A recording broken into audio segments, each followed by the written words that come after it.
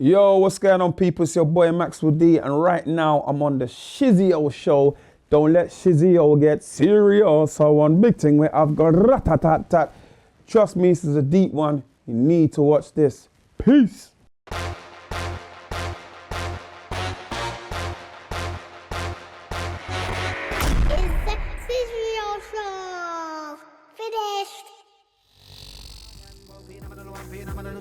Streetlife is the only life that we know. Ghetto life, down in the ghetto we born and grow. No.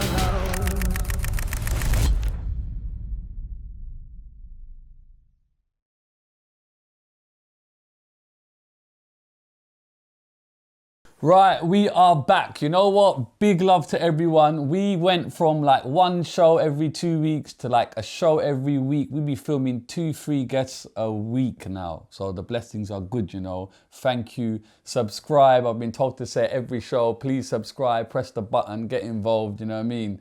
Love and respect. We have a big guest, a foundation, baby. I'm talking foundation, yeah. This is gonna be a good one. I can feel it, yeah. The brother's got a long history, 30 years plus in the game, yeah. I gotta say it, yeah. It's long. Hold on, I gotta say it properly, bruv.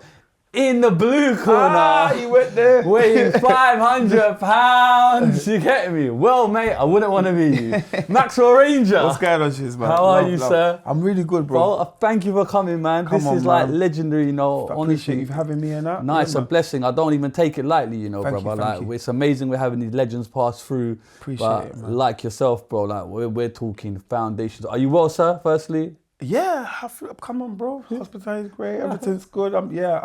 You know what? Life is good right now. Yeah. So I'm blessed to even be here. As I said, 30 years, it's a long cycle, bro. So is it 30 or is it plus 30 now? I say 16, so yeah, about 30. Yeah. 30 years. But as in musically, it would be about 35, I reckon. Yeah, that's unbelievable, bro. Yeah. And you're looking young, brother. What's going on? This What's Benjamin going- Button thing, you know? brother. They're all Whoa. doing this to me. I don't know, but because I'm just waiting for people to not stop saying it, because that's when I know I'm in Listen, trouble. Richard Black was been on the show. He says same thing. He says you're 52, bro. And I know, same thing with Richard. Me and me, when we see each other, we're just like, bro, you know what I mean? He's a Taurus like me as well. Yeah. You know what I mean? So I don't know what it is, bro, but yeah, you know what they say, your mum's just like your sister, your nan's like your mum. So it's just the genes, I suppose. hey, take it if you can get it, bro. Listen, man, I'll take the health all day long. You got a long journey, so let's try and get as much as we can, I know, bro. you know what I love about these podcasts, because every time I go to different podcasts, everyone gets a different piece of me. I can imagine. Yeah, so because like, it's so long. I presume it's so hard, bro. Even I earlier, can't fit into even a 3-hour interview. I don't really Google anyone when they come. Yeah. But I Googled you, bro. And I was like, rah, bro, this is going to be like, Yeah. do you know what I mean? But it's amazing. It's a testament. Do you know what I mean? Appreciate that, man. And you've done things that even I didn't realize. Do you get me? Or I knew it then. I didn't really take it in. But now, I'm like, we're older. I'm thinking, rah, bro, he really, really done his thing, bro. Yeah, man. So let's go back. Born and bred where, sir? So I'm born and bred in Dulwich Hospital, South East London. Okay, South. Yeah, I'm from Peckham. That's me. That's what I'm born and raised. But you know, mum moved to East London. So I thought you was East through and through. Nah, I've been South and East all my life. Yeah. It's funny because my journey is like, you know, Nan moved like Jamaica, Wembley, Nan and Grandad in Northwest, all my cousins and that from Harvesden and Easton, whole grandparents and all that, they were like, then my Grandad split up, she moved to Peckham. Yeah. My mum's young as kid, you know what I mean? I met my dad in North Peckham Estate. Yeah. Then they had me. Okay. And then like my nan left Peckham and went to Leighton, East London. She bought a house in Leighton. Yeah. Then my mum followed her. So then obviously I'll go there. My dad still lives in Peckham to this day. He kept it roots. He's like, I'm not leaving the Nam, you get me? He's still Nam. You man go over the water, I ain't getting over that water. You get So me? it just kind of like, you know, all my auntie, she's passed away recently this year, but like she still stayed in South. Right. Like, and like a couple of cousins and my sister's dad and her family. Yeah. Like, my sister's dad's family in South, so we're all really South. But East London, it was just my mum and my uncle. So someone just said to you, bro, where are you from? I always tell London. people, I just say London, bro. No, but it's like if someone had to make you make that choice, bro. Are you a South boy or an East boy? Because My wife does this to me all the time. I'm just she's curious from what you would say. East, and she's like, "You're not really an East man, though, really, are you?" Like she's born in Whips and I'm born in Dulwich, so I'll have this battle with her, and I'm Okay, like, so- I don't know, man. How do I answer that? Do you know what's the first thing that comes to your mind, innit? I've That's done, if it's road and go to the streets, I've done both. I've done gang culture in Peckham. No, I've it's done not about that. It's about you, innit? Like, man, just go where you from. I've been school in South. I've been school in East. So Yeah, it's it's mad. still sticky. It's Like mad. I say, I'm Southeast. It's what it's written on the tin. I'm both. I have to be. You know. That's mad. No, I don't know. I can't. It's hard. I can't split between Yeah, no, East and it's- South. yeah, it's a mad one. But South will claim me more for some reason. Yeah? No, but no. The reason why East claim me more, East claim me for the music side of the fence is because it's pay as you go. Yeah, all of that. It's the jungle. It's I went to college. I met, But if you're from South London, especially from the Narm and Peckham, they're gonna be like, that's the. What do you consider home in 2024, brother? That will answer this question. Where do you get that feeling of home, bro? Where I live now. There you go. Where's that? Countryside. I'm in the countryside. Where are you country now? Yeah, I'm in a little village there. How would you call it? Bedfordshire. Okay. Yeah. Oh, you're really out there. Yeah. Man, fuck the South East thing. I'm out, bro. I've been outside London for years. From I got my first deal, I moved. I've lived Okay. in America. I've lived all over the place. So it's not like home to me is here where the heart's Where at. the heart is. Yeah. It's facts. Okay, cool. Parents are both from Jamaica? Yeah. Dad family. Okay. St Elizabeth. Mum's family. Kingston, Brownstown. Tivoli Gardens. All of that. Yeah. Man's got the Tivoli Gardens. Yeah, well, that's the family, innit? Yeah, they're all that's where from it is. different parts Okay, of Jamaica. so at but, what age did you move to East? I went to Newport Juniors, so I would say I was like, no, it's about 6, 7. Okay, cool. Six So to just 7. talk to me about 6 up to 6 in South London. Talk to me. Okay, I went to Oliver Goldsmith Right. nursery. Yeah. Yeah, that's at the bottom of North Peckham Estate.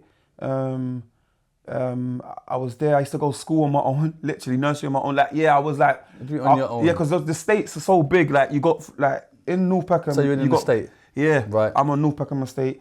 Like Camden would be there, and then you got Gloucester behind me, where Giggs and them lot are from, and then the Burgess Park, and then across there you got Aylesbury. So like you could literally walk from one part of South, like the estate, all the way down. So when I was growing up, I knew everybody. My mum knew everyone, so she let me go to school on my own. But you're saying nursery, bro. When I say, you know what it That's is? hella You know what early, it bro. is? When I say nursery, I think it was like, what would you class a 5-year-old?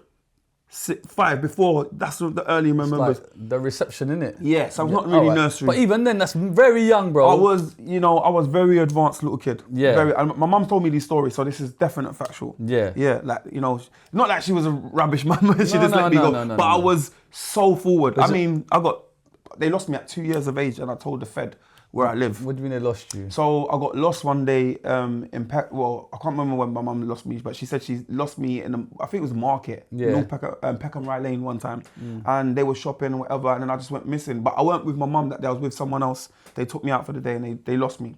And they would come back home saying, "Oh, we lost the thing, whatever." The police officers found me, and I managed to give him my address and everything. I was only 2.5, That's going on mad. 3. Yeah, I was like, I live here, because I remember always, my Yeah. memory was always good. That's where the crazy, bars bro. get stored.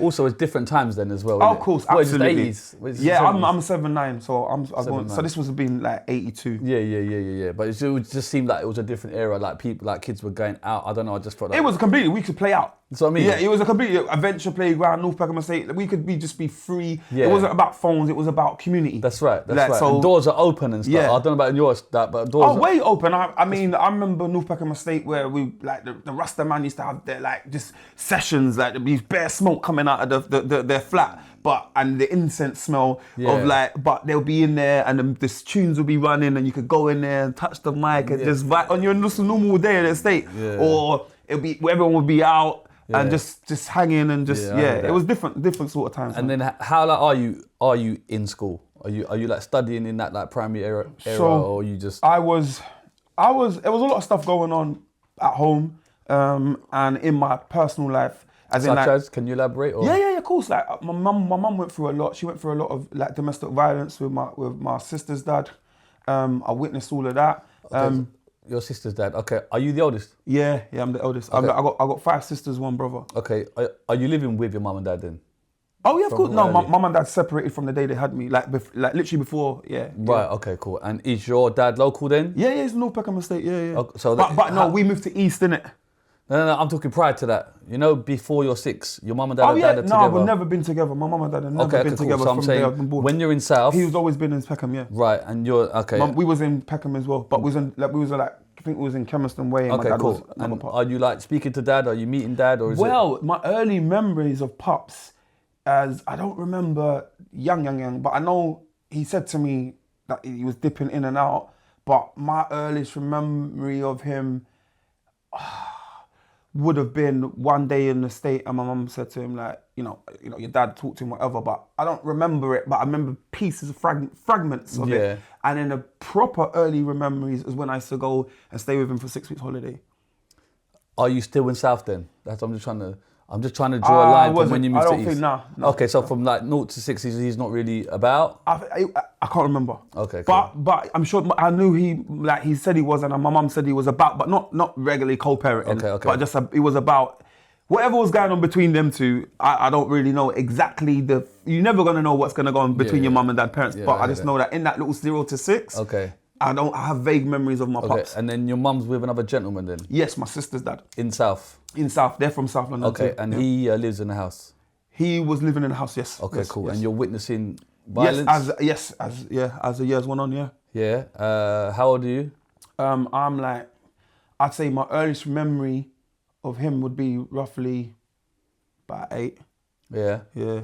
And you kind of seen it firsthand? Yeah, because deep ones, like my mum, I remember her being in what they call it, the women's shelters home, and I remember this. I can still remember the smell. Right. That's just like a hostel kind of place. Yeah. And I remember, being in there with my But you're mum. 8. Is this East or South? This is. Sorry, bro. I know we're that's going good, it's way good. back. I'm trying to get the now timeline. You got me thinking. You get what I'm saying, bro? The timeline would have been. My mum used to run away from him a lot, so that's what I'm trying to think. Is this in South or in East? East, South. But when we come here, because we moved around different houses in East, so it was definitely South. Okay, South. 100%. Cool. Okay, so that was going on, yeah. Yeah. So you're seeing this stuff. And it continued in the East as well. Yeah, a bit of a silly question, but how is that affecting you then? Are you kind of taking it in, or do you not know, or is that the first, norm I didn't like him. I knew that much. I knew I didn't really like my sister's dad. And yeah, he was strict. And a couple of incidents with him, I remember we went to the park one time and I was told to come back a certain time and I didn't come back. He was taking no check. He was on smoke. He was like, you didn't come back on time. Whap! I just saw stars in front of all my friends and that. You get me? Okay. Like, come on. Like, peak. He was, and then, man, obviously I never liked him, but. And your mum is letting him do that? Because obviously he's yeah. like a stepdad, so that might not, that could be. There was a lot of, his times were different, but there was a lot of, like, she obviously loved him because, you know what I mean, she always took him back. Yeah. So every time we moved to different areas, he would all be like, oh, fuck. A Jamaican guy? Is he a Jamaican guy? He is from Guyanese. Okay, right. Okay, fair enough. Okay, so then you're all right in school then? No, that's what I'm saying. So while this is going on at home, it's just my mum's only 15 years older than me. So my mum had me when she was 15. Right. So that in itself was, you're seeing a lot of, exposed to a lot of things. Yeah. So going to school, primary school, into nursery, into primary school, just finding my feet. I'm in a new area as well. We just moved to East London. I'm going to Newport. And then, seemed all right, but we kind of moved. My mum was living with my nan. Yeah. So when we moved to East, it was her house. We was in Rock Road first. And then she got a flat to Murchison. Sorry, we went to Murchison Road first, which was a flat that she had, and we stayed in the one room, me and my sisters and that. And then she got a big yard, which was Rock Road with Leighton Town Hall Library. And then we had our own room, me and my sisters and I had our own room. And then... Slow down, brother. Okay. Reel it I have to read it because I have to see it in my mind. Reel it, and then I'll come back to it and be like, right, okay, cool, okay. So you moved to East. Does the stepdad move with you? Nah, but he come... Right, okay, cool. So She got away from him and then he followed Did us. she move to get away from him? Yes. Could that be yes, 100%. Is that the reason? But part of the reason, but I Okay. feel like she wanted to be near her mum, which is my nan. Cool. Yeah. Okay.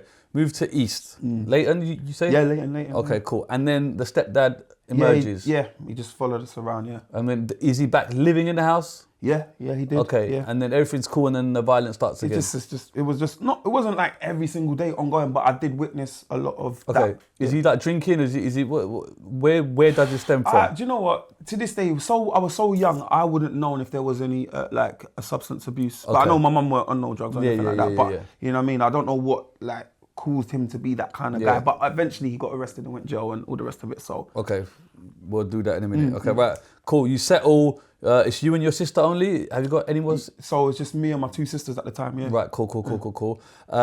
You go to school in Leighton.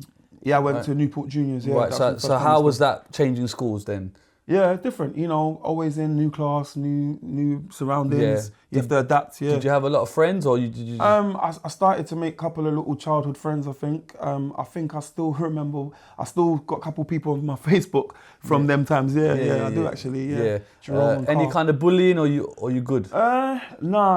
I weren't. Nah, I was too outside. I was an outside kid. Meaning? Meaning that I was around. My uncles are like. My mum's only 15 years older than me, so my mum was older than my uncle, so they were like my older brothers. So I had I was always around them, getting up to just watching them and being around. So no bullying, no. Yeah, okay, fair enough. And then, do you actually study in school now, in secondary school? No, I didn't even go to secondary school. I was wild now. So primary school kicked in, and I was starting to like act out. Okay, It's in like, school. Yeah. So what type of acting out? Just wiling out in the classroom, fighting. Just answering back. Even one time, I was good for a little while. I got a little prefect badge. Used to give, we that love little prefect, changing the hymns and that. Yeah. And the projector, I felt hard. Yeah. I lost that job. Yeah, man. I had an argument with one you, and I think I must have robbed his poppy. You know them poppies. There was a thing. I just jacked him after school and just badded him up after school, and then he went and G'd his dad and that. Prefect. G. Yes, I lost. Yeah, so I wilded out for that. Sorry, and then also, what else? Yeah, I think I was early. I was too early, but got caught in the girls' toilets one time, so it was. So when you say too early, well, they suspended me for that as well. When you say too early, can you put that down to anything? I.e., having a young mother. Yeah, just being exposed to life, like having uncles that are like your older brothers, and just being a kid that's just seeing everything, things that I weren't meant to see, not like overly like crazy, like murders and all that stuff, but just like to the world that I wouldn't put my children in that zone. What things are we talking about then that you are not meant to see? Like my uncle would leave like porno tapes and you know what I'm saying, like just stuff that you're not meant to find, them ones, or you come downstairs and when we was living in a big house and my uncle will be, and his friends are they're serving their girlfriends. We used to call it serving back in the day, but lipsing thing basically. Then they'd be lipsing their girls and that, you're just looking and spying and then, this is what's going on. Or like my uncle will come back and he's jacked somewhere, robbed somewhere, and he'll come back like take as much money as you want out of these pound coins, and I'm just like pouring a pile of pound coins, and I'm just just like seeing it, like going to school in North Peckham Estate, and on the way to school, you're seeing someone getting hammered. You know what I mean? Some guy just getting hammered on the bridge. You're thinking he's gonna die and dead there, and it's like you realise it's your sister's uncle. Like, you know what I'm saying? Yeah. Just like, you know what I mean? Like that's doing it. So yeah, it was just no filter. Yeah. So I was immune to a lot of like stuff. Did you leave the school with any grades or? Oh, so that's primary school. When I went to secondary, so I got kicked out of my primary school. So imagine getting kicked out of primary school. What did you get kicked out for? I'm not even in secondary school yet. I think one of those things I just said, literally, I went wild out. I didn't go to the sun. We had sun trap trips. We called them sun trap. Where they take you to a forest and Epping and all that. Right. I went into all of that rubbish. So what did you do? So I just kicked off. Yeah. So I was just a kick-off youth. Yeah. I was just rebellious. Like there was not following procedures. Yeah. There was always calling my mum in. Yeah. You know what I mean? And that was me. I think that was the rebellious, because all the negativity you're seeing at home, it's rubbing off on you. When you're getting in trouble, what's your mum doing? Is your mum like? Yeah, same. Coming down on me. I used to get the belt. You know what I mean? We used to get licks.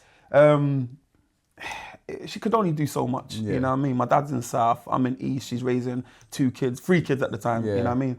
And she done her best. And then I got kicked out, went to Barclays, another near the other side of Leighton. and then we moved from my mum left my nan's house. Now they offered her a place in the other side of Leighton, which is near Abbots Park. So we was in Leighton Midland. Yeah. So we got my mum got a house there in Moyers Road, and we was and that's when I started going to Barclays as well, which was around the corner from me, and I was there until I still was getting in trouble there as well. But I was there until I went secondary school. Yeah. My first secondary school was Norliton Boys. Went Norliton, that was my first. I know exactly where that was. Yeah, of course, man. When it first opened, well, is it first open? Yeah, 1990 opened. Yeah, brand new building. Okay, so talk to me about school, then secondary. Now you're becoming, I know everyone now. By this time, I've been in all the parks, the local parks. Where that's like 9-10 years old you're talking about. We're talking, How do you know everyone because in all the parks? You're in the park, because I'm always outside, is what I was trying to say to you. I was always like playing out a lot more. I weren't really I love computers and that, but I was just outside. Just wanted to be, because New Peckham Estate is just outside. So that was what I was trying to emulate and repeat in East. But so I kind of knew the local from Sidmouth Park lot down to Abbots Park. And being in those two parks, you're gonna know the little local cronies, you know what I'm saying? So as I'm going into secondary school, I really know who needs to be known and all the little things. Plus I got, uncles that like my older brothers, so they're friends, and you just know, you're just local. And then I've gone to Norliton, and it started from there. Met new people, and I've travelled a little bit. I've not just stayed in Leighton, I've gone Leytonstone, I've gone Wolfham. You start getting around the air outside. Outside with it. Yeah, so secondary school was cool.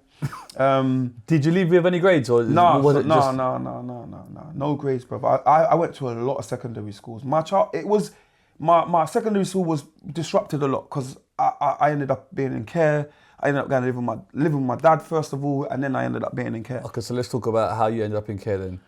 So how old are you? I'm 14. Right. Okay. Cool. Living with mum. So prior to that, I went to go live with my dad. Like my mum. We was clashing, you know what I mean? We was really, I was rebellious. By the time I'm getting to like first, second, third year in school, because year 9 when I was living with my dad, so I say the first 2 years. When you're living with dad in South, are you then going to school to Eastern every day? No, I went to a school in South. I went Tennyson's. Okay, right, go on. Yeah. So basically, when I was like first and second year in secondary school, wild. I was just suspended 24/7. For what? Just everything. Fighting, mischievous in the class, just kicking off tempers. I remember we went to a trip in West End, and I bought these cards, these little porno cards, and they took them off me, and I was going mad. You know what I mean? It was crazy, bro. And then just so many times, and I went from Norliton, then I ended up going to Warwick Boys. You know what I mean? And then from there, my mum was like, I've had enough, running up the phone bill at home, you know what I mean? So much. Who are you ringing at home, bro? Because my mum couldn't, what happened was the days of getting licked with a belt was over. I was bigger now. I was just like out, so she thought, how can I get this guy? Let me ground him. Right. So grounding me was like prison, real prison. You get me? I was like, no, friends are knocking the door. Can't he come out, please? Let him out. And it weren't happening. So she'd be like, yeah, so ground me. So all I had was the phone, B. Yo, what's going on? Talking to, just trying to, be like, not miss out. Still outside. Yeah, still outside, but on the phone. But them bills were, boy, £200 that were coming in. In them days, boy.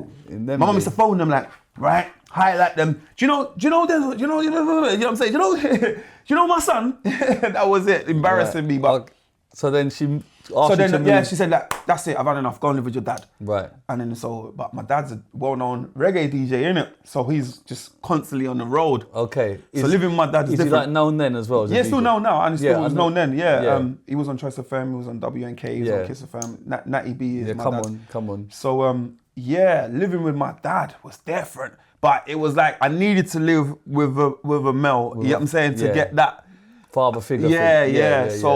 But he's a musician. It's a DJ. So can you imagine? Look, it's like living with a DJ. He's out doing shows, this, that. He's not really set up his home for me. He's got a 1-bedroom little flat in North Peckham Estate. Yeah. I'm sleeping in the front room with his records. So that's like musically, I'm like around all this vinyl, with decks playing it, whatever. And that was it. Like he didn't really cook. He weren't humming home cooking food for me. I'll go like stay at my at the time, the woman that he was with, she was like my stepmom, you know what I mean? And I'll go over hers and eat food and wherever he took me around. So it was very unsettled. It wasn't a home life with living with my dad. Are you going to parties with your dad or? Listen, my dad took me to under 18s, places that he played. He'll be like, right, I select the tunes for him because I knew living with records, you'd start getting the names of the labels. Yes. So I knew the selection. Plus, I used to play, built up a little sound system with my little local friends in the area, North Peckham Estate, because I knew them growing up, 6 weeks holiday as well. So I had like,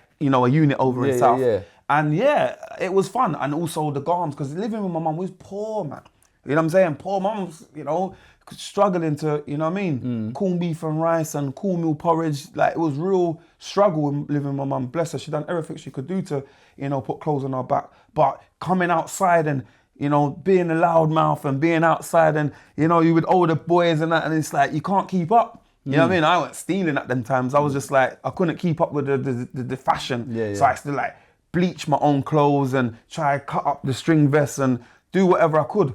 But, you know, when I go live with my dad now, it's different. South London's a different culture. Because you go to the Peckham Rye lane with my dad, we wouldn't even get to halfway through, and every minute we're getting stopped. Yo, you know, they say, Natty, what, go on, da, da, da, da. So when we're going to local record shops, they'll have like clothes in there or like Travel Fox, ballets and raggers, and I couldn't afford none of that stuff, so my dad will buy me certain things. So kind of built me up a little confidence, so I looked decent. I felt, that's the good thing about living with my dad, like the confidence started building. Yeah, definitely. And you're obviously seeing that your dad is well known as well. Yeah, that as well helps, you know, like seeing, you know, your dad's a popular person and people got a lot of respect for him.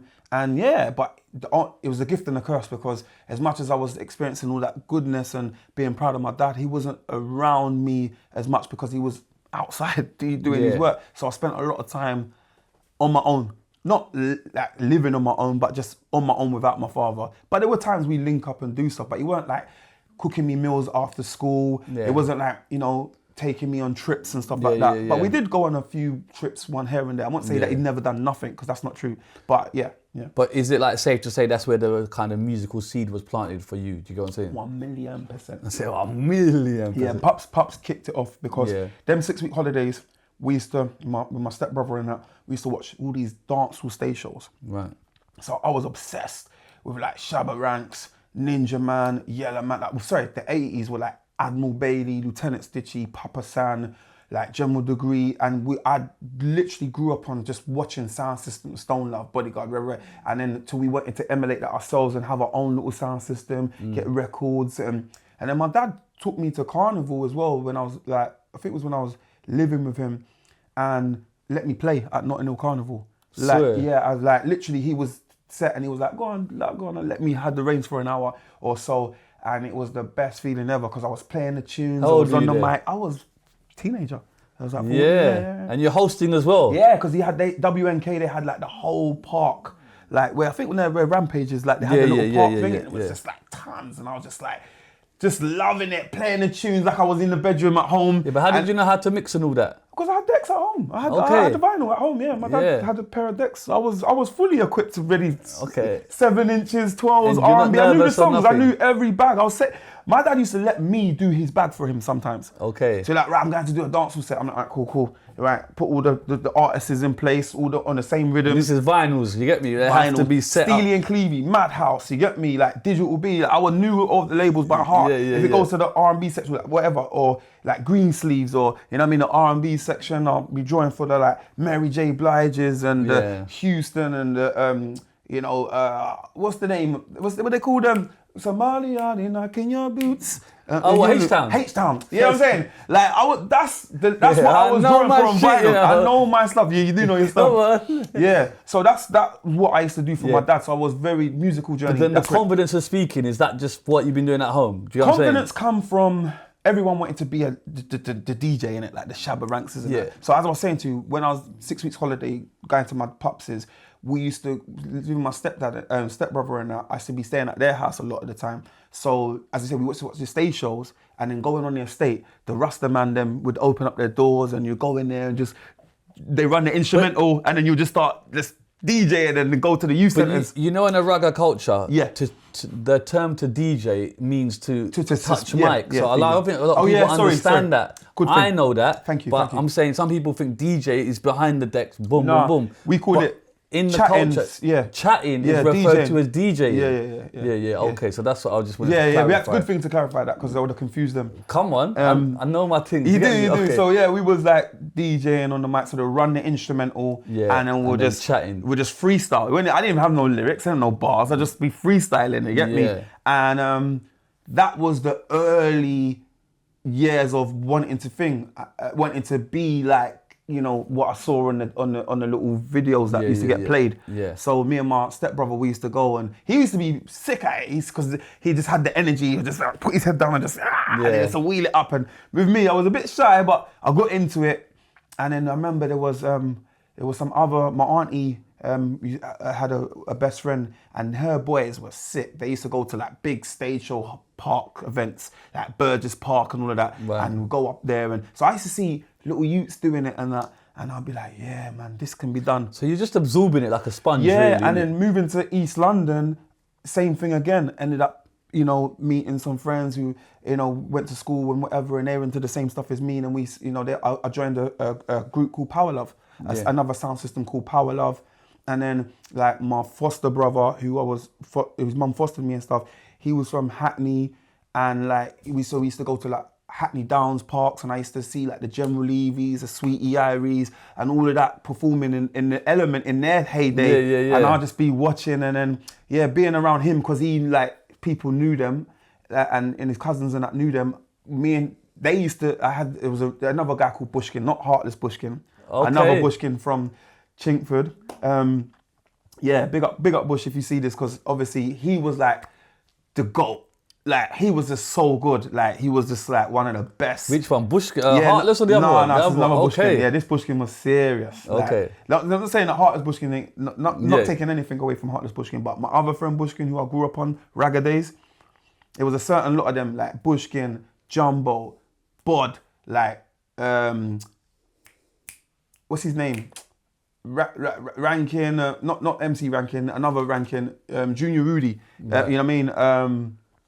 Junior Dangerous. Okay. You know what I'm saying? Like these were like, they were just like the elites, like of ragga chatting them days, you know what I'm saying? And then you had the ones that are actually stars, which is Sweetie Irie, General Levy, etc. Them days. So I used to go to a lot of, so what I'm trying to get to is like, when the South thing was going on, that's what really started the engine, moved to East London, continued fueling the engine, and then go into all the ragga under 18s in like Hackney. So it would be like Pegasus, Barry's Diner, and then it might have Factory, or, you know what I mean? And then North London have like Flower Pot, and like, so I was fully outside. Fully outside. Because my dad is DJ, I used to listen to DJ Keithley, radio, Station FM, and that was it. I was just like in the culture without, not, you know what I mean? Immersed fully, yeah. But I weren't no one. I weren't like a star or a name. I was just a little boy. Just No, you know, like artist name at this point. Nah, they used to call me.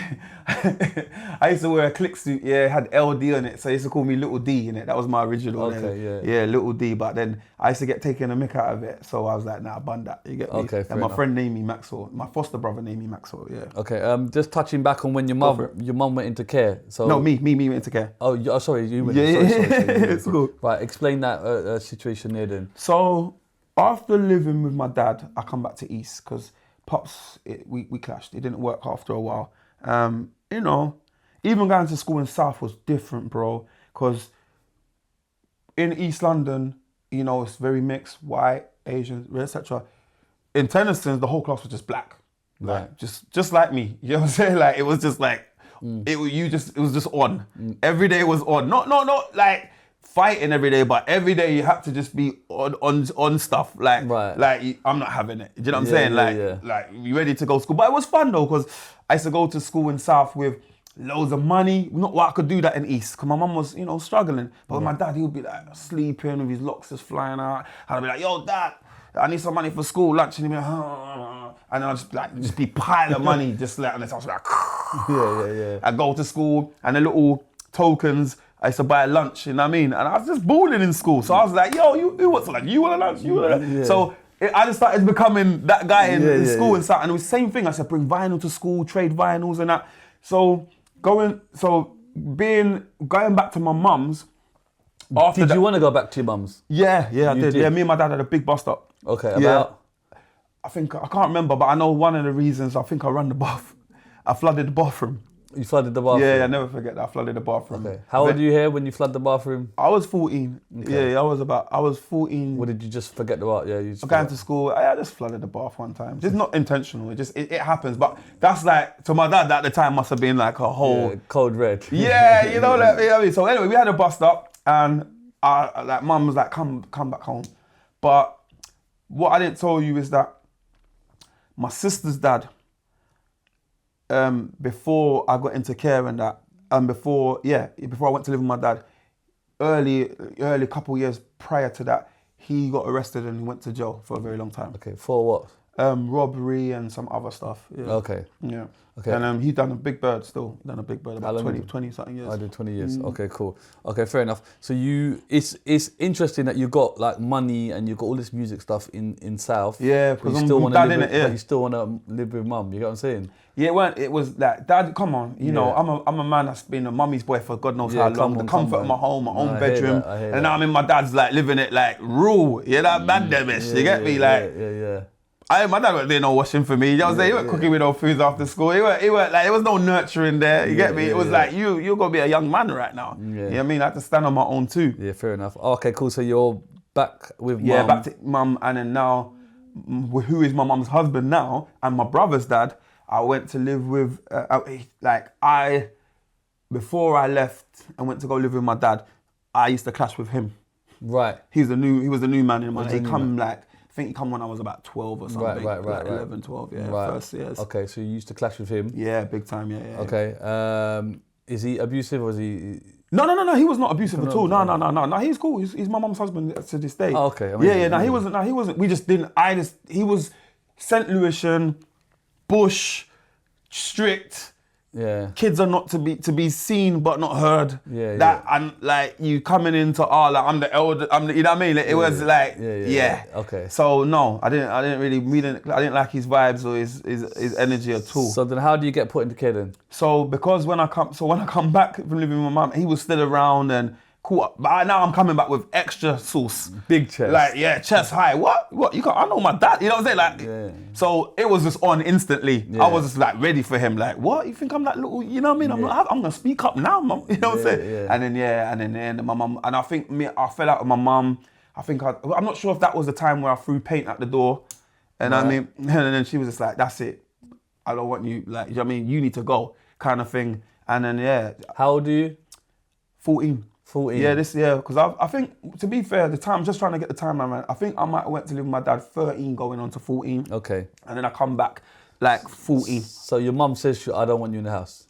Yeah, just like, I can't remember how the argument went, but we had a thing and social services were involved and I was like, it wasn't because I was hurt or anything, it was just because I wasn't having a bar. Like I was rebellious, I had a temper. Right. Yeah, real bad temper. Social services get involved, they remove you from the house? Yeah. I remember that. And then where did you go? Family. I went to the first family that fostered me in Leytonstone. So what did your dad say then? Because He's in South. We didn't have a relationship at the time. Is it? Yeah, because I've come back to my mum, he's pissed. He didn't want me to go. He's hella young, bro. You're 14, I bro. know. It's like the things you're telling me is like... It's facts, this is all facts. Grown man, do you know what I'm saying? This is all facts, man. Yeah, this is real. So what did that feel like though when you like your mum doesn't want you, your dad don't feel loved. I know exactly how I felt. That's when it started. Yeah. That's when the real... Obviously, even the challenge with my mum's partners, that was a lot. Yeah. Because they're not my dad, you know what I'm saying? Yeah. So, and I never ever saw my mum and dad together. Yeah. You know, But then to effectively at 14 have your mum say, I don't me and my mum, it was a lot for her. I was bad, like didn't listen, was just, I wasn't that kind of kid. You know, I was a lot of stuff. I had to babysit my sisters a lot. Yeah, I get all of that. But then at the point where your mum just goes, I don't want you here anymore. Yeah, that's it. She said, that's it. That's a bitter pill to swallow. Yeah, it was a lot. But I was young and I was, hard-headed.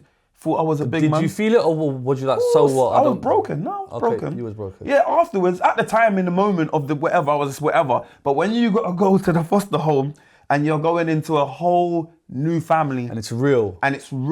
And they're all dual heritage, like I'm just like a black guy that's Jamaican, British Jamaican guy going into an English family. So how quick do you get home? It was quite instant, to be fair. Yeah. It was like that was the night that I stayed. I stayed with them. Yeah. Was it straight away? Yeah, I think because they didn't put me in no temper. I was young because they had to put me somewhere. Oh right, okay. Yeah. And this family background is what? They're dual heritage, so they're like white and black. Yeah. Okay, cool. And did they have kids in the house? Yeah, they had 2 girls and a little boy. Their own kids? Yeah. Okay, cool. So you entered this whole new environment now. Now you've got effectively a new mum and dad, a new family. Yeah, and I'm like, what? They got animals. I'm like anti-animals at the time. What animals they birds, have? They had cats. It was mad for me, bro. I was like, no. Right. What's going on here? I'm like, this is not what I'm known to. You get me? So talk me through that first night then, innit? Of just being in the new... I remember, the reason why I'm going to say this, because when I said cat, I remember I had to go into the room that I was staying in and there's a bunk bed. And then I remember got into my bed at night and I put my foot out and I just felt this furry thing. I was just like, what the fuck? And then the cat just zoom out the bed and I was like, this is not cool, man. Yeah. Food thing as well. They weren't cooking Jamaican kind of. Are you behaving in the house then, or are you acting up? I had a problem again coming home. They set me a time to come back. Who, the family did? Yeah, right. and I would just break it. I'd just break the curfew all the time. Well, heavily break it?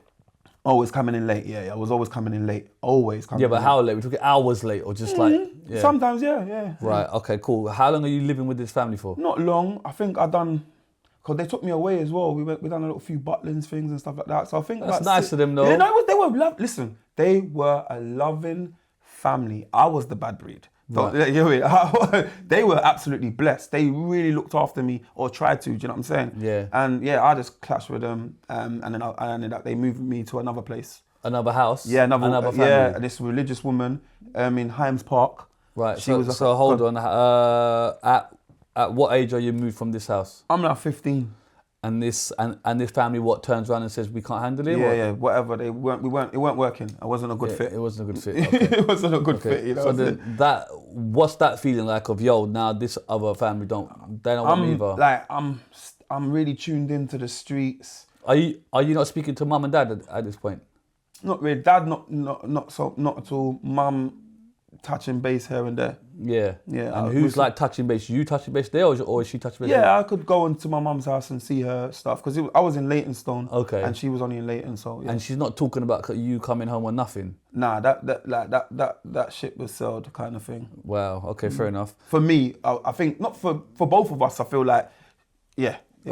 So you moved to another family, and this family's what? No, it wasn't a family. It was just a woman on her own. Okay. Yeah, I think she fostered, big up my foster sister because we spoke. She who used to live in the house, that the woman fostered her as well. So yeah, and I was just the only person. And what's this lady's background? She's a black lady, but she was mad religious. Right. Yeah. Christian woman. Yeah. Right, yeah. So there was no TV in the room and all that stuff. Yeah. Yeah. And so how are you handling that then? Same. She worked as well, so I had a bit of freedom. I was hardly in the house. Where are you going? It's outside. Outside, bro. That's it. Wherever you thought I was outside, I knew how to get around. Come on, I was even when I was living with my dad, and you know what I mean. I used to the little changeover period. I used to go a lot to east and south through train on my own. So getting around from Forest was a piece of cake. Yeah. I was outside W15, boom, Hynes Park, back in the ends. Are you getting arrested at any of this point? No. Okay, So I weren't the crime. We weren't doing that kind of crazy crime at that 15. Yeah, but are you seeing people do crime? Yeah, I was around people doing bits and bobs. What I'm saying is, where's that? You've got a filter in your head because you're saying I'm a bad breed, yeah. But it's But it was more not listening to authorities and stuff like that. I never had police knocking the door for anything at that point. Yeah. The police thing I didn't really bring police to my door for foolishness. When I started doing crime, I done real crime. Yeah. Yeah, it wasn't no petty business. But we'll get there. Yeah. All right, cool. Outside, you go to this house, this Hynes Park thing. How long are you there for? I can't remember, but it weren't that long because I remember I smashed the woman's window, the foyer part with the garden, just kicking off, had a temper, smashed the window, had to leave. Right, and go where? Then I got the touch of the guy that I used to hang around with in the ends, who lived right around the corner from my mum's house. Right. His mum fostered me. Okay. But his mum used to foster anyway. Right. So I knew his mum. I used to be in the house. I used to hang around with him. Okay. You know, he's Jamaican family? Trinidadian. Yeah. Right. So then she says you can come. Yes, here. I thought I couldn't. I was so glad that I got her. Like, so big up. Whenever anyone sees this, big up Pat Gittins. She really, took me in, and it was like, I felt really cool because as I said, my brethren, foster brother at the time, like he was just like my brethren from the roads who I would be around anyway. Yeah, you know what I mean. So that he's older than me as well. He's like 2 years. It was 2 years older than me. Right. Okay, so you're in this new house now. And is that where you stayed in, or you? Yeah, I was there, but it was like my mum lives right around the corner. Okay. So I'd pop into my mum's. You see mum and that. And I'm still living there. You're still no talk of you moving back home. Your mum's no. It's not like we bring it up. I'm sure we spoke a few times about stuff, but no. Are you not thinking in the back of your head, is mum's you gonna? No, because I think my mum was still around a little bit. You get me? Yeah. So yeah. Okay, cool. So when does the music creep in then? So music was always there. Yeah. As a so selector. You're still doing music when you're outside? No, I say that what happened was the era changed from ragga to jungle. Okay. As that era was going on between like 13 to 16, everyone starts to like get into this whole jungle era. Jungle era, yeah. You know what I mean? And then I was too young to go to the raves and stuff, but I bucked a guy, Nicky Slimting, who used to go to the same park as me. It's a Slimting, is it? Okay, because he used to go, him and his brother used to go to Abbott's Park, and obviously everyone around that area. So I met him, and then he was younger than me, but he was like the youngest little DJ. His uncle owned like all them raves like Living Dream and do 4 o'clock in the morning at Hippodrome and stuff like that. Yeah. And like Kenny Ken lived around the corner from us. Yeah. So that was his dream kind of thing, and then we bucked up and I used to go to his house after school and he used to play his tunes and I used to MC, and then that with going to all the little local house parties and that, and I started writing my lyrics, you know what I mean? Like my little jungle lyrics over the years, and then Do you remember your first lyric? Jungle lyric? Nah, but I know the notorious ones though, the ones that really kicked everything off. Like one of them was like, street life I get order, rent order, police them undercover, here will I discover. With street life I get order, rent order. Yeah, that was that one used to just tear up the clubs, or not clubs, tear up the house parties. Tear up the house parties, man, and that was what I was known for. And this is before I met Wiley and them like. Yeah, have you got the name Maxwell D yet? Yeah, my foster brother named me Maxwell D by that time. He named you Maxwell D? Yeah, it just, I think was all so where did the Maxwell come from? I don't know, he says it was to do with some TV show where he saw some guy was a crook, and he's like, and then one time we was just all having banter, he was like, yo, you're just a Maxwell, man, like, and then I was like, and then everyone just started laughing. So Maxwell is not your name? No, Maxwell's definitely not my name. Okay, cool, so he's named you Maxwell D, that's it? I just put the D on it and And you just kept it? Yeah, I just rolled with it, yeah. Okay, cool, so you're spitting to jungle, yeah? Yeah, spitting to jungle. Yep. Doing the raves? Or I was just house parties, local MC. Who's like big in the jungle then at this point? Who are you looking up to? All the dons, like Steve Hyper D was, I used to worship him. Like literally, come on. Det, Shabba, they were all out. Skibbity just come true. So I used to record Kool Fm tapes 24/7. Yeah. So we was heavily in tune. Obviously, there's like a tempo change, right? I'm guessing from jungle to ragga. Yeah, it was a lot of ragga samples on the jungle, so you kind of. Yeah, but the speed is. Oh yeah, it was fast. Yeah, definitely. So that's what I mean. Like, are you like catching the speed of? Yeah, because I didn't start spitting in ragga them times. Like, I was just selecting the songs. Yeah. Okay, but cool. The jungle was when I started to come out. You know what I'm saying? As a person to start. As a person. Yeah. Okay, you start building a name. Yeah. The house parties and everyone knew me locally. It was only until I went to college, do you know what I'm saying? And then, when I went to college, basically... His keys are going to drop. My keys are going to drop. That's cool. Go on. Yeah. So basically, when I went to college, that's when the jungle journey really started. But I just want to say once, before the jungle MCing journey started, how it was a person that really, got me into that space. When I left my foster at 16, when I turned 16, they couldn't foster me no more because I was too old. So they put you into supported living, like they shared the house, you get me? So I was 16, they called it 16 plus back then. And then they put me into a different sort of hostels. And one of the hostels that I went into was a house with this woman, she was really cool. I would say she, was like a lovely lady, but I was living in Leytonstone, a thatched house. And there was a record shop, and Casper, some DJ called Casper, they were from Bow, and you know, he was on Rinse FM, and he was just he used to own a shop, and I used to go there, and we used to do little sets and that.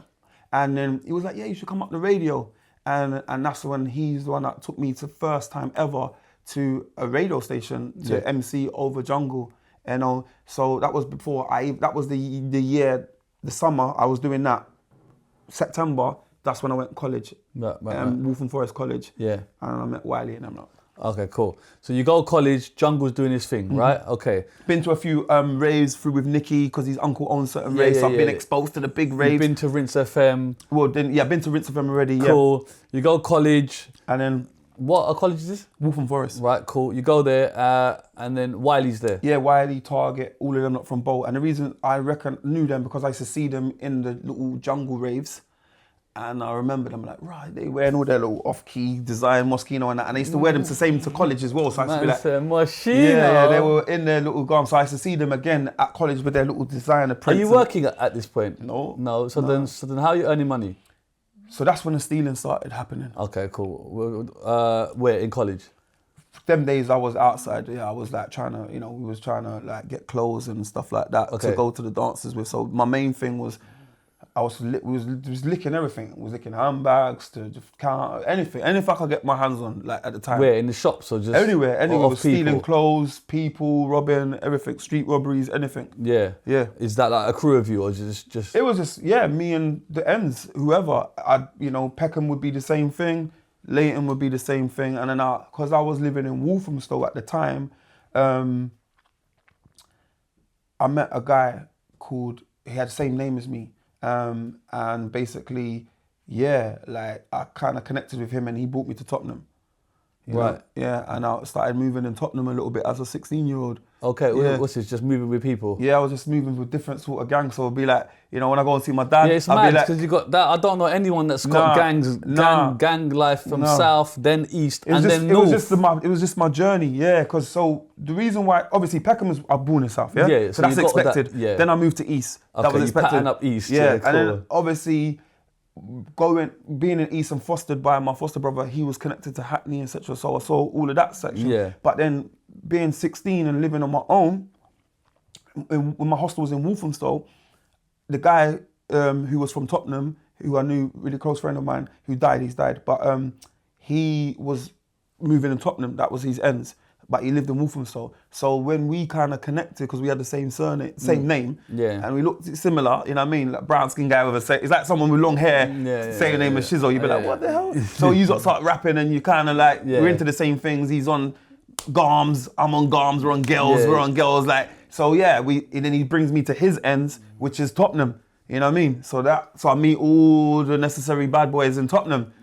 And then moving with him for a little while, doing stuff, and And it's just robberies. And then I started getting into bigger things, you know what I'm saying? I started doing more stuff, arm robberies. Is that afterwards, or arm robbery? Or? Yeah, the arm robbery started coming later. So between 16 and before I went to jail, 16 to 18, I was just on robberies and still doing the music though. Where is PAYG after this or before this? Because it's PAYG was Wake when I come out of jail, Okay, so you do the arm robberies then, yeah? Yeah, I was just outside from 16 to 18, just doing bare street stuff, street robberies, arm robberies and all that stuff. Arm robberies, what's this, with guns or what is this? Yeah. In them age, yeah. And what are you doing, shops?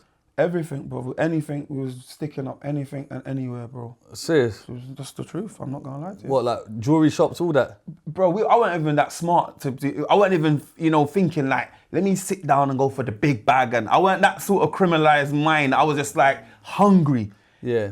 Anyone gets stick up. You get me? That's like me and my Cody was just like, right, we're out today. We'll go in anywhere. And there's just two of you? Yeah, it was two of us. I don't want to incriminate myself too much. No, allegedly. Everything's allegedly. Allegedly, but yeah. So you just stick up people? Yeah, we used to do lots of stuff. Like, nothing to boast about. It was nothing to be proud about. But yeah, it was a hungry time, man. It was a hungry time. We'll go out there. This is all facts. Like, all my things are receipts are there. No. I believe you. No, but I'm just, some people like to gas and chat rubbish. This is my life. Cool. And then you get caught? Yeah, I was on Crime Watch, bro. Yeah, I was going to come to that. So Crime Watch is before PAYG Go? Yeah, way before PAYG. Okay, I didn't know this. Okay, cool. Yeah. So Crime Watch is a big TV show. It is, right? It is, it was. It's mad because when I interviewed Dave Courtney, RIP, he was saying that he's from the era where you don't talk about, you don't snitch, no one snitches, and he goes, then it's gone to an era where it's now cool to snitch because we'll give you money to kind of snitch. And there's a TV show, right? And they say, do you know this guy? Does anyone know this guy? That's right. Except I think it was Jonathan Ross's brother that used to host. Oh, it. is it? Yeah, I didn't even know that. Yeah. Okay. Cool, right, there you go. Yeah. Okay, cool. So you appear on Crime Watch. Is that the first time that they're trying to find you? Yeah. Okay. Is there footage then? How did they do? What is it? An artist drawing or what is it? A photo of you? It was video footage. It's video footage. It was bait. I was bait, bro. I didn't have a mask on that day, yeah. You didn't have a mask on? And you're on BBC TV and they go, Bait. do you know this person? Yeah, they showed the robbery, you get me? And what was it? A jewelry store? What I is can't it? remember, man. I think And you've got a weapon on you? I didn't have the strap on me that time, no. Okay. Yeah. So, but they've got video footage of you with straps? Well, no, we stuck it up. So I think I flew over the counter that time. Right. And went into the back and tried to go to the safe and that, you get me? Right. While, my Cody was sticking it up and that. So, yeah. But when he's sticking it up, he's got a weapon? Yeah. So that's what I mean. Yeah, But you see in those times, what's this, the 80s? No, it's just like, I went to jail, 9/7? So, Oh, okay, nice, okay. Yeah. But even then, like, a lot of people, like, the gun thing wasn't as big, shall we say? No. Like, it's kind of, especially on kind of TV and stuff. So, Oh, when, like, people see it on TV, it's a very big peak. shock Yeah, factor. it was peak. It's like, what? They've got a gun. Do you know what I mean? Was it easier to get a gun, not to go down that route? Do you know what I mean? I mean... Because it's like, it's just different, it's just different You know, times. when you're on badness finds you, you know what I'm saying? Okay, yeah. So the deeper I was digging, it was the darker it was getting. Yeah, fair enough. You know what I mean? That's the Okay, best way to cool. explain it. So you're on TV, you and someone else got a gun, do you know these people? And then I presume... It was mad. I was just, I was in my room at my mum's house and my phone just went off.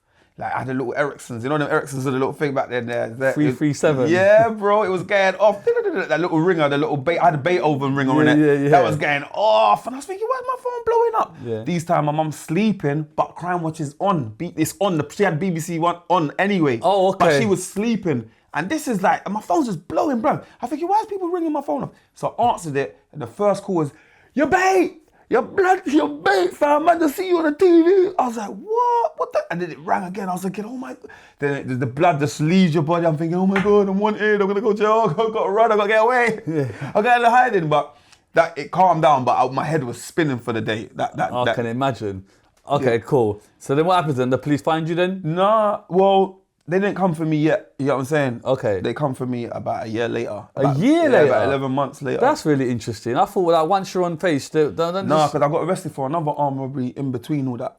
Okay, how soon after when you're on TV? I got arrested about 6 months, about 5 months after. Okay. But it wasn't for the Crime Watch thing. Okay, but are you carrying on the robberies when you're after that point? You know when you're on TV? Yeah, I just changed it up. I was doing some other stuff. What do you mean? me and Spray was doing some other stuff. Yeah. What? Allegedly. What, as in Young Spray? As allegedly, yeah. Allegedly. What do you mean? Allegedly, yeah. What was you doing? Obviously, I'm from the ends, he's from the ends. You know, we was outside. We was doing bits and pops. In that little gap there, because obviously Crime Watch thing, the arms got put down, you know what I mean? I weren't... So you thought, all right, I'm going to put down that thing now. And I just started doing some other stuff, like, you know what I mean? Okay. Allegedly, you know what I'm saying? What stuff? You have to just allegedly... I was just doing a lot of stuff. But what is it, robberies, is it? Yeah, robberies, a lot of... Okay. We were doing allegedly, we was doing a lot of other stuff. Okay, cool. Did you not want to just be like, I'm bait now, I should need to just stop this? Do you know what? To be fair, I tell you what happened. I was doing bits and pieces, you know, allegedly, and then my nan got me a job at her workplace. Right. Exo Logistics. Right. In Enfield. Right. Yeah. And I had a decent job, man. I was on a little change, you get me? My nan was like supervisor up in there, supervisor/manager. Yeah. And I was there, you know what I mean? I was buying my little iceberg, jeans and that. Come a little kind of YSL Pro and Beatles when that. I got in my paycheck. Is it Pro B? Yeah, come on. Pro B, South Molden Street. You know that Carnaby Street is Yeah, right, okay. Right there, yeah. Right. Yeah, so I did try to fix up that year, like towards the end of the year. And then what happened was, I got arrested at the workplace. They come for me for the Crime Watch one. For the Crime Watch one? Okay, cool. What they do, just come and just... I remember clocking in one day and then the manager was like, can we see picture in the office? I was like, yeah, sure, come to the office. Walked in, I just saw two guys standing up there, They're like, are you blah, blah, blah? I'm like, yeah, we're arresting you of armed robbery, blah, blah, blah, blah, blah. Wrap me up quickly, bro. Just wrap me up. And it was like, look, mate, you need to take a nice deep breath because the next breath air you're going to take is in Feltham. So yeah, it took me back to my mum's, like, searched the place. How old are you?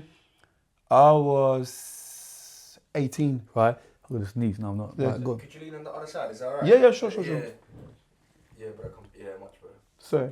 Yeah, right, go on. Yeah. 18, yeah? Mm-hmm. Okay, cool. They arrest you for armed robbery. You get found guilty? I pleaded guilty. You pleaded guilty? Yeah. Okay, is that the advice of like, we've Yeah, got you because banned to rights?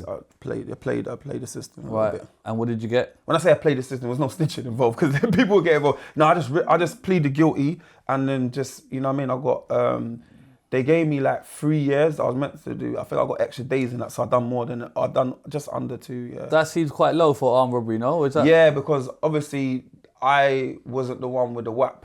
Okay, yeah, okay. And is that person caught as well? No. They at the time they didn't get caught for that still, no. Is he caught eventually or not? It's kind of hard to say because at that specific time, like, was he on road? I can't remember if he was on road or not. Okay. Did he get birded after me? I think he got birded after me for something else. I can't remember. Oh, okay, fair enough. enough. So I didn't never hold my code D for that one. No. Okay, fair enough. Okay, cool. And then where'd you go, Feltham? Yeah, I got basically I was on remand for 3 months. You get me? And to be fair, I had a GBH case as well at the time. Right. So I was when I was coming on top. Yeah, it was coming on top. Yeah, I had a GBH case.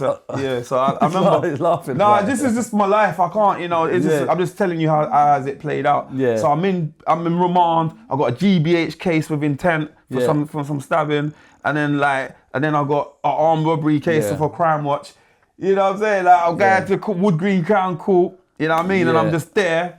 And yeah, I was done 3 months remand, and then when I went up to do for the thing, I pleaded guilty. So I just played under duress. You get me? I just said I was under duress. Okay, yeah, fair enough. And then and then they goes, yeah, they started at 10 years, bro. And then he was like, I would have gave you 10 if your co-defendant was here, but because of this and all my reports, and I never had anything on my record. I think I had not even theft. Right, I think I had theft on my record. That's all I had. Yeah. No previous. Yeah, so you kind of lucky in a way, right? Squeeze true.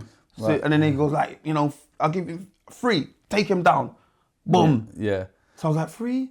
Done 3 months, and I'm like, oh, coming up. But yeah, I had extra days on that, so it was a bit. And then kind of life in prison then for the first time. How is that for you? At that particular time, it was just like, everyone's locked up. All the man them are locked up, innit? It's like, it gets like a youth centre thing. I'm like, rah! First time, obviously a bit nervous. I'm anxious. Yeah. I'm finally, because listen, every bad man, or it's not say bad man, every criminal knows that if you haven't been to jail and you're doing crime, it's a possibility you go in jail. You know what I'm saying? Yeah. So you're gonna have thoughts of, I wonder what jail is, because it's only thoughts, innit? You don't know exactly what it looked like. You just imagine it in your head until you're actually in there. So coming off the sweatbox and going into the introduction thing, and they're giving you like your brown Feltham Crocs, you know what I'm saying? And you got your little stripy shirt, your little jeans, and that it's all daunting. And you're in a box with other goons, and you don't know no one. But in my head, I'm like, right, where's so-and-so? Where's blah, blah, blah? Where's my man? And I'm a youth that know south, north,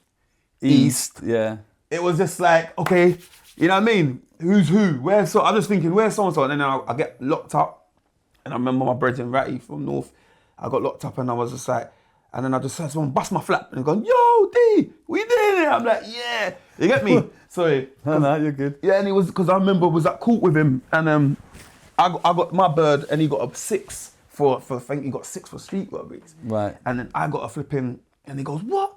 But the judge that he had was a effed up judge. Right. But he had previous, so I think I thought I was gonna get more than him. And then I remember we was at court, and then he bucked me again on the Feltham introduction ring, bust my flap, and he was like, yo. I'm like, yes, for the first time I'm in a cell, and I'm just like, just here, you know what I mean? And it was a double cell, but there was no one in that cell at that particular time.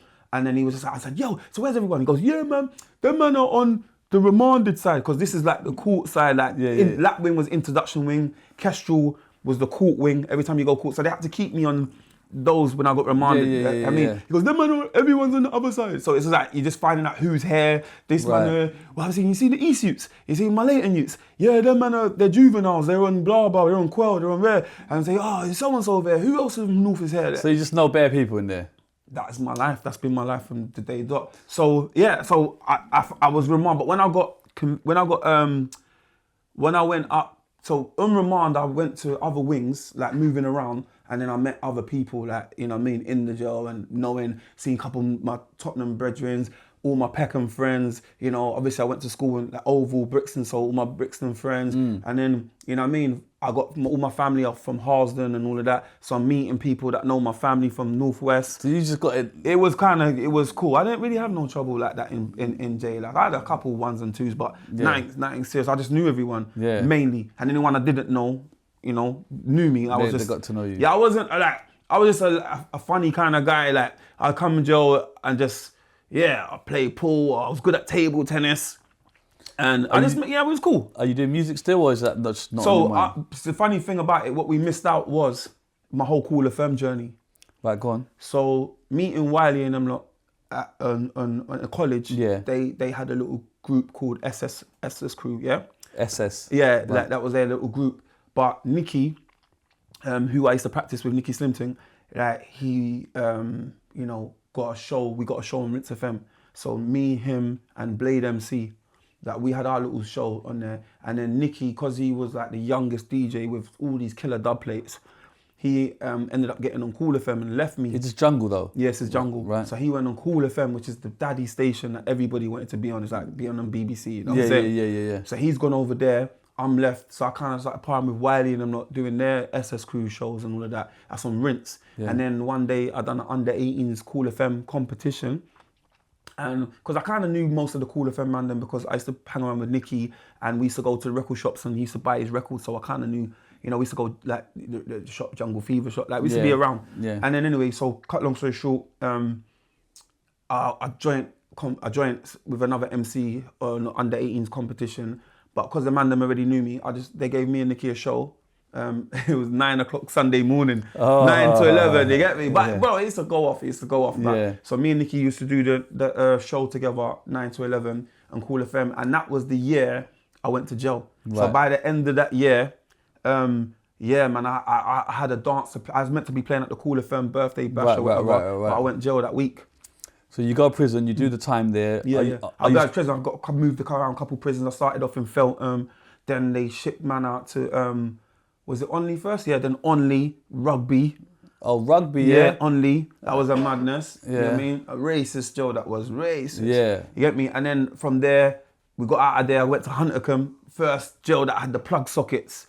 Because a man was buying bare in canteen, bare XLRs, you get me, bare batteries. Right. So to be able to go to a prison with plug sockets, that was just like whole change game. You get me?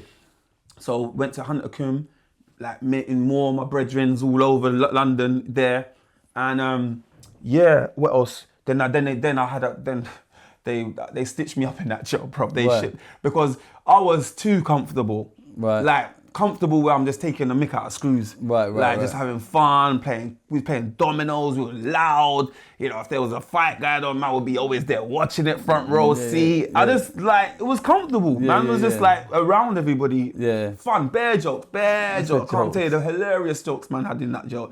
And then one day, I think it was Christmas, there was a looker thing incident with one of the youths on the wing, and he didn't bust his door on Christmas Day.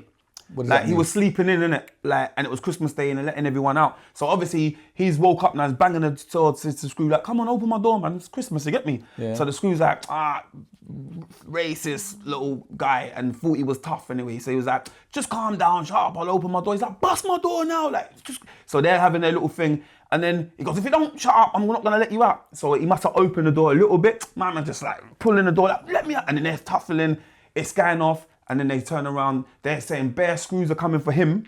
Yeah. Then they turn around and say, right, everyone bang up. Oh, everyone? Everyone bang up. So man, like, I'm talking some hench dudes on my wing, you know. On Christmas Day? Yeah. So man was like, what? Bang up? I was like, obviously loud me, I'm not banging up. Next man, I'm not banging up. This man, no, I'm not banging up. And that whole unity, they didn't like that. I didn't know they write everything down on files. So you're the ringleader? But I weren't though. Yeah, do you know what I'm saying? I'm not the ringleader. Everyone's their own thing, but I'm just loud. Comfortable. You know what I'm saying? It's just comfortable. So one day, minding my own business, like, you know, boom, bust my door. Yo, pack your bag. we're shipping you out. What? Yeah, why? What have I done? Like, you know, oh, you're an agitator. An agitator? I've never heard of them words before in my life. I'm like, what? Yeah, the governor wants you out.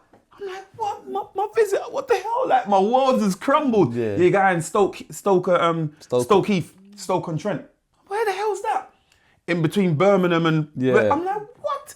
Bro, one up. I've been around all these London jails, knowing everyone. Then I'm getting shit all the way out. My last, I think I had like 6 months to go. I was wounded. How was it up there? Peak, bruv. Like, not beef-wise, but just peak of not knowing no one. Like, and just everyone's got a different accent. I remember just being, and I'm just, they call me Londoner first of all, bruv, before they even got to know me. You know what I mean? And yeah, just like bare Birmingham and Manchester. You know what I'm saying? Sorry. Bare Birmingham and Manchester, man, in there. And so, yeah, obviously I made friends and got a little cleaning job and that's how I was out and, you know what I mean, a little something to blaze when I needed to and I was using the phones a lot. And it was cool. The food was dog shizzle. Yeah, I remember the food was just dog shizzle. But the man them were cool, had more gangster stories, linking up with thing, everyone sharing their little gangster stories, you know, I mean about, you know, Gooch man and this man and rare and yeah, it was mad.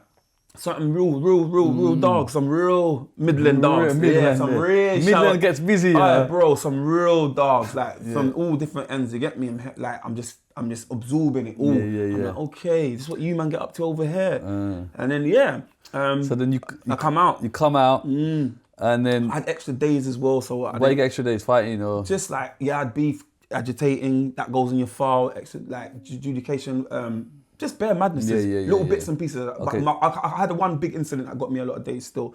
I had, when they went only, I had a fight with a screw kind of thing. So, well, I can't say I had a fight with him because they bent me the hell up and threw me down the block and ripped off all my clothes, bruv. Is it? Just left me in there naked, bro. Is it? Yeah, don't play about, bro. Yeah. I thought I was a bad boy, innit? What did you do? You just tried it? It was just one of those things, you're coming back from your cell, got my dinner, got the metal trays, I'm coming back in, but it's just some mouthy screw. And I'm just like, shut up, man. He's just like, what? And I'm like, what? And he pushed me kind of forward and I think my food kind of fell off the tray. And I'm like, what the? And I must have turned around and just digged in with the tray. So he just like reacted. He's just trying to get on me. I'm just like, and then I'm like, what is it? I'm just trying to scrap. You get me? And then boom, they just jumped me, bro. They just crab bent me up. Naked, just there. No, they come and got me and then they just dragged me all the way to the block. You get me? I'm just going through the block. Fuck you. Cousin, you're dead. Yeah? Block screws are different. Got to the block. They're like, I'm like, yeah. So yeah. They're just like, what? Come here. Grab me. Ripped off my shirt. Headlock me. Duffing me up, you get me? Boom. You black cunt. You know what I mean? Real talk, bro. Yeah. Duffing me up, boom, rip me off, strip in the dark room, bro. Just it. Just left me there. That's when he's like, I want to kill everybody. You know, that's your mind's just like, you're dead. You know, like the anger, you can't do. You're helpless, bro. You can't do nothing. You're helpless. You can't do nothing. And then that was why I got some days for that still. Okay. And then I got a couple other days as well, so they kind of added up to months as well. So as I said, I come out of jail. Right. They let me go. I'm out now. Right, hold on. Right, so you come out of jail, and then is this when Jungle's turning into Garage? Yeah, Garage was in. Garage was in, yeah? Okay, cool. So are you thinking, right, no more crime now, I've done my time? Nope. No, you're not? Nah, I come out and I was broke, you know what I mean? Like, and I still had all my old school Machino patterns and Versace, this and that. So, I knew I weren't getting a job. And where were you living, in the hostel still? No, I went back to my mum's. Okay. Yeah, because she was there for me when I was inside. She was there for you. She was there for me, solid. Yeah. I went back and stayed at my mum's a little while, and it was on because I was just like, right, I need to hustle. Oh, so straight away you like not straight away, but like, you know, tried to link up with people and see what was going on. A couple of people still doing a bit of jungle, but the in-swing was Garage, because when I went out to a couple events like clubs and that, it was Garage that was playing. Garage music. Yeah. So, and obviously everyone was bored, like he just bucked certain people, times have moved on. Did you like the Garage sound, or was the jungle was your kind of? Jungle was my thing, but jungle didn't sound the same no more. It weren't like the old regular samples. It was more like heavy, hardcore drum and bass. Right. Like, It wow, evolved wow, into- wow. yeah. Yeah, it was like mad like that. Yeah. So for me, it was like, it felt like the culture shifted.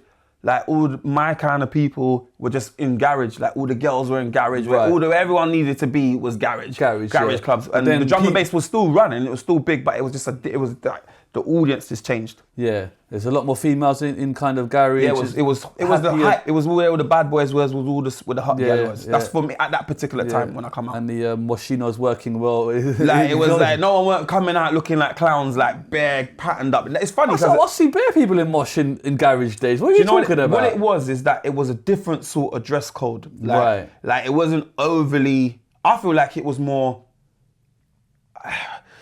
I don't remember. I didn't go to garage raves in more off-key mosh and all that. It was more plain. Okay. It was designers, but it changed. Like I used to have like D&G and all that, but it just changed. It started to get a bit more plainer. Okay. It wasn't like mad like patterns and that. Man, I remember once someone said to me, "Nah, man, you can't look. You look like well, up to you, bro." Really? You can't, yeah, that was I like. used to see bare man. Yeah, because remember that was like 99 going on 2000. Yeah. Okay, fair enough. Garage is doing his thing, and then is this when you joined PAYG then? No, PAYG still didn't start it. It was just a case of I met my brethren in a barbershop, Carl D. He took me to a studio which was called Relentless, but it wasn't Relentless Shabs and them. Relentless, it was another Relentless. Different Relentless. Yeah, they lost that the Relentless that signed Serious or had Serious. They lost the name to Shabs and them Relentless at the time. Okay. This has happened afterwards. They lost it. Yeah. But I got introduced to them. That was my first, garagey studio experience. Meanwhile, bucked up my college mates again, Wiley, Target. Slimting's not even doing DJ no more. He was a promoter. He was start doing some promoting raves and that. And then yeah, I'm like going to radio with like Target and that, trying to get on this garage thing. But I'm fasting, I'm too fast, like as in like I'm just like spraying bars, but I'm wetting because I needed to slow it down. So I had to go and practice. So I would go up there, Target, and then Wiley used to be a DJ. So we called ourselves the group called Ladies Hit Squad. Lady what? Ladies Hit Squad. Ladies Hit Squad. Yeah, okay, so cool. And that's who? You? Me, Wiley, and Target. You three, yeah? Yeah. Okay, amazing. So, and it was just like, because Target and them likes to play bare gal tune and that. Yeah. So, and I was just like a sweet way on that kind of vibe, like. Right. But on the station at the time, you had a group called PAYG, which was Major Ace and Play Galero and DJ Slimzy. Right, so they're already called PAYG. Absolutely. They're doing their thing, and you're the ladies hit squad. Mm-hmm. Okay, cool. So I can guess what's gonna happen next then. No, we happened. Right. So hold on. Are you still doing crime at this time? Shotting. You're shotting. Top shotter. Man's a top shotter, the best of the best, baby. I was a top shotter. Okay, cool. No so you're doing that to fund this, okay? No, I funded it. No, I weren't no funding. It was just radio, innit? Oh, it's just radio. Okay, cool. Radio and getting known again. Yeah. Okay, cool. So there's the ladies hit squad. You, Target, and Wiley on the same station. PAYG. And they were on Sundays. Yeah, they were on Slimzy, Sundays. Major Ace, Plague. Yeah. Okay, cool. And then Genius managed them. But remember, Slimzy and G, they owned Rinse. Genius is the owner of Rinse. That's yeah, right. and Slimzy was as well. Okay, cool. Yeah. I didn't know that. Okay, cool. So at that time he was. Yeah. right. So then Garage is doing this thing. Mm-hmm. Okay, who's the standout? Oh, Creed. The Creed's out. All the obviously. top boys. Because when I started down raving, I was like, DT. PSG, all of them. They were massive. I used to go to the clubs and I remember seeing Viper just shelling down Club Collie and that. Yeah. I'm a shotter in it, so I'm in there. I'm buying my bottles of champagnes and the Moets and I got my gums but I'm just raving. I'm observing. I'm an absorber. You get me? I'm just like, okay, so this is like jungle. This just reminds me of the similar thing. But the kind of early MCing is not very lyrical. It's more like it was what I learned. I'll tell you what I learned, and Vipers that inspired me. It was like I saw them just dropping bare hooks. Yeah. With jungle, man would just sprays 128 bars. Right. You know what I mean? And don't get me wrong, they would drop hooks and that and everyone would sing along to it, but it's so skippy, you don't know word for word what Steve Hyper D said. You ain't gonna know all of that. Yeah. But with the garage, it was more slower. Taglines. Yeah, it was very much tagline. So Viper would be like, I will do my kind of lyrical. And everyone going mad. Wheel up. Like DT would be, DT, you're the one from it was loving it. Yeah. So would there all be similar, like there wouldn't be lengthy lyrics, but you'd be It was more a repetition more of, complimentary for the DJ. Yeah. My DJ's in the mix, and you know, like that kind of vibe. Cool. Heartless Crew out. Now, funny enough, I link Heartless Crew as I used to go to these little garagey events and see them doing stuff. Yeah, they were definitely active. And I used to see them and they were smashing it up. I was like, okay. I think Heartless were one of the first to be lyrical in. Well, their stuff was different. When I used to be like, okay, they had a big following. Very big. So I was like, rah, this young crew, and I recognise Bushkin from the roads.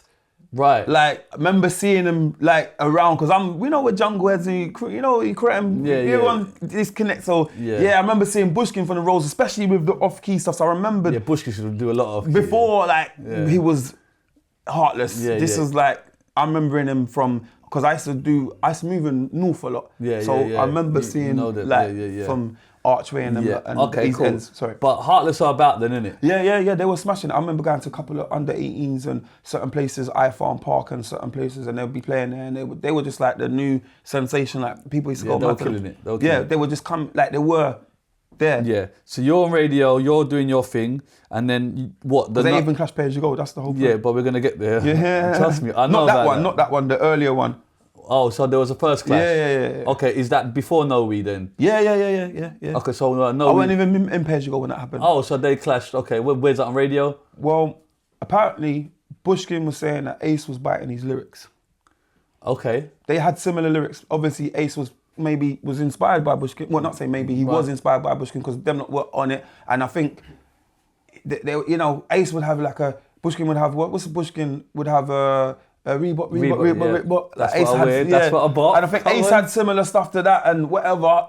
And I think, from what Bushkin tells me back then, so he was like, said, bro, you're biting my style kind of thing, whatever. I remember, I forgot how Bushkin explained it. And then, I feel like that was their thing. And then they had their little rivalry. And then I remember going to Rumble that Nicky promoted. Yeah. And I remember I was just doing a jungle set there, and I remember Heartless Crew coming on, and it was like, disconnect to mobile, like something about them lot, PAYG, whatever. And then Nicky had a house party, and then Bushkin and Ace had a little clash there. Okay. So they already had their rivalry. Right, they had their rivalry. From then. I didn't know that. I wasn't in the group then. Right, okay. So being around Nicky and that, when I first made Serious, Nicky was around Heartless a lot. Okay. So I kind of got to know them personally through Nicky, and then they were cool. Funny was Blessed, and Bush and that were Blessed. I gave them Serious. They were like one of the first people to play Serious. Okay, so let's talk about before Serious. I made it, So Serious is before No We. So I made Serious before. I was making tunes in the Relentless studio from when I come out of jail. Right. And I remember even bringing Target and Wiley there to the actual place where there's a place in Plasto. Yeah. And so I feel like it was either before or at the same time. Okay. But Serious didn't come out. Serious was made in 99. I recorded it in 99 and it didn't come out until... But that's your first banger, isn't it? First ever song. So how can you not know if it became after No We? Because that would be like a checkpoint in my head, you get me? Because we was doing a lot of radio at them times. Right. And I remember it was after radio, Wiley said to me, oh, yo, I got this tune, I want you to come to the studio, come and think. But I'm not in PAYG. But he goes, I want to get Luke, which is Ace, to come and do a verse. And Pepsi, I knew God's gift was Pepsi from Jungle Days. He was like, yeah, Pepsi. And he just drank PAYG, and he just... All right, so you've got Serious and it's not out yet, right? Nah, it was just recorded. Okay, recorded, sitting there. Just the writing process of that, let's talk about a big fucking tune. Just radio bars. Yeah. Just radio bars. Okay, and the beat, who made the beat? Me, and big up Carl D for helping me as well. Okay, so how did you make that beat then? We was just using Logic, like them times there. Yeah, the first time I was going to studio, Logic... Was it 4 or 5? Yeah, but this is early doors though. I was just getting into it. But how did you make a beat that good then? Because the man with the keyboard, and it wasn't a thing, it was like tempo, like yeah, I hear that, but still, you get what I'm saying? The thing, because to be fair, like, I'm a musical man. My mum bought me a keyboard when I was younger. And I can play play a little bit on the keys and that. It's not overly a pianist or everything, but I was familiar with playing the key. So when it was like, do the drum pattern, boom, boom, cap, Yeah, the snare yeah. kit, then the bass line, dun, dun, Still dun, though. dun, dun, dun, dun. Still though. First time, and then obviously they engineered it and mixed it to that level. I'm not on that level. That's fine. Yeah. Okay, and then the And hook though, the hook's massive. Just literally 8 bars. Did you have that bar in your head? Yeah, they were all from before? they were all there. Nothing was written there. I just So they were bars that you already had. They were radio Don't bars. make me get serious. Yeah, it was my radio You bar. had that big. Okay, so the tune's done. It's there. It's parked. Yeah, right? it's parked, yeah. Well, you're still doing the MCing stuff. I'm on radio. Yeah, Ladies cool. Hit Squad. Ladies Hit Squad, Wiley Target, Maxwell D. The No We rhythm comes. Wiley. So that's Wiley's rhythm. Did Wiley make that? Yeah. Oh, okay. Wiley was making tunes from Jungle days. Yeah. I remember him, R.I.P. Trent. They were making. I remember Wiley walking around with his floppy disks, bro. Wiley was making music, Yeah. production-wise, early. Yeah. Them lot were doing it in Jungle days. I'm gone gel, and I'm doing all Yeah, madness. and they're still doing it. Yeah, so he was making Okay. music. So that No We song, after radio one time, I remember him saying da da da da. We went to the studio, he loaded it up, the sounds, and that was that beat. And man was like, rah, yeah, he wants 16 from me. He's gonna put a 16 on it. God's gift done the hook already. Pow ain't out at this time point, is it? Pow? That No, comes that's what I'm saying. like No. way The down. only reason I'm saying that is the actual mentality of I'm gonna get all of these MCs on one tune. No, but it didn't really happen prior to that. No, it was only Ace and GIF that GIF already No, done. but the there's hook. still a lot of MCs on that tune. 4. Yeah, it was it's still basically like it's still. Do you know what I'm saying? I mean, Garage never really had that formula. Yeah, that's what I mean. That's what I mean. The only formula I could think of that is like Power, where you get all these MCs. That was way 8 bars afterwards. Yeah. Exactly. So Wiley makes the beat. Ace goes first. Ace goes first. Wiley goes second. Yeah. Then I go third. Yeah. God's gift goes last. Yeah. Okay. Cool. And then how does that become a pay-as-you-go tune then? It wasn't at first. What happened was Wiley went out there, sold a couple of white labels. White and label. That, and that was it. I think he might have sold 1,000. But what was happening? That's good going still. You get me? Listen, like vinyls. You don't even want me to get into the prices about vinyls and how much bread man were making. But as that was going on, parallel to all of that first initial put out No We, I mean, I remember was it Abnan that pressed it up from this record shop in East London? But anyway, cut long story short, as that was running, I'm starting to make solo moves. Right. My brethren from Peckham, he knows someone. I'm not sure if he was dating the person or whatever, but he knows someone from Vital Edge Agency. Right. And like this was it. It was Vicky. Big up Nikki, because Nikki's she does fab. She's still got an agency out there. She does some other stuff. But basically, yeah, he brought me to this lady. I played her some tapes from radio. Obviously, she had Vital Edge, were big agency back then. Right. They had all the people on there, Martin Lana, all the rest of them. And she liked my stuff, and she was like, yeah, I'll talk to Martin. And then Martin Lana booked me for the first time at Club Coliseum. I think Charlie Brown used to do a weekly event there. Liberty Lana. Vauxhall, yeah. Martin Liberty Lana, and I was my first MC in paid book. That's when I think I put down the roads. That's when I started to put That's down the when roads. you be like, I'm gonna put this down. Yeah. I gave my line to Double O. Okay. Someone, allegedly. Allegedly. Okay, cool. But Sirius is not out yet. So, no, not while I'm on. Sirius is not out officially yet. Okay. But white labels started pressing. The reason why I said, how did it become a pay-as-you-go song? This is what is important. I was getting bookings solely as Maxwell D, just first, early, you know what I mean? Pay-as-you-go, we done the song. I'm not sure if we formed Pay-as-you-go. I think we just started to say, Wiley said, us might as well come together because, you know, the song was starting to get a little bubble, like, and to perform it and stuff, it was easier to just say, them not like, them not are getting a lot of, like, attention, meaning that Pay-as-you-go, they were starting popular, they were popular and locally, and so Wiley's like, let's just join the crew. We all joined the crew. But it's interesting, he made the song from the crew, Ladies Hit Squad, and he's actually happy to drop the name and give it to them. Because them not were, they had used to have live call-ins on Sunday. Their thing was popping. Yeah. Their thing was popping. Them not were, they were but like... it's like a strategic move from Wiley, you know what I'm saying? Always, isn't it? Yeah, but... You get me? So, yeah, But you have to applaud that, you know what I'm saying? Always. Like, it was, I could have said no. Yeah. But it was a good thing. I thought, all right, cool. So we just joined. Yeah. And that cemented PAYG. Then what happened to Target then? He was in PAYG. Oh, he was a Yeah, of course, he was a DJ. I never knew that because then there's two DJs. There's Three. Slimzy. Target, Genius, and Slimzy. Yeah. They were our three main DJs. Okay, that's a lot, innit? 3 DJs, yeah, but we got busy, so it needed it. Yeah. Oh, you needed it. When we blew it, definitely needed it. Okay, cool. So then how does the song blow then? What happens then? So that's where I come involved. Right, go Like, on. so, because I was getting little 1 and 2 solo bookings, I then got to go to France for a booking with T-Bone. Right. And T-Bone had a label called Solid City Records. Yeah. Who his partner T-Bone was with Sparks and Kai. Yeah, and he had that big song already. So when I met him at the airport, I was like, oh, you're the guy that produced. So that was all gas for me. And so I was like, yeah, I got a crew. Yeah. I remember I played him Noe on a hissy tape, bro, on the TDK 90. I was like, yeah, I got a crew called PAYG. And I played him the TDK 90. I played him Noe. So he was like, right, this tune. I remember we went abroad. I went to France and I was just MCing, and he was a DJ. So we built a relationship. He had a record label called Solid City Records. His partner was Tony McMahon's partner who had Exposure. Right. He had a radio station called Ice FM in West London. So obviously I've gone to Wiley, bro, I need you to meet this guy. Do you know the guy that made blah, blah, blah? He says, all right, cool. So me and Wiley went to T-Bone's studio. I think Master Steps was in that building, was in Whitechapel. Shy FX was in that building.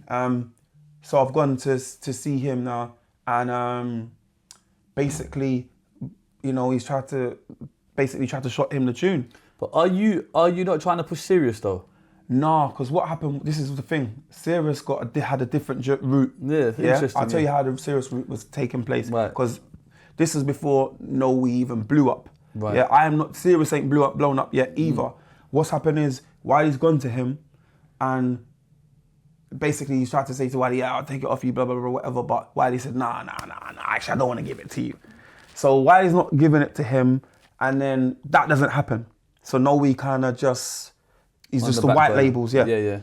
Then things took a turn for me because I remember, I think Carl and D and them got it to Spoonie. Right. Yeah. What, and, Serious? Yeah. And then they played it on Radio 1. Oh, that changed everything. You know what I'm saying? Like, big up Spoonie, he was like one of the first people to play it. And then when he played it, them asked me to do some dub plates for all of these listed DJs, like about 50 garage DJs. You just do that. I done dub plates for everybody, you get me? So I was the dub plate man from early. Yeah. And then I done that, and then it come out, then Relentless, then as that started to bubble, Relentless then signed it to Tony for Liberty. So, what, Serious? Licensed it over to Tony for Liberty. Right. And then as the group PAYG, you know, we're trying to get on the circuit. We got to Ayia Napa. Right. So basically, both songs are coming out parallel. Yeah. But obviously, he's just underground. Serious is like making advanced moves. Okay. So and it's Maxwell D. It's not a crew or anything. It's just me and my jack. Yeah. So as that's going, we've all gone to Ayia Napa our first time. Who has PAYG? PAYG. Yeah. Us lot to go and do a couple of MC bookings as a group or whatever out there. And then bam, I've gone to every single bar on the strip, and every DJ was playing Serious. All I could hear is Rocky Sample. Okay. So Wiley, I'm not like, raw. But to be fair to Wiley, no one didn't know. Nicole's groove was him. We be in Club Collie, and all I hear is, Mama always told me, like boys like you. Doom, doom, doom, doom. Yeah. That was Wiley. Oh, I didn't even know that. That was it. Like, he was producing early, and that was Nene that sings that vocal. Yes. Make your body move. Yeah, body groove. Wow, okay. So I didn't even know that till later. But that's mad. Wiley had a big production, Nicole's groove from them times, and then no one didn't know on production wise what he was doing. But when I went to Ayia Napa with the group and that. So that's the first time you realised you got a banger on you. Yeah, it was on. Like you didn't know in the UK. Nah. What year is this? Do you even know? 2000. Okay. So you go to Ayia Napa and every bar is playing Serious. Every single and it's bar. mad that it's in a different country. It's not even. Yeah. Okay.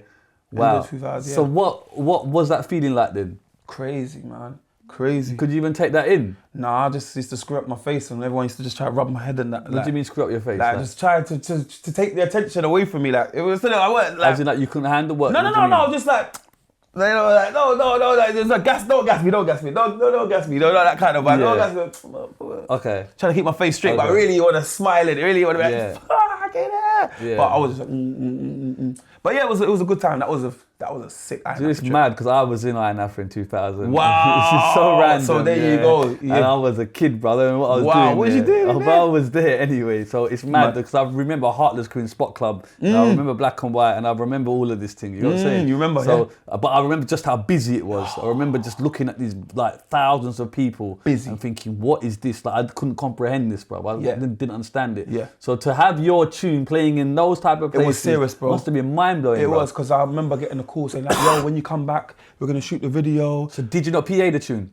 You just it was No, not just that playing. trip, not that trip. That trip was just like the first boom. Like I've actually realised I've got a hit record. Like, but I didn't know it was a hit. I didn't know what a hit record would actually feel like Yeah. or be like. I was just going through the motions. So what is the rest of the crew saying then? Because you got your tune playing, and that's what it's I suppose it's They not. were just- It's not a pay-as-you-go tune, No, is it? You're they still were trying to just- work no way. I don't know if they were hating in the background. I don't Yeah. know, bro. I don't know what man was really thinking. But Yeah. yeah, I remember Wiley saying to me once, like, yeah, bruv, you're gone. I see you in the box. You get me? Like, man, I'm watching you in the box. I must have inspired people. You get me? 100%. Yeah. Because obviously Wiley's making beats, but obviously he's still an MC, bro. Yeah, so you still cool. want that inner like, yo, I want to be the man. He used to say to me, you know you're the first, innit? Like, you would always be the first. Yeah. That made this from the streets. Because So I on think- that side, from even- East London. But even me thinking about it, there was no garage tune that was like a commercial tune like that, was there? Nah, they had like, at the time you had Ox and Neutrino, Bound for the Reload, you had Ms so Dynamite, Solid Ms was that. Ms Dynamite, yeah, Boo. yeah, okay, yeah, You know what I 100%, mean? yeah, But okay. Serious was recorded in '99. To be fair, like there's a video footage that them lot got called, and it's got 1999. And I was like, yeah, I just recorded my new tune, Serious. And that was some little pipsqueak. You get me? Yeah. But the serious vibes, very happy. It's like the energy's different. It was like the first MC record, one of the first MC records from beginning to end, one person. Yes. And me singing a hook and structured 8 bars. I done it like, I didn't even know what I was doing, but it was structured as a pop record. Yeah. 8 bars, hook, 8 bar, hook, 8 bar. So yeah, it was very catchy. Yeah, but that structure itself, where do you get the structure from? Is that just you or is that just... No, I think at that time I didn't really Engineer or know. something? Yeah, I didn't really know how to structure the songs that great. But I feel like, I fair feel like that. Give them, if you want to give them that. So the credit. tune is blowing up. You come back to London. What happens? Boy, getting ready, man. Shooting my first music video ever. So is the tune signed? Where It was signed to Tony for Liberty at the time. Okay. And he was doing mad promo with it. Like radio had it locked. When you say signed, do you know what you're signing? Do you know what it is? I mean, yeah, I didn't have no lawyer and stuff. I got kind of bumped, to be fair. Right, what is it then? Not Ownership? from Tony, like he just licensed it.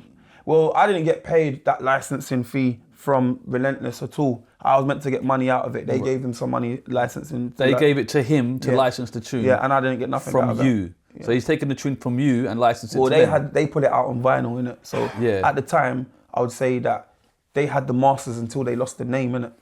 But have you signed it over to them? I signed the contract. Yeah, I was young, road you. that's fair enough. Wow, I'm doing music now. Yeah. And then are you aware how much of that money it would have been? I think it was about, the first initial licensing was about 10 racks. Yeah. Yeah. Which at the time is I think it was about 10 racks Tony paid him, Yeah. And I didn't see none of that. Okay. Yeah. And then they afterwards, they lost their name.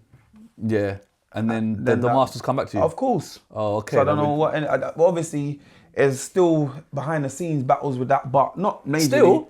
Well, it's just a case of this guy is gone in hiding and he still thinks he's claiming stuff and it's not his thing. Right. And if you do see this, I would love to meet this guy because I didn't know. Who's the guy?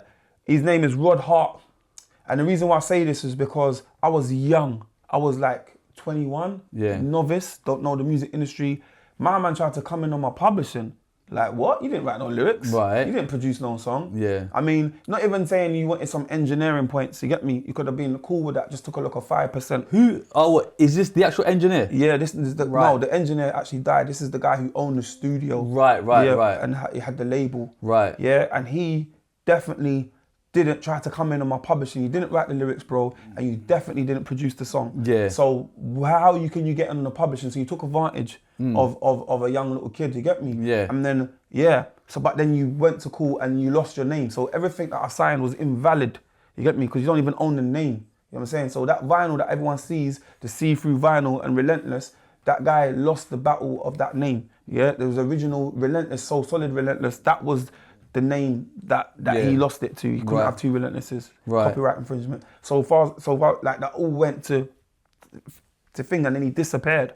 Yeah. But he's still trying to eat man's thing. So when I got signed to EMI Publishing, you know what I mean? I was like, nah, man, ban that. What? He's got that much for my publishing? What? So that's what publishing is. I'm learning all this new stuff. Yeah. Like, oh, that's what publishing is. I didn't understand the business until I started getting into it. And then I was like, nah. So they had to freeze everything. It was a mad thing. Yeah, but is it like unfrozen now? Well, unfrozen or whatever and all the rest of it. But at the same, I obviously own the masters and stuff. But the point is that there's still a couple little things that need to be ironed out that he should not be getting a penny from. How long has this process been? 20 plus years. 20 years? He's just gone missing. I got no contact for him. So I can't serve him nothing. I swear we can find, man. I mean, if anyone can get to Shizzio, we want to hunt down Rod Hart. Yeah. I don't know, afterwards he done, I think it's Urban Fire that I've gone online and tried to, I even spoke to his son for crying out loud. Yeah. And he was like, yeah, my dad even tried to bump me. You know what I mean? Wow. Like, so he's done this musical bumping, and he's an old man. So I'm just saying that from musically and all my music, I teach music, you get me, with kids and mentor. I know the legal side inside out a little bit, but I got bumped. No. You know what I mean? He should not have been on my publishing, and that's the end of that. Okay, fair enough. Right, you come home, you do the video. Yeah, I shot the video in my hood, Burgess Park. First video. South London, took it back to South. Yeah, and the song's bubbling, yeah? Now it's landing here. Yeah, it's been out. I'm getting PAs now. Yeah. Like, I'm on the agency. I'm going to like Leeds. I'm going to Manchester on my own. Big tune. Big fucking tune. I'm out. I'm just doing all these I'm doing all these shows. I'm like, how are you taking that in? Are you just doing it step by step, or? I was just like a legal drug dealer, man. That's how I felt like I was living. Yeah. Because when I say that, because Sprays just text me. It's so random, but anyway. Yeah. Oh, see him. I'm big up Sprays. Yeah. But like, for me to running around doing like not. I got a publishing deal, you know what I mean? Like, I got a big check. How much you get? Over the 100 mark, you get me? Over 100 Yeah. So can we just break down publishing? What is it to people? Like, some people it's a record deal, that's different. What's publishing, bro?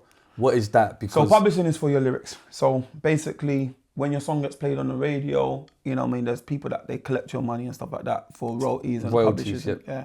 So I'm just trying to give them a simple version. Yeah, please. You know what I mean? So basically, I got signed my commitment was to release 4 singles with a major, and then I get to the next pot of money. Yeah. And then you get another commitment, and then you get to the next pot of money. So it was over 100, but then if I completed the 4 singles, I would have got another 100. Right. And then if I completed that, and it just goes up and up, you get me the commitment. Okay, cool. So you get the 100 grand. Over, it was over still, but gone. Okay, over. How was that to handle at that age, seeing that type of money? As I said, I was trying to live like a legal drug dealer. Yeah. No, but that was it. Whips, chains, cars, jewels, everything. It was on. Yeah, and does it just land at once? Yeah. Literally, like. Yeah. I remember I never had a bank account. I had to put it in my mum's bank account. Okay. Yeah. You just said, Mum, I need you to do me a favour. What's that? Hold this 100 grand. Yeah. She got bare. The bank was loving her, boy. Yeah. Okay, so what do you do with it? Do you just spend it all then? Not straight away, no. No? But are you kind of prudent with the money? I mean, because it just all started, money was just flowing in from that. I think it's like a money magnet when you got money, because I'm not worried. Like, you're not lack of. You get me? So the manifestation of everything just started blowing up. Sirius is blowing up. I'm getting money from PAs. Then PAYG blows up. Yeah, you know just part PAYG a minute. How much you charging PA roughly? I was at 1,500, 2 bags. Yeah, it was good money. Yeah. Like at the time, 2.5 racks. You get me? Yeah. Does the song enter the charts? Yeah, and the charts, number 31 at the time. Which is amazing. Yeah, it was like, because Tony Full was kind of seen still independent. But this is a pop-dominated world that's hitting the charts. Ain't nothing hitting the charts. Yeah, I went with like the Oxide and the Trinos, them like with like, Universal and all that, a lot of other garage songs, they were with big labels. I was just with Tony Full. They were marketing machines, yeah. So I remember they wanted to sign it, not Polydor, I think AV, I can't remember the name of the label, but yeah, they wanted to sign it. I think Tony declined, it wasn't enough money. I think it was offering like 50 racks or something. Okay, have you got a manager at this point? Is it? You just nah, what happened was I just got into linked management. Yeah, I did have management at that time. It was Trenton who manages Gets. Oh, okay. And who used to manage gigs, etc. or whatever, yeah. Big up Trenton, my boys. I see him the other day, spoke to him. So. All right, cool. So 100 grand lands. How are you with your parents at this point? Being like famous now, you are a celebrity. Proud, they were proud. Very Yeah. proud, yeah. My mum's still proud to this day, yeah, she's proud. We love that. Do you kind of reconcile with her in regards to... Oh, it was cool before that. Yeah? Yeah, You- because you found obviously I was like, my first musical check really was when T-Bone, we worked on T-Bone's album, me and Major Ace. Yeah. And he got a 350 grand check from East West. Right. And they didn't pull it out, funny enough, but we worked on his album and he gave us 10 racks each. Look at them days where they just give you 350 and the project I know, don't even come out. I know. No, bro, what a time to be alive, bro. Here's 350. Oh, what? It's not finished. It's not coming out. Don't worry, mate. Yeah, they didn't bring. And he had So Solid. He had Master's Ceremony. He had PAYG. Yeah, T-Bone was a big guy. I met him once. I bought a Mackie Digital off him. Anyway, I don't have that relationship with him no more. But Yeah, I'm fair just keeping it 100. Yeah, you get no, me? that's fair enough. You know what I I only mean? met him once. I saw an ad to buy a Mackie Digital. You know, with the balls. Yeah. I A remember that one. DAB. Yeah, I remember that one. And then I took a next man with me, and we drove there. And this guy's gone, and this big guy come around the corner. We thought, right, man's gonna get me there, because man had like a few grand on them. And the guy goes, fucking hell, bruv, it's bait. And he's going, oh, it's only T-Bone, bruv. Hello, bruv, what's happening? And I was like, fucking hell, what's going on here? Anyway, side note. Yeah, no, side note. Yeah. No, so yeah, man. I mean, me and Ace done that. I remember that was my first hardcore. Yeah, but 10 grand and 100 plus is big It was difference. a hardcore first studio session, you know, McDonald's at 3 a.m, coming late and just recording, putting our bars in it. We made some good songs. I can't, like, the songs were hard for garage time, but he was making different stuff. It was like garagey, Yeah. just our own thing. Yeah. Yeah, he gave us 10 racks each for that. But just the money, what are you thinking of investing it? You didn't even think I remember I bought a car. I bought an A3. I remember I bought my first A3. Like back them times, yeah. And I remember coming home and showing my mum all the 50s because he gave us it in cash. You gave it to you in cash? Yeah. The good old days, people. Where you could go in the showroom and give them cash. No, they just I the police. bought a car for my birthday, for a dude, some guy. But I remember showing my mum the money before I bought the car. Like saying, look, mum, I've done, this is music money. Do you know what I'm saying? 10 racks. She's like, oh my God, I saved so much money. Like, and then your dad as a DJ, how is that? He weren't like, he's always like, obviously round and stuff, but as I got my deal and that, and then I was just moving fast, got a little penthouse, and you know what I mean. I was just trying to. What, renting? No. So I just put a little thing down, and then yeah. So you buy property young? Yeah, very first to get me. So yeah. That's prudent. Yeah, man. Okay, cool. Song is blowing up. You are famous. Yes. Yeah. Completely famous. Yeah, this 100%, bro. This fact. Maxwell D. If Maxwell D is on a flyer, people are reaching. Simple. Definitely. Yeah. Definitely. Okay. Cool. Now. We starts doing something. Yeah, the crew starts blowing Which is up. interesting because that's like helpful and then because that's the next bomb. You know what I'm saying? As all of that was taking place and my deal and all the rest of it, T-Bone had he had the infrastructure to take Noe, pull it out. No, because what happened was while all that was going on, Wiley double backed and went to him, and not only sold him Noe. He gave him, because remember I took him to Wiley to him first and said. So you introduced Wiley to T-Bone, yeah? And then after that, he said no to T-Bone first time round. Yep. And then he double backed afterwards. I'm not sure how long afterwards. Right. And then struck a deal. He sold, but he didn't just give him that. He gave him Noe, he gave him Terrible, and he gave him I Will Not Lose. Those are through two of Roll Deep's biggest early songs. Right. So he's got Roll Deep going as well. Yeah, at the same he time. always had, because they're his friends from school. Yeah. I was his friend from college. Yeah. And Plague and that were all friends from radio. I thought was a grime crew. So I'm learning this one. Well, they were just his friends, and he basically, again, got his brethrens. You know what I mean? Like Flow Down, like Breeze. Danny Weed, obviously Target's already, they're from Bow. That's what their end. So they were just like sidekicks, like not the rest of the other real deep ones like Manga and Scratchy and all that. I'm talking about the main core, like Jet Li and that. They was with him and around PAYG anyway. Because they're just from the end. So they were around us lot regardless. Okay. So when we're smashing it, whatever, but we're not his friends, and PAYG had too many egos because there was no boss. There was no boss. Right. No one listened to no one. There was no structure. Okay. No manager at the time. So Wiley sells T-Bone, Noe. Yeah. And Terrible, and I Will Not Lose. And he just banged out through his infrastructure. Power played it on Ice FM. You know what I'm saying? When he sold the tune, he just sold the whole tune to him. £300, I think it was. £300 for all 3 songs. I think so. You know, I not even think so. I remember that. And this is T-Bone that just made $350. Because you know why I know that? Because T-Bone, that's what T-Bone said. So Wiley might have a different story, but that's what T-Bone told me. Okay, so he's bought the whole rights, everything. Yeah, he took the tune of him. Yeah, 3 tunes. Wow. Okay, cool. And then through his infrastructure of plug-in, promotion, marketing, he blows up No We. One time, sold over 15,000 units on vinyl. On vinyl? Yeah, at $7.50 a pop. Okay, £7.50 times 15,000. Can you do the math, please? That's just from what I know. God knows how much he sold afterwards. And the maths need to be mathing, you get me? Well, tell me, bro. £7.50 times 15,000. Because it was $7.50 in it. I was saying it was about roughly. I'm just thinking of what the vinyls were going for at that time. Yeah. But obviously, take out distribution costs or whatever. £112,000, 500. Take out distribution costs as well, because obviously he sold it. Whatever. Let's take out whatever. So I reckon he made about a good 70 racks. Personally. Okay. Cool. I'm guessing. Cool. But he definitely made money. The song is massive. No We or Serious? No We. Yeah, No We. No, Serious is gone. Serious is gone. We know that Serious. Yeah. I'm famous off the back of Serious. You are the guy, yeah? Nah, No We's coming through. No We's coming through, okay? Blowing up everywhere. So obviously, my crews are injecting in. You know, you got Soul Solid, you got Heartless, yes, and now you got the PAYG. You know, you got PAYG on the circuit. So you got North, South, and East crews. Yeah. You are the face of the East crew, yeah. Well, definitely because I had Serious, yes. Right, cool. Okay. But to be fair, God's Gift did have Mike Tribute that was bubbling in the underground. Mike Tribute was a big tune. Yeah, that was before. That was in between thing, and then PAYG had a couple of songs. Yeah, but it's all helping the crew, innit? It definitely it's almost like a Soul Solid, whereas like Mega Man would do his thing, or Asher would do his thing. Yeah. But they're from Soul Solid. Yeah. So you're doing your thing. Wiley had his thing. God's Gift had a thing, and then you're all repping PAYG. 100%. Do you go? So it's adding to that. So off the back of No We, as that blew up, I remember I got a call from Semtex. Right. And he come and met me at bottom of my mum's road. And I was met with this guy, because obviously I'm on a circuit, so I'm running around, all of that. And it's that thing. Is Semtex on radio this time, BBC or not? I'm not even sure. Right, but I just remember him coming to meet me, and obviously I think he was trying to get, he wanted to get No We. He wanted to get No We. What do you mean he wanted to sign it. He wanted to sign No We. But what happened was, he wanted to sign No We.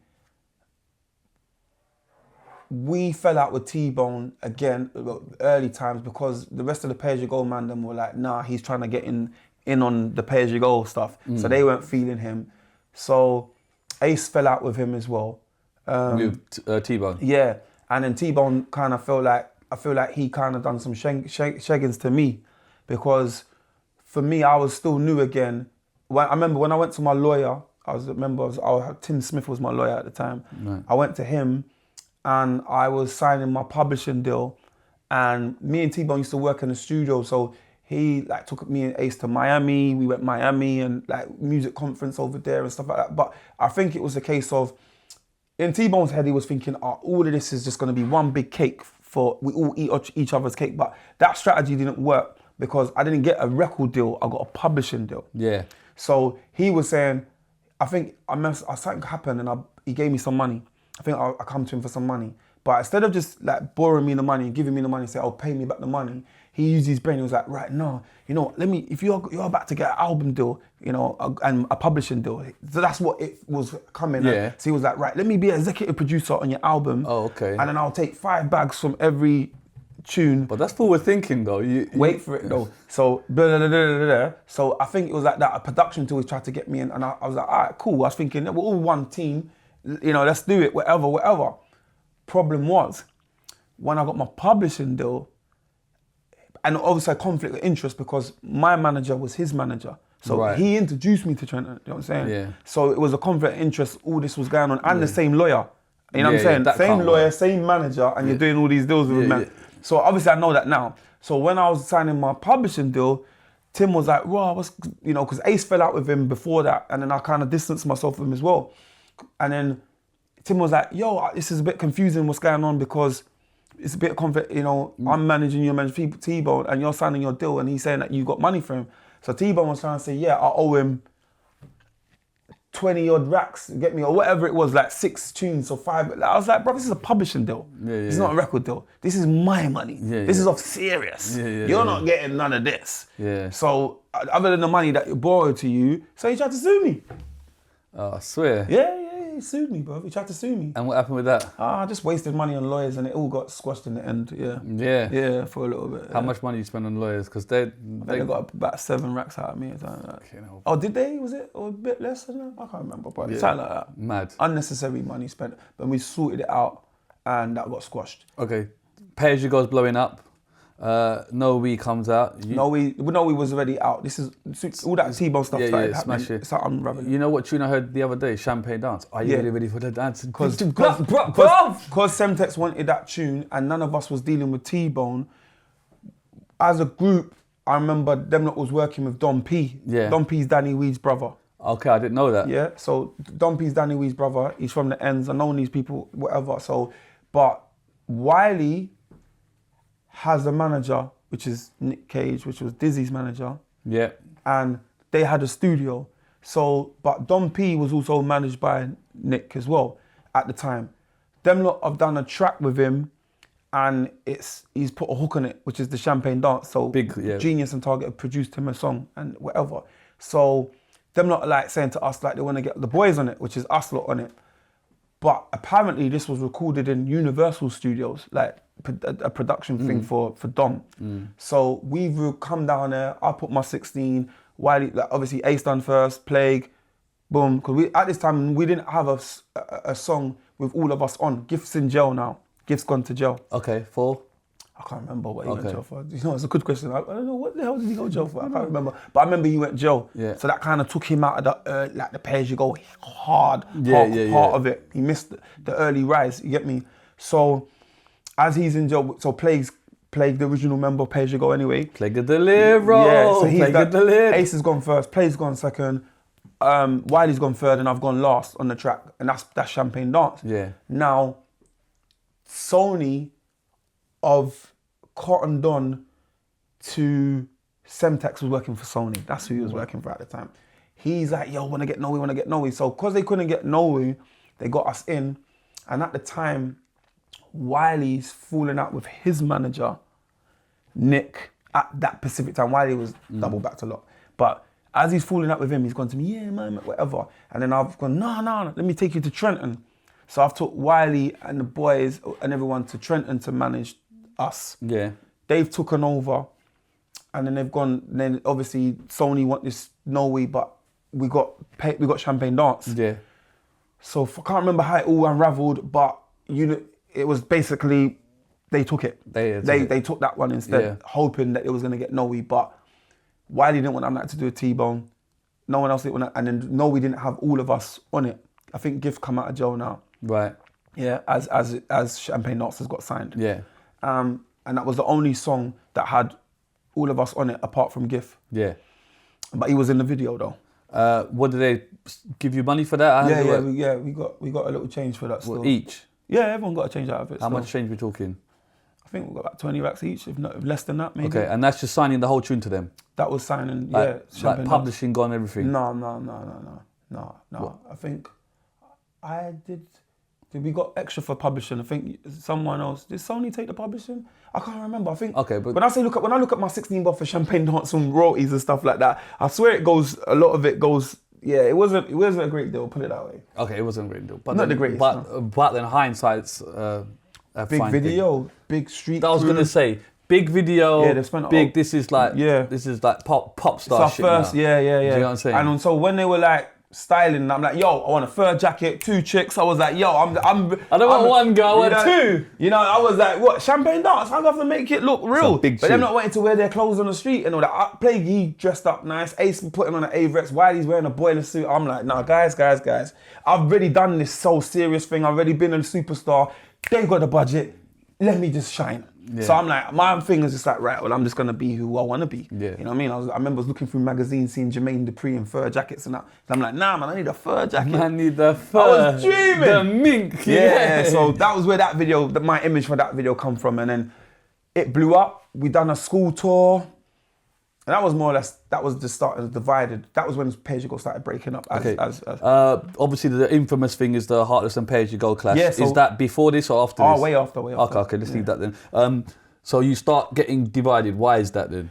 No, it just started, the group was successful. Everyone's successful, innit? Like Wiley and them weren't turning up to school tours, lazy. They want to get out of the bed and Wiley don't turn up to anything. But so that was hard for them to get up. The bus being outside Ace's house. Come on, they're not coming.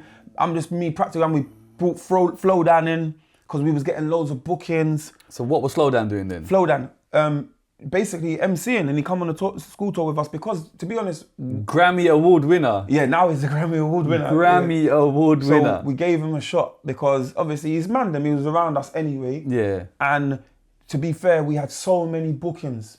Like we needed more help. How much are you getting for that bookings? I remember we used to get like, first of all, it started off with like 250 threes, and then it started What, moving. each? Yeah, each obviously, yeah. Then it started moving upwards, and then we started getting the bag still.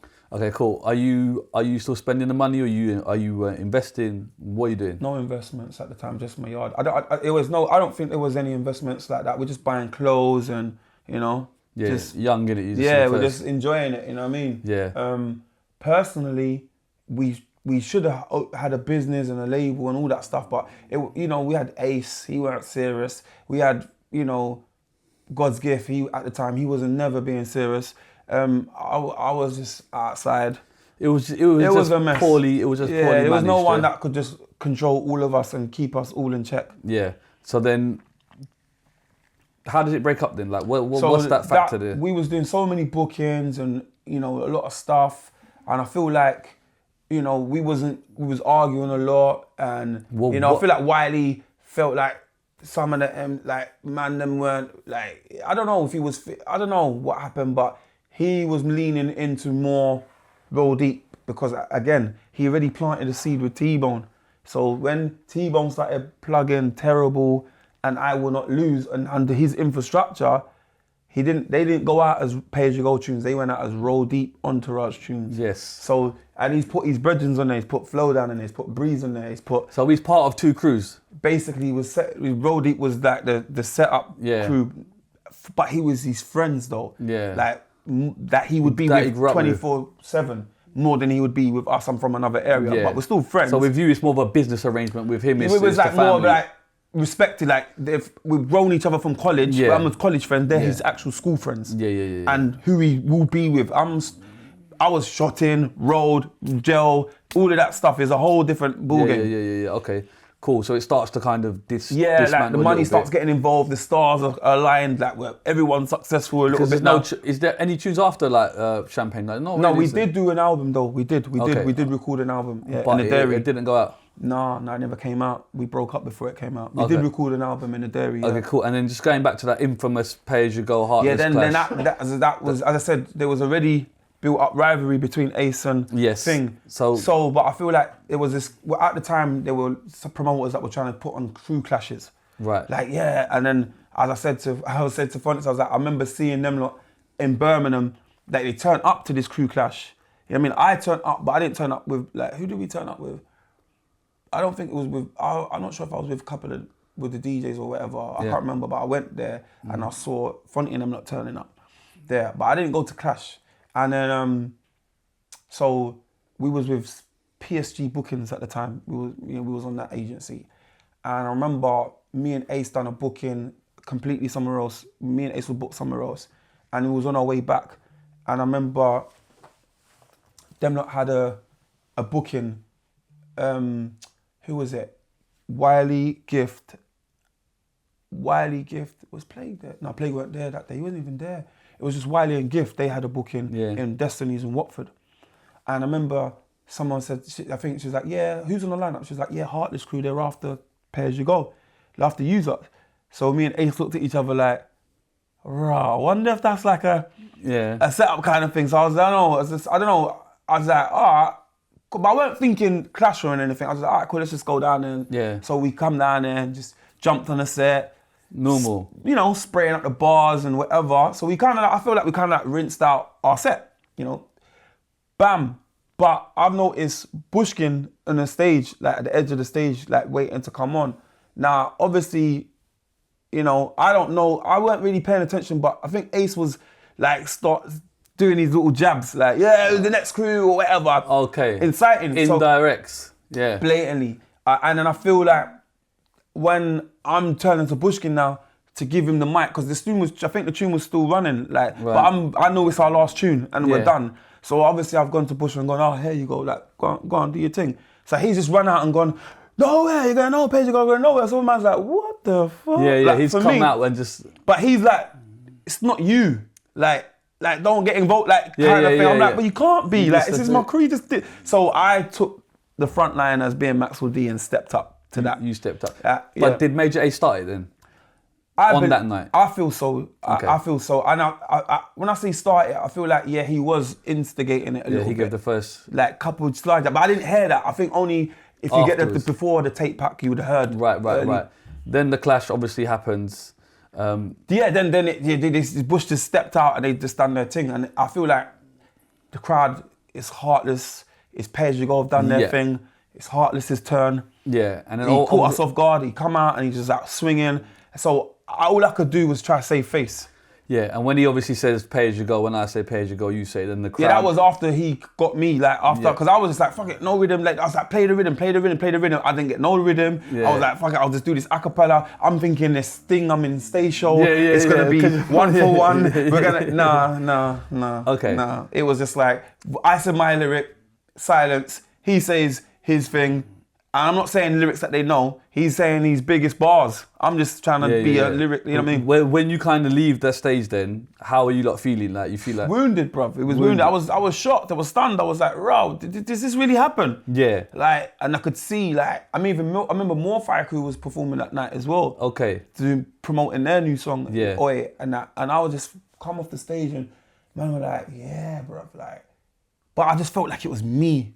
I didn't feel like, I felt like... You felt that you was attacked? Yeah, Wiley was there, he didn't say a bar. Yeah. You know what I mean? Lyrics for lyrics, which is crazy. That's what he said. That was the famous line from Wiley that night. Yeah. Lyrics for lyrics, calm. That's mad, as the man that is the main battle instigator going forward. He didn't step in. And then Ace said a couple of little half bars. Yeah. You know, he tried to... really, it was Bushkin that was just...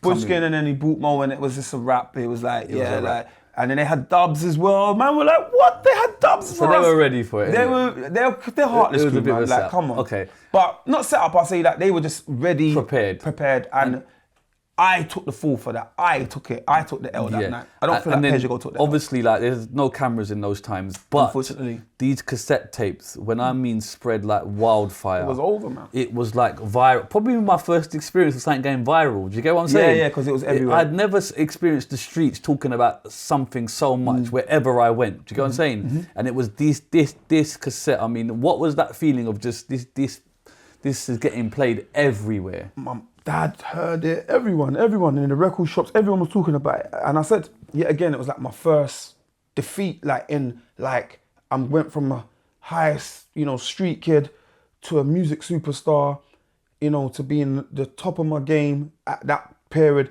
But obviously, we were cool. Me and Bush was always cool.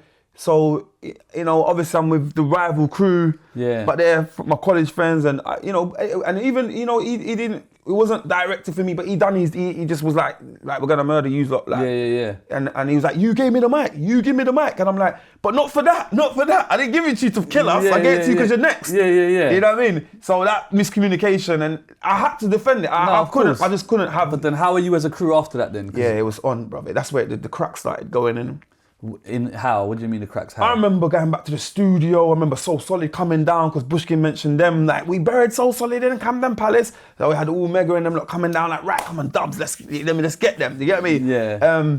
And I just remember like catching certain man giggling behind my back, bruv. What do you mean? Just like laughing towards man, like laughing like I got the fall, like I took the fall. That's how it felt. And I know man, there's a certain man in the crew. In my crew, bruv, in PAYG were laughing, bruv, at man. Oh right. But didn't they see it as the whole crew just got? Yeah, but I took it because I was the front guy, bruv. You was the I'm Maxwell D, a solo artist, home tune. Okay, so you felt it was personally for you. It was personal for me because I didn't have no one didn't defend me. It wasn't like, oh yeah, PAYG you got killed. Yeah, they beat us, but I was the only one that stepped up and decided to take to go back to back with this guy, and obviously no rhythm, no nothing, and yeah, they got us. It got me. So are you making dubs then? So then what's the plan? The plan after that was, boy, we just went to radio and just started slewing. Okay, them, yeah?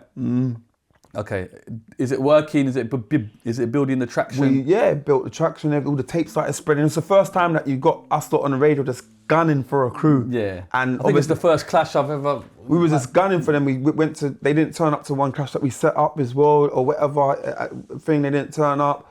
I don't think they cared or whatever, but yeah, it was just on. And I remember it was so peak, like, bless her, like, we're good friends now. We was like gunning like for his baby mother at the time. We was really disrespectful, man. Overly disrespectful. And I remember Pushkin seeing him in Napa, and like, yeah, I don't know. So like, you saw them afterwards? Yeah. And then what? Was like, it still... I think him and Ace had a fight. Oh, they had an actual fist fight? Yeah, I think, yeah. Okay. Like, he moved to Ace or something like that. He moved to Ace, yeah. Was you there? No, I went in Napa then. Napa. Then PAYG moved to one of their guys, yeah. Okay. Side note, in Napa, that's where Dizzee got harmed. That was later. Yeah. Do you know the story? Because I've heard bare things of what happened. Do you want to clarify? Should we just really? It's not my story. Okay, cool. But it's out there. The story's out there. Yeah, no, it's out there. But Dizzee done pop. That's it. Like, no, Dizzee knows whatever. I was in the club, he done pop. Obviously, that girl was linked to the mandem. Yeah, obviously. But do you know what it is? People always say it like that, yeah, but no one ever actually, like, we all know what happened, but it's like no one actually says the names of what happened. I just find that, do you know what I mean? Because cool. No, it's not your... This is cool, and the girl who what happened with is cool. Yeah. And then obviously it got violent, innit? Yeah.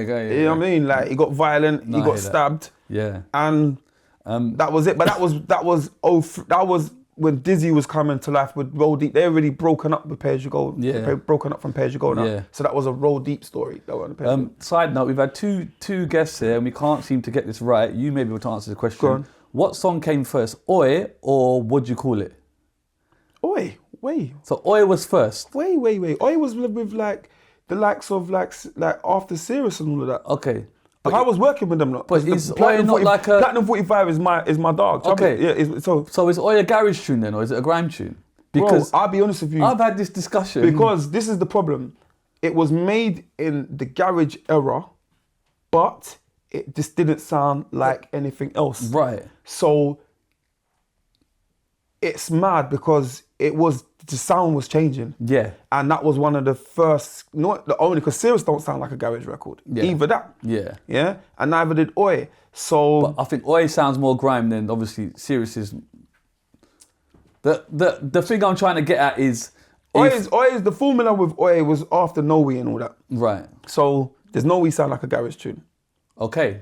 Interesting. So I'll ask you the question then. The kind of next wave is grime, right? 100%. So who started grime? I feel like it was PAYG and our movement, not just us, but because we kind of was a more MC dominated crew. Yeah. A lot of there were other crews out there that people inspired to locked in. It was already Nasty Crew was already out there, and a lot of these crews was producing beats, their own beats. Yeah. So Dizzee was in his little youth center producing stuff that were different, and maybe played Wiley, and maybe Wiley was like, okay, like, you know, everyone was inspired by what was going on in the hood, and we were outside. We were the top guys on the platform in the scene. So what we played, everybody would listen to. Wiley was producing, Genius was producing, Target was producing, you know what I'm saying? Even I was producing, you know what I'm saying? So the sound, Johnny Cash, we was doing Sidewinders, them big tunes there, TNT when Trend was alive. There were so many Decoy, like that wasn't the average, never gonna let you go. That weren't like that Tina, it was different, it was changing. Yeah. But Wookie. But I'm just curious as to who you think started grime. I feel that us are mainly responsible for going down that route. Because obviously the darker route. Because Wiley gets the kudos for it, doesn't he? People because the reason why Wiley would get the crown for it, because he went into the Clash part. Right. And that's where I feel like grime really like grew, the branch of it really grew more, because then it become a sport. Yeah. Like everyone's clashing. Yeah. Like now we send for it. It was okay. It was friendly. He loved it. He was like, I didn't like people's. What you can't talk about. You know what I mean? Like that's was my man. Like he was like, yeah, you got bars. Yeah, I love that. Yeah, all right, cool, matter. Yeah. I wasn't really on all that. I was like, I'm bummed up, man. Like, Okay, cool. So give him that crown that he definitely wanted to, bar. And I didn't mind barring and that, but it was a difference. Yeah. It was a different time. I already had a deal. Like I feel like I had way much more to, you know what I mean? Like I was a penthouse, my deal. I was out of the hood. I'm not trying to. Yeah, okay. So PAYG is dismantled. So what do you end up doing then? Start link up with my boys in the ends, which was Slimting, Double O, and Ace was already around them. Yeah. And he kind of broke up. When PAYG broke up, Ace went over there and he was doing East Connection. Yeah. And I was in at the time. And then God's Gift went over there. And then I went over there. You know what I'm saying? And then Wiley was doing Roll Deep. Yeah. And the rest was still in PAYG. Okay, so you're doing music, right? Still. Different crews. That's what everyone thought, because the police were coming down on crews. Right. They were coming down on garage raves, like, you know what I mean? Yeah, that's... So I think everyone kind of changed up. They thought that we all broke up into different crews and stuff like that to kind of get under the radar. And then obviously, like, you get on a song with Ludacris. So is that around about that period? Yeah. Which is mental. I don't think people clock that. No, like, it was Ludacris. crazy. I know.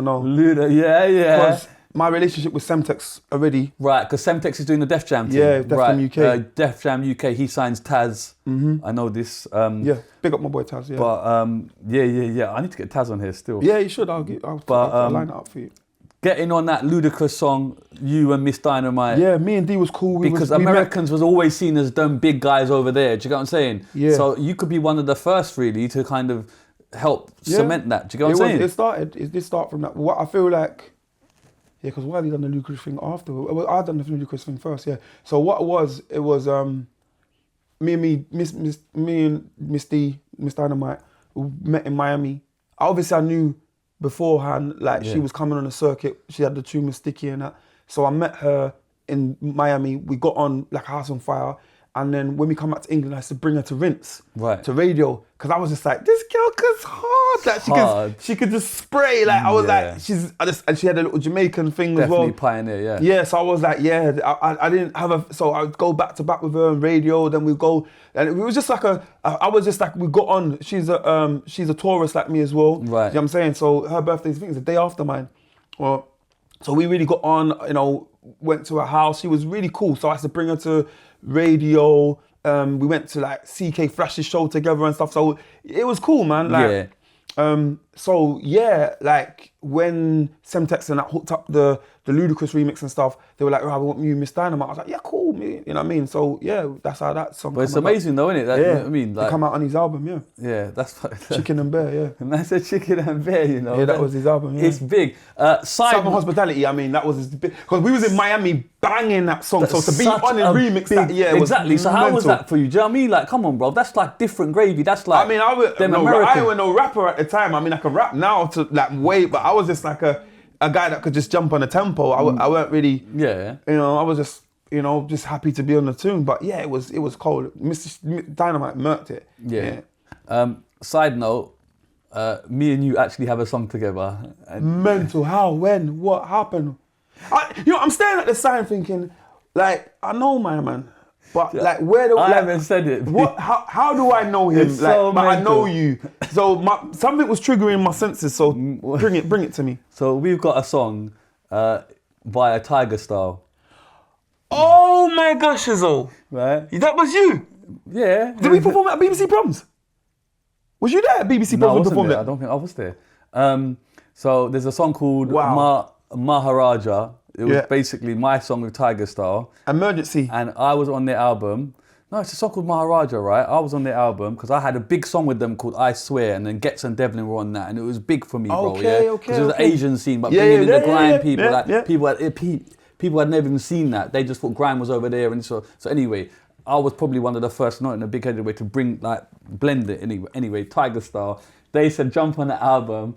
I did a song called Maharaja, and when it come out, you was on the last verse. And I thought, rah. I remember. And they were that. like, yeah, bro, Maxwell D's on this tune. I was like, really? And we've never met, bro. So, Love. See? Look at this. Look at this. And that's like 20 plus years later. maybe 2015, yeah, bro. So. Oh yeah, because 05, 06, I remember Tiger Styles them. Yeah. Yeah. So Or 07. Yeah. That's that. I had to draw for the tune the other day, just like, rah. It was Maxwell. I need to look, man. Let me see this Tiger Style thing, man. It's on there somewhere, bruv. Like, trust me, bruv. Yeah, man. I thought I'd just bring that to your attention. You know what I'm saying? Yeah. And that was big for me as well, because I rated you highly, bro. I was like, Thank you, bro. wow, bro. Maxwell D, bro. That's amazing, bro. Yeah. You know what I mean? So I appreciate that. Side note now, you have, there was a public thing with you and Jamelia. You was with the lady? No. Oh, you wasn't with her? No, we didn't have a relationship. I didn't know that. I thought it was a public relationship. You know, it's so many. I was literally in the podcast the other day talking like the real. Oh, sorry. Like fam. breaking it all down and the rest of it. It's just it was a negative point in my life, in my career. I was young. I didn't really understand about that world, about kiss and telling and stuff like. I was just basically caught off guard by some journalists. They come, I told them, and then they offered me money, and then I took the bait. Like, I didn't take the bait first time round, but then the guy left that newspaper, he went to another place, and then whoever was at the newspaper place, News of the World, they picked up the story, called me months after, because I went to do it. Like, I went there, like, when they come to me for an interview, I was like, what? My sex life? You know what I'm saying? They asked me about my sex life very rare. I said, no, a couple of these girls ain't true, but blah, blah, blah. And then, then I remember him contacting me. I went to see some guy who was managing me at the time, and he was like, yeah, you can get whatever. And then I went and sat down with them. We'd done it, but I only told them about like 2 of the girls, and then I got a call. The other 2 payments as well? Oh, swear. So one of the girls called me. Is that known? I don't know if that's known. No. Okay, cool. So you don't want to say it. No. Okay, cool. So like one of the girls that like they called me, because I tried to, when they was coming to me asking me about this thing, I kind of put the feelers out to the girls to kind of shout me. I couldn't get hold of one of them. I got hold of the other one, and she contacted me back. She was like, yo, and I'm like, yo, guess what? The paper. So she was like, no man, these paparazzi, they this, they that, they blah blah blah. And I was like, oh, you get me? And she's like, no. And then. So that she said that to me, so I can't. So when they called me and caught me off guard again, like on the moment, like guy goes, I got the story right here. I want to run it. I'll just transfer the money into your account. I'm in Music House, counting dubs. My brain's not even thinking. I'm just like, I didn't think of the backlash. I wasn't thinking anything. I was just, So apparently they offer you 10 grand for the story. So do you have to take that payment for them to print it, or can they just print it anyway? No. Oh really? I didn't know that. They had to I had to give the green light. So, but the green light was on. I mean, maybe things changed. I don't know at that specific time. I'm just curious. Yeah, at that specific time, it just, it was like, we're gonna run the story, but I'll transfer the money in your thing, because obviously it wasn't his original story. He didn't interview me. The guy has left the paper and has gone thing, and the person, she's just getting bigger and bigger and bigger. So obviously they thought, ooh, scoop, you get me? We got, and then I just took the bait. Is this a scoop to bring her down, do you think? I don't know if it was to bring me down to her, because I'm the only one that got the backlash. Right, okay. Fair enough. Comes out in the papers. Yeah, I sold it. Because at the time I was young and I was just like, raw. Like I was, money was like up and down a little bit. And yeah, I literally took the bait. It was just a bad move. Like family, everyone, like I knew my spirit, you get me? It was just a bad move for me, because at the time, I just was too fast moving around. I didn't have the right people around me. Didn't have no proper management. I didn't have no people that was riding for me that was like, nah. Yeah. You know what I mean? And when I was doing a lot of stuff on my own, so when it all come out and I'm like, they're like, why would you do that? Like, come on. It was just too late. It was too late by then. Did you speak to her and kind of... Afterwards, when it come out, I remember having a conversation. And how did that convo go? She was like, oh, go on, man. Like, why would you do that? Like, you get me? And I was just like, oh, like, okay. And then speaking of female attention, how much are you getting as a kind of pop star and stuff like that? Is it kind of hard to manage? Yeah, is it hard to manage? Them times were like, I had a girlfriend. I was with my son's mum when that come out, actually, to be fair. Yeah. But I had my ex was like more devastated at the time. And then apparently there's some type of backlash in the club or something. Yeah, I went to Birmingham and there was a shooting and stuff. Okay, what was that about, allegedly? I mean... Is it to do with this story? I say the city wasn't happy. I'll just can't put it to the city. So she's from Birmingham, right? And then you have a show there? Yeah. You have a show in a club and shots are let off. City was unhappy, yeah. And okay, cool. How did that make you feel that, this... It was real, bro. Was it like aimed at you or was it just... Yeah? So shot at my car, yeah. They shot at your car? So up. They shot your car up. Are you in the car? Mm-hmm. So you're in the car and they spray your car. Mm-hmm.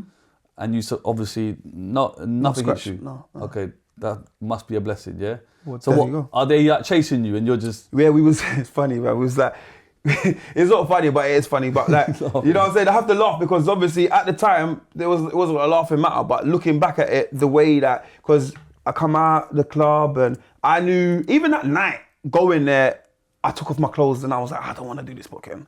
And I heard little slight things in the group, some people in Birmingham are like, pissed off. How quick after is this when it comes out, the papers? Paper come out in April, the shooting happens in September. Right, okay. So that's still ample time though. You would have thought, okay, time, okay, but go on, sorry. Yeah, so obviously, but I'm in their ends, bro. You know what I mean? Like, feisty me, going down there, like, after, she's, loved by her city, you know what I mean? Yeah. So, yeah, gone down there and just done the booking, come out the club, facing in the car park, facing the wall. And I was just like, I could hear noises and that outside. I think they was trying to rush the door. So I turned the car around to face, the car park. And then I seen some masked men run to my brethren's car that I come. But I brought them on the booking with me. So I know that they're not in no dramas with anyone. Right. So I just kind of thought, I was like, yeah, I have a feeling that's for me. Right. And then I'm just like, I'm in a tinted car and I'm just trying to drive past him and I think someone's going, he's in there. And that was it. Back window's gone. But then my brethren drove, instead of going left to go to the gate, he's gone right into the car park even deeper. So as I'm looking at the back window, I just seen a whole heap of heads just chasing after this car. And just ting, ting, ting. You get me? I'm hearing that. And then as the car's gone round, we're coming back to the club where people were coming out. So bumping into people, get out of the way. Then we hit a car that's in front of us, not fast, but boom, we can't move. Car's blocked. They're trying to get in. The door opens. I'm looking at this guy with a belly on. He's pointing a whap at me. He's pointing it at you? Yeah, I'm just like, close the door. You get me? And then, boom. Big strap just went off. So obviously, I'm my brethren, you get me, mans were down at the seat part. And then, but obviously I get to find out that it was the security guard that let off his thing. And the security guard? R.I.P. Billy still, yeah. Oh, what?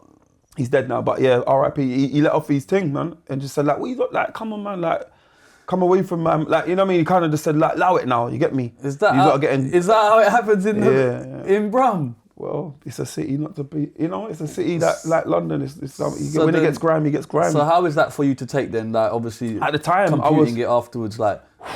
It was a lot, man. It was a lot. I mean, I was the first time. Not only have I had scandal where everyone's like, why would you do that to, you know what I mean? Had that negative scandal on me. Then now I've gone involved in flipping shooting where people are like, stay away from my man. You got people trying to kill him. You know what I'm saying? Yeah. So it was a really hard time to deal with. It was a hard time after that. That was like 04 going into 05. It was horrible. Can I just bring up the never mind the buzzcocks thing? Yeah, that was like further down. Yeah, but because we're on that topic, Go for it. Topic. Did you know what you was walking into? No, they set me up. They set you up. Yeah. So you didn't know that she would be there. Nah, I remember now when I look back now, it was N-Dubs were meant to be on the panel. She filled in for N-Dubs. Right, and you think it was all pre-planned or? Well, who didn't know the situation? What they didn't know, what she didn't know, who I was going to be on the show. I mean, I don't know if that's the facts, but I just doing the maths. And also when I got there, they're slick. They put me in a green room with no TV. Right. So I've got to the show. They've showed me around. Like, you're going to be standing here. This is how it's going to run. All right, cool. Like, you could take you back to your green room. I've gone in the green room, not realizing there's a other green room with everybody watching the show. Now, if I'd have went to the main green room where everyone, I would have known that she was on the show. Then I would have been able to decide before I even got out of the green room that, you know what I mean, if I want to do this or not. But it wasn't. It was like, I was in my Grime and it was like, right, time to go. And then when it was time to go and I actually walked out of the set to actually record, that's when I looked and I've seen her in the panel and I'm like, oh, shizzle. But again, a part of me is like, right, I need to speak to this girl because we haven't had that since all the madness. Haven't had that conversation, but you're obviously standing there very, very vulnerable. You can't really speak. All the audience there, the lights are on you, and you just got to take that. Just didn't know what she was going to say. And she says, obviously, not some nice things, yeah, right? She's just like, right, I know him. And you got to hold that. Yeah, I had to take that, bro. Yeah. And how did that make you feel, bro, coming off that show like that? Did you think that, okay, look, I deserve that, or...? Honestly, at the time, I don't think I was even thinking. I remember just feeling like I wanted the ground. I heard the audience laughing and stuff, and I just wanted the ground to just like swallow me up, kind of thing. But I held it. I kept professional, and yeah, I remember. As I said, I remember this undercover Fed coming up to me afterwards, like, "You alright, bro?" Like, it was just weird, bro. Undercover Fed? Yeah, bro. Some guy was like, I don't know. I don't know if they thought. I don't know if it was naturally meant to have an undercover Fed or they assumed that I was gonna kick off, but it was weird. At the time, the Fed was in the green room or outside? As like we're walking, like going back to the green room and stuff. A Fed come to you. Yeah, that's mad. Yeah, are you alright? Like, you know, and I do boom boom boom. I'm an ex-police officer. You know, blah blah blah, and I'm just like showing me back, and it was that weird. Sounds a bit suspect. He was following me around, like, you okay? And I'm just like, yeah, I'm just taking it all in, because then I bumped into like one of her brothers, and he's just gone like, you know, like bad publicity is good publicity kind of thing. Like he was cool. He wasn't like, he was just smiling like, you're like, you're fussy, you like, you got that edit, all that, you know what it was like. So I was just like, but I didn't get a chance to speak to her afterwards. Have you not since? Never spoken to her ever. No. But what I did do, because in my mind, I already knew all of it was all on me and was wrong. You get me? Yeah. So I didn't have no malice towards her. So instead of, because I was really on the internet thing and Blackberry Hype was busting up the roads, and I was just like, yo, let me just put an apology out to her. So I just went and done an apology. You did that? Okay. And you never heard nothing back? I mean, I think she got the apology. That's when Twitter just started, and apparently she was like, "Oh, finally," that kind of thing. Yeah, let's talk about Blackberry Hype actually. Big tune. Okay. It's good that you ride the kind of waves of what's happening and kind of staying relevant. How hard is that to kind of stay relevant and find the pockets of? Do you know what I'm saying? Yeah, it's just Because changed. the Blackberry Hype was something for real, bro. Yeah, it was just a simple thing where I got a phone. I was on PAYG for a while, then I got a contract. Yeah. I didn't think I was gonna get the contract. I got the contract. My neighbour at the time worked in T-Mobile. I got it. T-Bone again, like he was like, because you do your online stuff on Facebook and, you know, put my tunes out on SendSpace and let people download. He goes, you can run all of that from your phone. But broke down the phone to me, so I was like, shit. Then when I got the phone, I was like, oh my God, I'm on a Blackberry Hype. And that's what I kept on saying. And I just kept on building it. I'm on a Blackberry Hype. Email, text me, do what you like. You know, I just kept on building it until I had this hook in my head. And then one day, I remember all these funky started running the roads, because I was just jumping on bare funky instrumentals, just freestyling, doing bars, ragga stuff over it, and dancehall stuff, and just putting it out on my Facebook. And then I remember I got this little silver instrumental, Different, it was called. And I just had it in my computer. I think some DJs and that sent it over to me. And yeah, bro, I just love the beat so much. I just press record one take. I just recorded all of that. Looking back from that kind of this whole era, who were the biggest artists that you rate the most? Like from my era? Yeah, from that, just that. Funky house or just all of it? Just all of it, bruv. What are your top 5 from there that you could say, yeah? MCs or rappers? Let's do either, bruv. Go on. Worldwide or UK? UK. Alright. At the time, I was like, as the years went on, because it's weird, because when I come out, there was no one. Yeah. Like it was like So Solid, Ms Dynamite, Oxide and Neutrino, you know, like Romeo, like all of that section. And then as it kicked into Grime, you know, me, like again. Yeah, but you've witnessed it all. I know, to Wileys, to the Dizzies, into the Kanos, into the Getses, into, you know, Wretch 3-2s, into... Yeah, I know, it's a lot. I'm just curious as to who sticks in your head. Then the rap lot come in from the PDCs, then the North Stars, you know, and then that developed into, you know, other, like, into the street rap, you know what I'm saying? But I love everybody. Yeah, but who are you rating like that, bro? Like, Now today, yeah, go on. today, I'm into my I like what's his name? What's his name? Pot of Paper. Pot of Paper, yeah. Yeah. I like his stuff. Grime wise, I like Novelist. You know what I mean? Big up my boy Novelist, yeah. I like Novelist. As other grime people that I like Chip obviously. I like when I say obviously I like some Summer Chip stuff. I like Gets obviously, Kano when he was on his thing.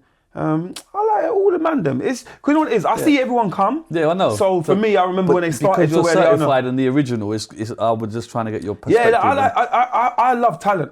It's very hard for me because I love talent. They were all inspiring to see. Come Lethal, everyone. Like, you know what I mean? Lethal was around from early. Do you know what I'm saying? And then he went into Power and all of his stuff. So I've seen loads of people's journeys and just been like, yeah.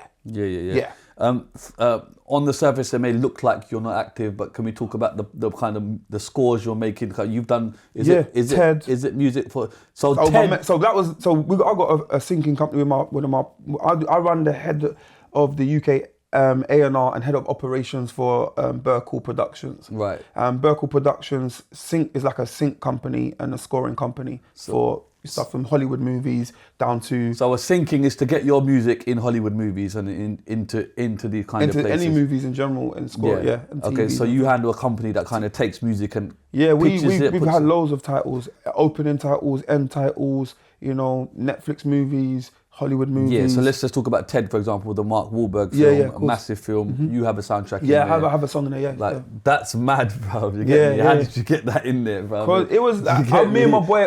It's all good having a company, but getting the motherfucker in there and but that was before I had the company, before with the company. So I met my friend on MySpace, who's my best friend, best man at my wedding and everything, Ruanga.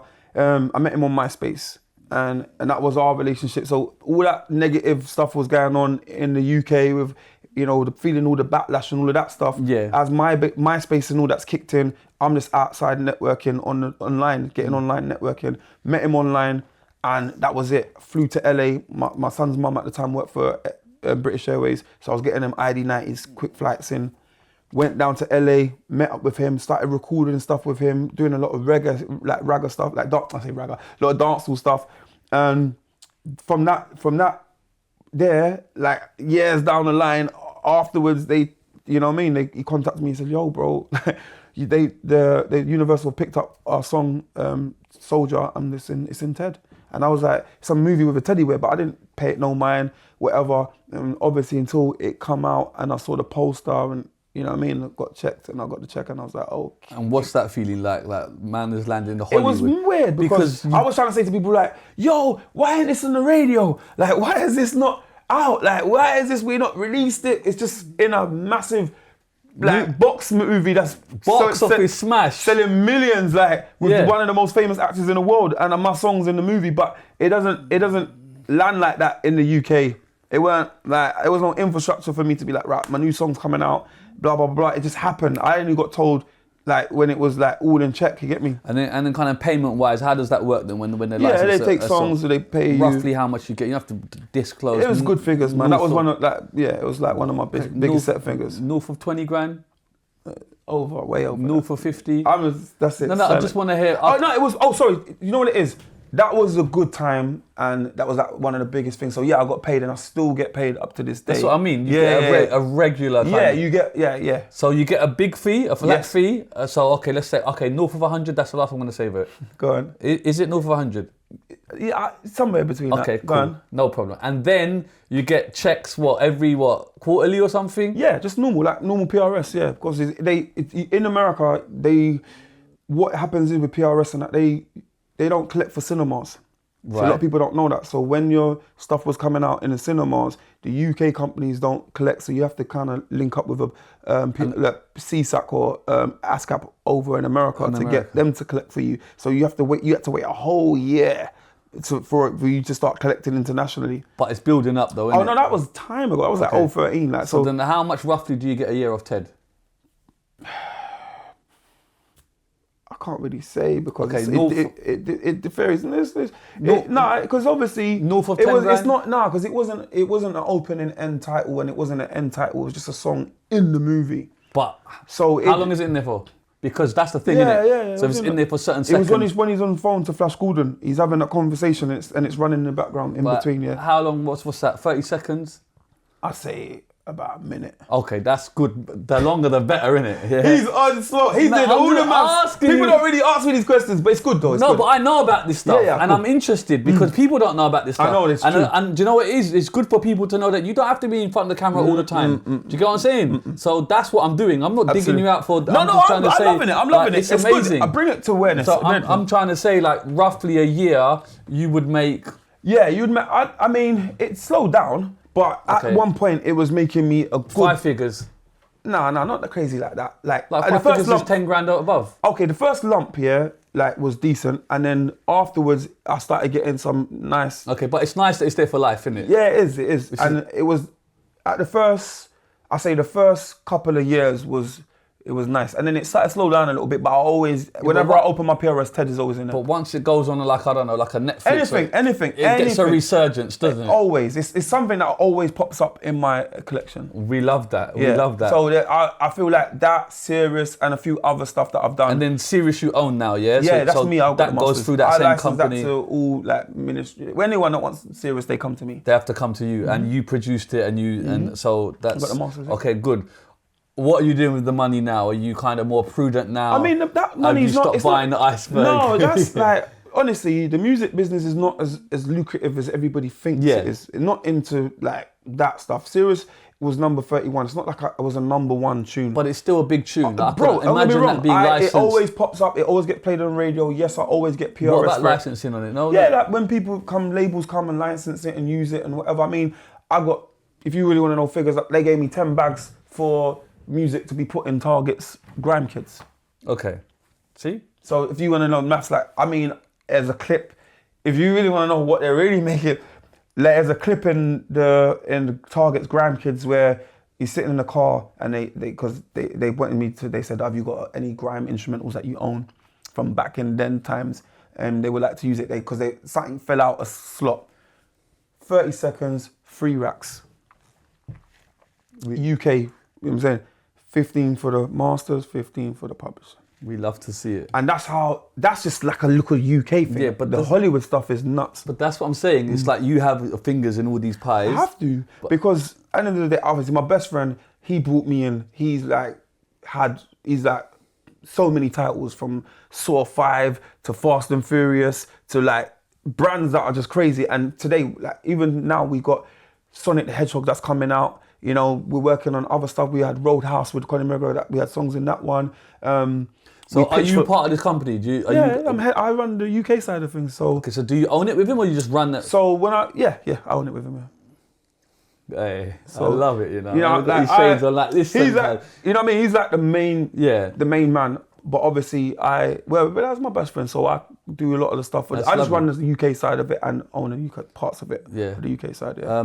That is lovely, but what I'm saying is, money-wise now, are you more prudent with your money? What are you investing in? I mean, have like- you got bare Bitcoin that man don't know No, about? I don't deal with that. No, this thing, If honestly, Bitcoin's up right now, you know, Trump is doing his thing, you know. I don't get fooled with that, bruv, because when you lose the money, then what? It's not real money to me. Yeah. I get there's people out there like, No. trading and making money like that, but I'm like, you got to give me something physical, and I'm not into the air stuff. Don't get me wrong, it's nothing wrong with it. Like, people are making money and bread, but it's when you lose that money, bro. I can't take them losses. I don't know, but it feels like gambling to me. Yeah. But some people will be laughing at me like, this guy don't know what's going on. Like, there's people making bread. It just doesn't work for me. Yeah. You know what I mean? But if like investment wise, I'm sure that I will be going down that lane. I do sit down with friends that they're in the metaverse, they're trying to buy space, and I'm aware of everything. I know exactly what's going on, but I haven't really invested my hard-earned cash into that. I'm, trying What do you invest in then? Honestly, I'm just like me, my future, the family. I'm trying to invest in that stuff, like my mentoring company. I've got a charity as well now. Yeah. You know what I mean? So, Okay, let's talk about charity then. What's the charity about? Serious World, CIC, Obviously, my mentoring company is I do workshops for the kids, for prisoners, university. How did that come about? Weird. I mean, I used to do some voluntary work for a charity called Foundation for Life. And I kind of watched them do their things and give talks and stuff like that. And I was like helping them out by being a lead facilitator. And then years down the line after that, I was working with some other organisation called Kids Count, who used to give a lot of talks in Parliament. So I've given talks in front of like who the Prime Minister at the time was, David Cameron, and doing a lot of stuff like that, giving back. Yeah, but why did you give back as well? The reason why, well, yeah, again, I was just like in that period of mind of just trying to change perception.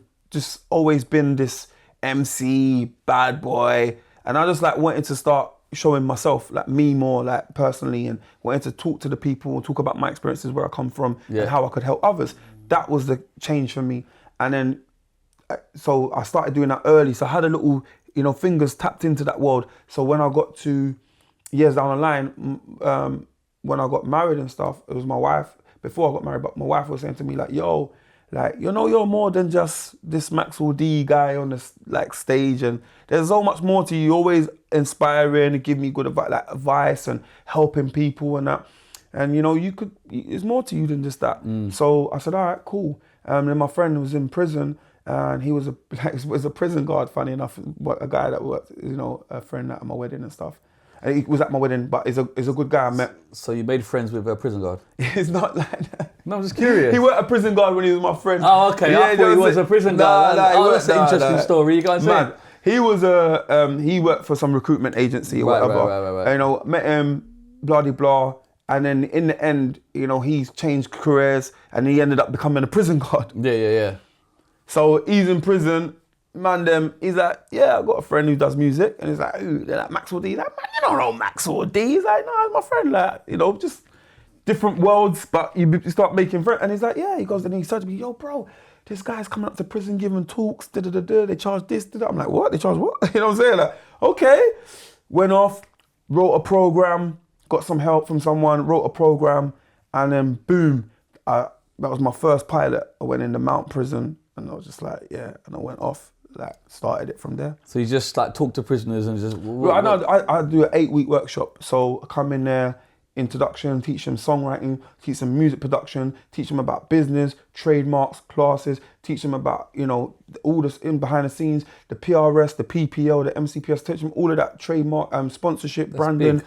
all of that, all information that I can possibly help and give them a platform. And also at the end of it, give them a certificate, they perform, build up their confidence, really go into it and, wanting to help people with information, people that don't understand the music business. The music side, learn the business side of it. You know what I mean? How to get into it, what to do in this climate, in day and age climate, how to work the system.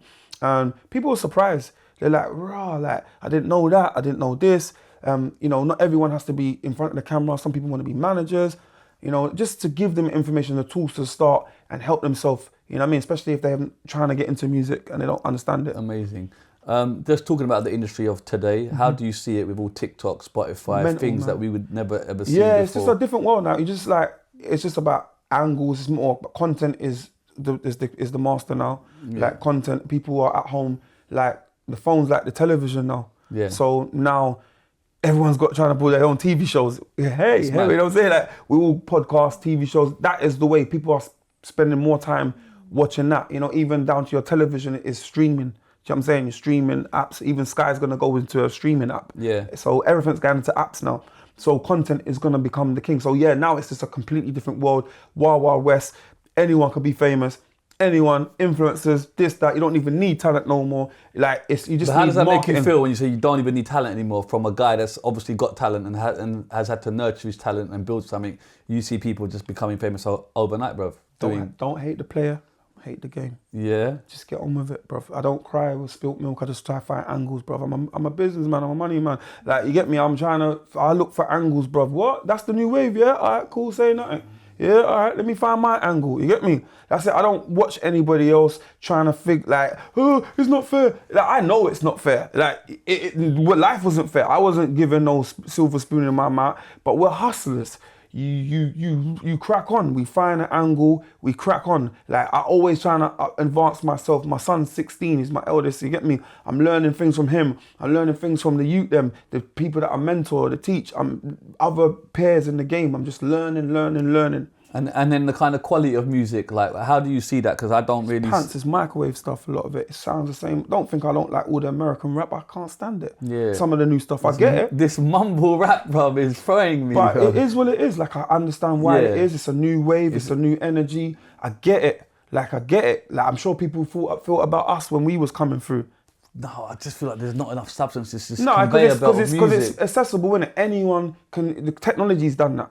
You know what I'm saying? Technology has made it accessible to make music. You know what I'm saying? Quickly microwave it. And ding. And when you're seeing this AI stuff now kicking, it's crazy. It's crazy. It's things we could never even afford. Bro, you can get a beat now. You know we used to die to get an acapella or like you can just rip it off an actual file now, bro. You can what change. The fuck, I can write a bar and change it to someone else's voice. It's mad. This game's changed. And like, where do you see it going? Can you even fathom where it's going? Because I can't. I know, because I'm hearing, America, everything. So I'm hearing behind the scenes stuff. Bro? Record labels, they're on their way out. Yeah. Or they got to do something smart, because people are wisening up. Yeah. They can just do it themselves. They'll cut the deal with Spotify and all that themselves or whatever, distribution, etc. No one being signed is not even that's lame right now. Yeah. No disrespect to artists that are signed. No, it's true. You get me? If you're signed and it works for you and boom, boom, boom. But if people understand the business, people ain't just trying to give away their percentages like that no more. Like now, especially when the roads involved, man, I've got bread already. So like what? Man, I'm making X amount on the roads and you want to come with your little dibby music check? No, but you have to cut a proper check now. Man, I'm smartened up. It's a whole different ball game. But it's kind of ironic as we've gone into the future. It's become the wild, wild west. It is because labels and that are downsizing. They're dropping half of their roster. Like they don't even want even the whole TikTok thing and all that. That's all going declining now. Because there's nothing sustainable. You sign up TikTok viral artist, bruv, he ain't got no more songs for you. Do you know what I'm saying? Like that song was just that moment in that phase of everyone just running around for that viral moment. So they're not sustainable artists. They're not gonna give you longevity music or whatever. So they're not making no money. So they lost money. They're just throwing bare money at all these viral moments and they've lost their money. So now everyone's just like holding their purse strings. Oh, no, actually we don't want to sign them. You need to sign proper talent and develop them and put out some good quality music. But they used to work on artists, develop them. They definitely did. In the day. They don't do that now. No, because it's not ready conveyor, but ready for. They got lazy. They sat back and they were like, actually, you are doing all the work for us.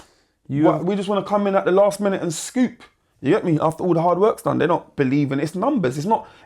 Let me listen to that. I want to break this record. I love this tune. This is really talented. It's like, what's the data saying? How many views has he got? What's his Spotify saying? That's it. You got this executive now. They're looking at a graph sheet, rude boy. They're not listening no more. So that's why you got microwave music as data. So do you not feel that to get into management or any of this, do you not feel like you could do something or do you just feel I'm too busy for managed people. I mean, I've co-signed loads of different people that we was talking about earlier on. Like, resurrecting certain people and just being around different people, co-signing them and that. Yeah, I could have managed and all that, but then it would take a lot away from me. My time Your is own energy. Precious, you get me? So we only get 24 hours in a day. So for me to babysit other artists and to really, I would have to really be signing out. I almost really do that when I'm like 60 or something, you know what I'm saying? Yeah. I can't see myself doing it when I'm young and still running around like this. And then kind of resurrecting artists, you were saying that you did help get more fire back out there. Well, yeah, I told you the story earlier on. I mean, More Fire crew are coming. When I say coming back, I say that they was already from my ends. Had a number 7, Lethal, Ozzy, Nico. Then they jumped on Pow. They done Pow. So they've had hit records. Number 7, like what you talking about? Oi, big song. Big song. Pow, big song. Down to Lethal. That was the iconic music. So when the years have gone on, as I've just given you a whole journey of my life, people have washed up on the side. No disrespect to that. It's the tide. It changes. People come in and out. And but I know them from my ends, innit? Like Leighton. You know what I mean? So when I bumped into people in my ends, I'm like, yo, why are you not outside here in the rat race? You get me? Man, like, I remember screaming at a man in Asda one time. You get me? He's shopping with his missus. I'm like, yo, bruv, you need to get back in the thing. You get me? And man, like, whoa, whoa, whoa. You know what I mean? Yeah. And then I just, I think it was 2000 and just after lockdown or in lockdown. No, just after lockdown, I recorded a song in lockdown or just after called Timeless. I just done the hook. And I remember seeing, I think I saw Ozzy out or one of them, and was working with Dollar at the time.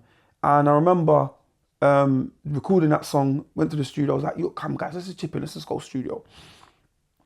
No, I recorded a song. I said, let's come to the studio and I want you to jump on the thing. So like, cool. I'm trying to think, I'm trying to say it properly, how it really went down.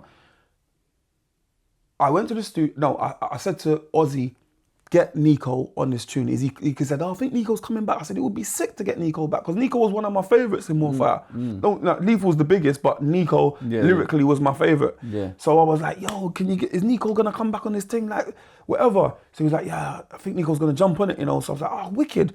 So Ozzy, Nico went studio. They jumped on it. Cool. I was like, right, should I pull it out? But then I was doing other stuff. So I said to them, you have it, kind of thing. But nothing never happened straight away or whatever. And I played a tune to Dollar one time in the studio. So Dollar was like, yo, let me jump on this with you, man. It's legendary. More Fire Maxwell D. So I was like, yeah, cool, bro. Gave him a 16, he smashed it. I was like, oof, boom. Yeah.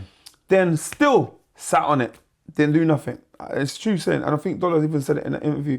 Just sat on it. And then he was just like, one bugging me, like, yo, one day he was like, yo, Max, what you doing with that song, bruv? I said, it's just in the computer. He's like, bruv, put it out, man. Yeah. I said, you reckon? He goes, put it out, man. And I was like, all right then.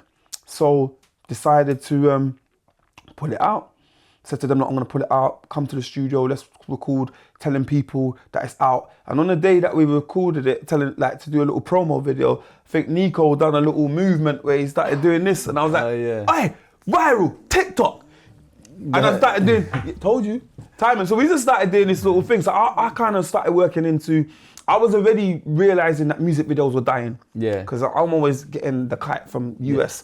And I was like, and watching around, I was like, let's just record reels and just turn up to different places. I was already thinking flash mob, go to bare different areas and just do the dance and just keep plugging it. And it was working. Yeah. It was working. And then I said, all right, guys, you know what I'm gonna do for you?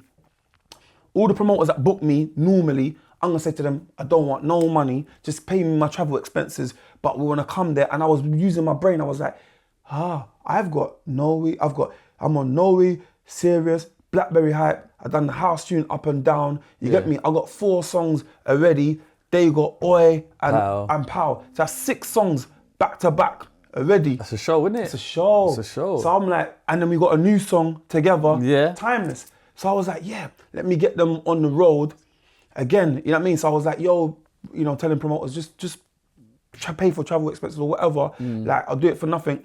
Just come there. And I'm already playing out. I'm already getting bookings from my shit. You know what I mean? I'm already out in the scene. So to do that, I had to lose to, I was working promo. I was like, all right, cool. Lose to gain. Then I remember Bushkin called me and he was like, yo, I want to book you for our anniversary thing, the ministry. And that was good to see. I was there. That was nice that you're cool with them. Do you get what I'm saying? Obviously, we've been so tight after that. Me and Bush have been tight for years. So that's leave a hair there. Yeah. Like, no, but it's nice to see. Do you know what I'm saying? Oh yeah, cool. Yeah, they're having their 30th thing. So yeah, he was like, yo, Max, what do you think? I said, look, Bush, got a new song with More Fire. I think I got a video of that actually. Yeah. I'll pull it up. Yeah. I got a new song with More Fire crew. Like, I'm trying to bring the man thing. Like, yeah. So I said to them, look, Dollar, I think he weren't there. Was he there?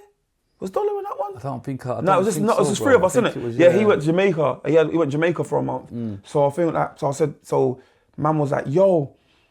I said, I want to perform the new song and that, and perform some of our hits and that. So he was like, yeah, cool. Like, so Bush was always supporting us. He was like, yeah, cool, come down, boom. Yeah. So we went down there, and then that was the start of the wave of the promo. That's mad because I was right there, bro. Because I was like.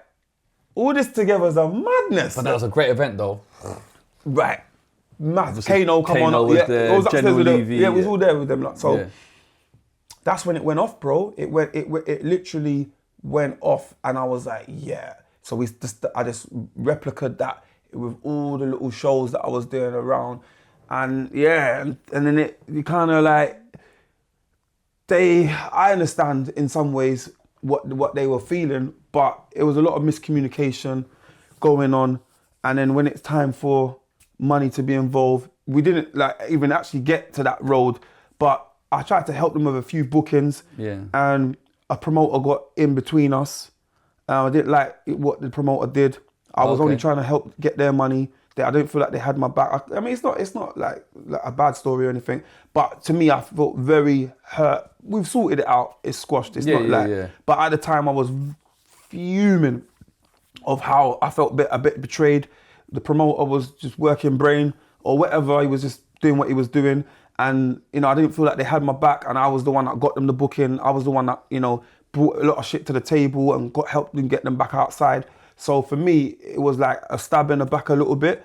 And for them, I don't know, they felt not for them, one person in the crew, they felt their own insecurities, miscommunication. And then, yeah, that was the relationship. It just died from there. And then I feel like I was just pissed off. I was just like, yeah, fuck it. Like, sorry to swear, but I was just weren't interested really.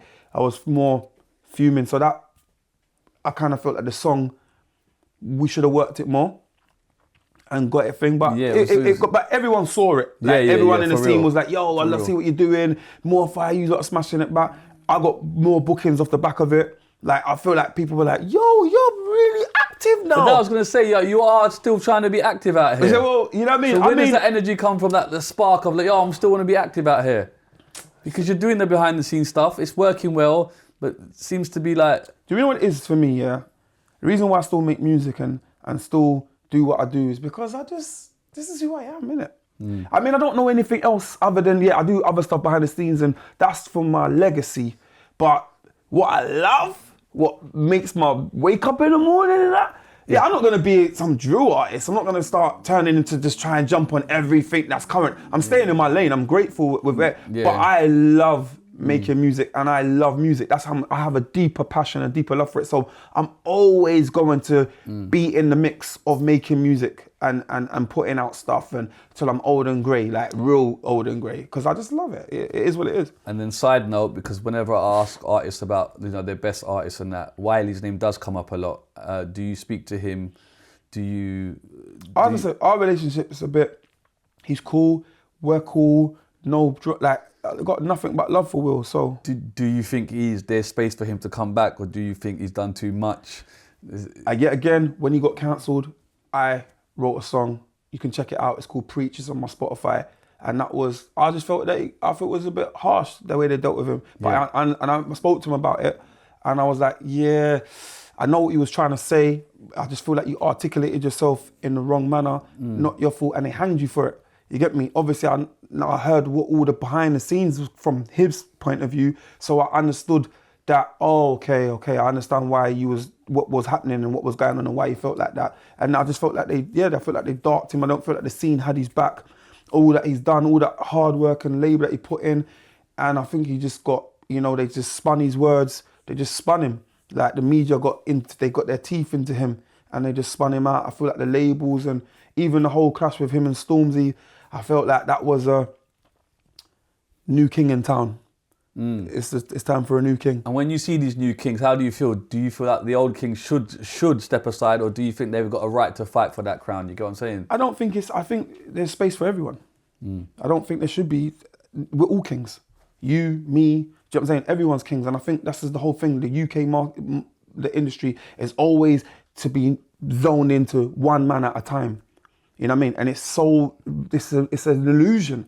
That's how they paint it and want you to think that's it. So, and that's how they build their model. Like, if it's gonna be, it went from, I could tell you, because I had my time, you know what I'm saying? As the guy, Maxwell D's everything. Then, Wiley's everything, boom. And then, you know what I'm saying? Roll D, and then it's like, Dizzee come out of that situation. Yeah. And after Dizzee, we had Kano. And after Kano, we have, I don't know, Wretch, and it seems like everyone has their little slot and moment, and it's onto the new thing. And the window, they have their little window, and then it's like, but it started to change. Now we started to have everyone working together and collaborating together, which makes it more thing. But 9 times out of 10, it's the labels that have worked that out. And like, yeah, work with this one, and now it's happening. But honestly, like Wiley can do what he wants. I don't know mentally how much it's really affected him. I have spoken to him. We've had some grown up conversations, and brother to brother, you get me, like sitting down and reasoning. But yeah, like I personally think that it's in his blood. What else is he meant to do? Like why shouldn't he? Like who cares about the industry and fame and success? We're not doing it for that no more. We passed all of that. We've had fame, we've had success, we are successful, we got out of the trenches. That is a success story. For crying out loud, I've been in prison, crime watch, foster care, you get me? Like what? This is a success story. I'm sitting here 2024 with someone who's like current in his game, you know what I'm saying? Relevant. I'm trying to think. But let's be real. Okay. You get me? Like, I wouldn't be here if I didn't feel that it was a stage to be on, you know what I'm saying? So therefore, like, if I can still do that after all of these years, we're not doing it for to be successful. This ain't, you know what I mean, gonna change my life. I'm doing it for the culture. I'm doing it for the music and for where we come from, and to give people inspiration, to help people to hear the stories from the horse's mouth, my perspective from it. Everybody's got their own different versions. But like insane, so Will and that, like why not? Why should he just roll on that? And just because of, I had a big story and scandal. You know what I'm saying? So I'm here right to this day. Obviously, it wasn't cancel culture, luckily or not. You know what I'm saying? I would have been wrapped up. But why not? Like, I would always support him. I would always, I think he's a super talented guy as well. We're completely different in styles and things, but I rate and respect what he does. Yeah, come on. Just touching on your fatherhood. You are a father now. How many? Yes, I'm a father. I've got 3 children. Yeah, I've got 2 boys and a girl. And then how is that for you, obviously, from the upbringing that you youngest lives in America. Okay. Because I was living out there, that's what I'm saying. Okay. Youngest in America, and obviously my eldest is 16, called me while I was on the show, but yeah. Yeah. And I've got a daughter who's 10, yeah. So just how is that being a father and kind of changed everything that you was going through and seeing your own childhood, and kind of how have you adapted and changed? Yeah, I mean, it was hard when I broke up with my eldest son's mum. He was only 3.5. So I've been co-parenting from 3.5 to 16, you know what I'm saying? So the other 2, I weren't really with their mums that long. But, 2 out of 3, I can say that I get along with the 2 mums really well. And, have from 13 to 16, I've co-parenting all the way through. Me and my son, we have a really tight bond, my eldest. My youngest, that didn't go so well because I come back to England. Me and the mum was, and then of recent, I met him when he was 6 years of age. Okay. And yeah, I speak to him every week. Like we speak on the phone every week, Amazing. He came to England last year. I saw him. I'm due to go over there. Where in America? Florida. Okay, come on. Yeah, I was living out there for a Disneyland. Disney World. Yeah, so I was there for a while. I was out there for a little while still. And then how are you with your parents now? Mum and dad, they're blessed. Yeah? Dad, mum, they were, I mean, as I got into adult life, it was blessed anyway. Have you ever had these conversations with them about kind of your childhood growing up and, yeah? My mum's fully behind me to this day, proud. Yeah. Made them proud, got married as well. They were like, whoa, our son's come a long way, you know what I'm saying? Children, marriage. But like some people don't talk to their parents like that. They just leave it like. But I was just curious to whether or not like you've opened up and had that conversation about. More so with my mum. Pops, he knows everything and we've got a good relationship, 100%. But my mum, because I witnessed a lot around my mum. Yes. And my dad as well, but mostly my mum growing up. So yeah, we talk, we have certain conversations. But I understand my mum much, much more now. Yeah. You know what I mean? As I said, she's only 15 years ahead of me. So we're like that. You know what I mean? Like, yeah, we're like that. And then Pops is still out there playing? Yes, Pops is on My Soul. Come on. He's on My Soul Radio. He does he gets outside, bro. He's like he done Portugal the other day. Yeah, come on. Yeah, so he's done Portugal. He's playing out. He's, you know, but he's also got a job as well. You know what I mean? He's got a day job as well. So he does his thing. You know what I mean? Yeah. We're coming to an end. Yeah, of course we must, because I swear I've given like a whole timeline How long's from it zero, been? from birth. You got like, people are getting the best out of me these days. 3 hours and 20 minutes. Wow. The record is Richard Blackwood, is it? Is What did Richard Richard- Blackwood? 4 Yeah, hours. yeah. See, he's older than me as well, so I RB get can it. chat. But to be fair, you've done, do you get what I mean? A lot in your life, so that Yeah. would only make sense. Of course. I do this thing where I ask AI to ask you questions. Go for it, man. And Let's AI come up it's with peak. who you are and everything, so it's mad. Like, Wow, let's yeah, go. so this is AI. Yeah, this and is- I this just is new. like it's not it's the thing that I'm doing, bro. Cool. So just remember these questions I just asked AI. It's fine, it's fine. Let's, come on, AI. What you think, man? Ain't ready Okay, for but I think some of this, I think you probably covered some of this in your Sorry, it's okay. in 3.5 hours. It says, growing up with a DJ father, how did that shape up your career and your views on the music industry? I think we pretty much Yeah, definitely. He's fully inspired by my we've pops. covered that. Helped.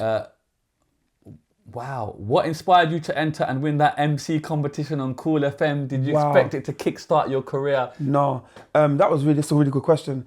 I knew that Cool Schools was a massive platform, and I knew I had to do it. What inspired me, because I used to hear all the other Cool Schools, the under 18s. So what inspired me, I was like, one day I'm gonna do it. And then when I knew I was well known in my little local community, I had to step up and do it. Yeah.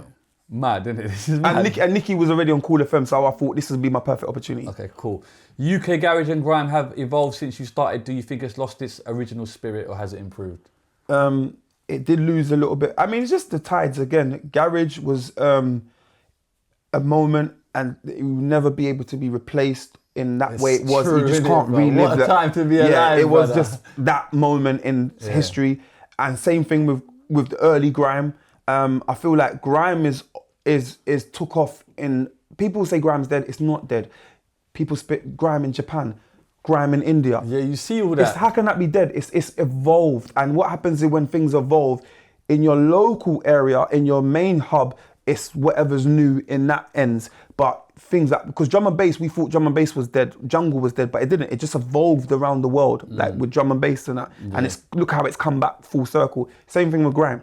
Grime is here, and then all of a sudden now AG pulls up and everybody's screaming their bars, and he's like, "Rah, I'm turning up, this man's turning up." Have you done AG? Yeah, I've done AG. Yeah, I'm on his page as well. So like everyone's, and then all of a sudden, There's Mac 10 as well. Big up Mac 10. Sorry, big up my. I've got to do Max as well, because he hit me up and I need to go on past you. But what I'm trying to say to you is that everyone is around and everyone is about, but garage and grime is not backed by the record companies and the investors in the music industry. Yeah. So it doesn't seem like it's I hear the that. in thing. And there's bare brunches now as well. Garage. But brunches. I did do Mobos this year, to be fair. You did do it. Oh yeah, come on. Me and Spoonie, yeah, Spoonie done the 25 years. 30 years. 30 years. Yeah. I'm not gonna lie. Creed was here and he said it's older than 30 years. For him, it will be older than 30 years, because they were doing. But he's saying he was at the start of Garage. But anyway. I mean, do you obviously, get me? Kool was I at the don't start of wanna- Garage. Creed was when I come into it, them man are already the Yeah. dons in it, so I can only expect But that. I will say But that's what Creed said. when we was when we was doing Jungle 97, 96, them man were in the other room.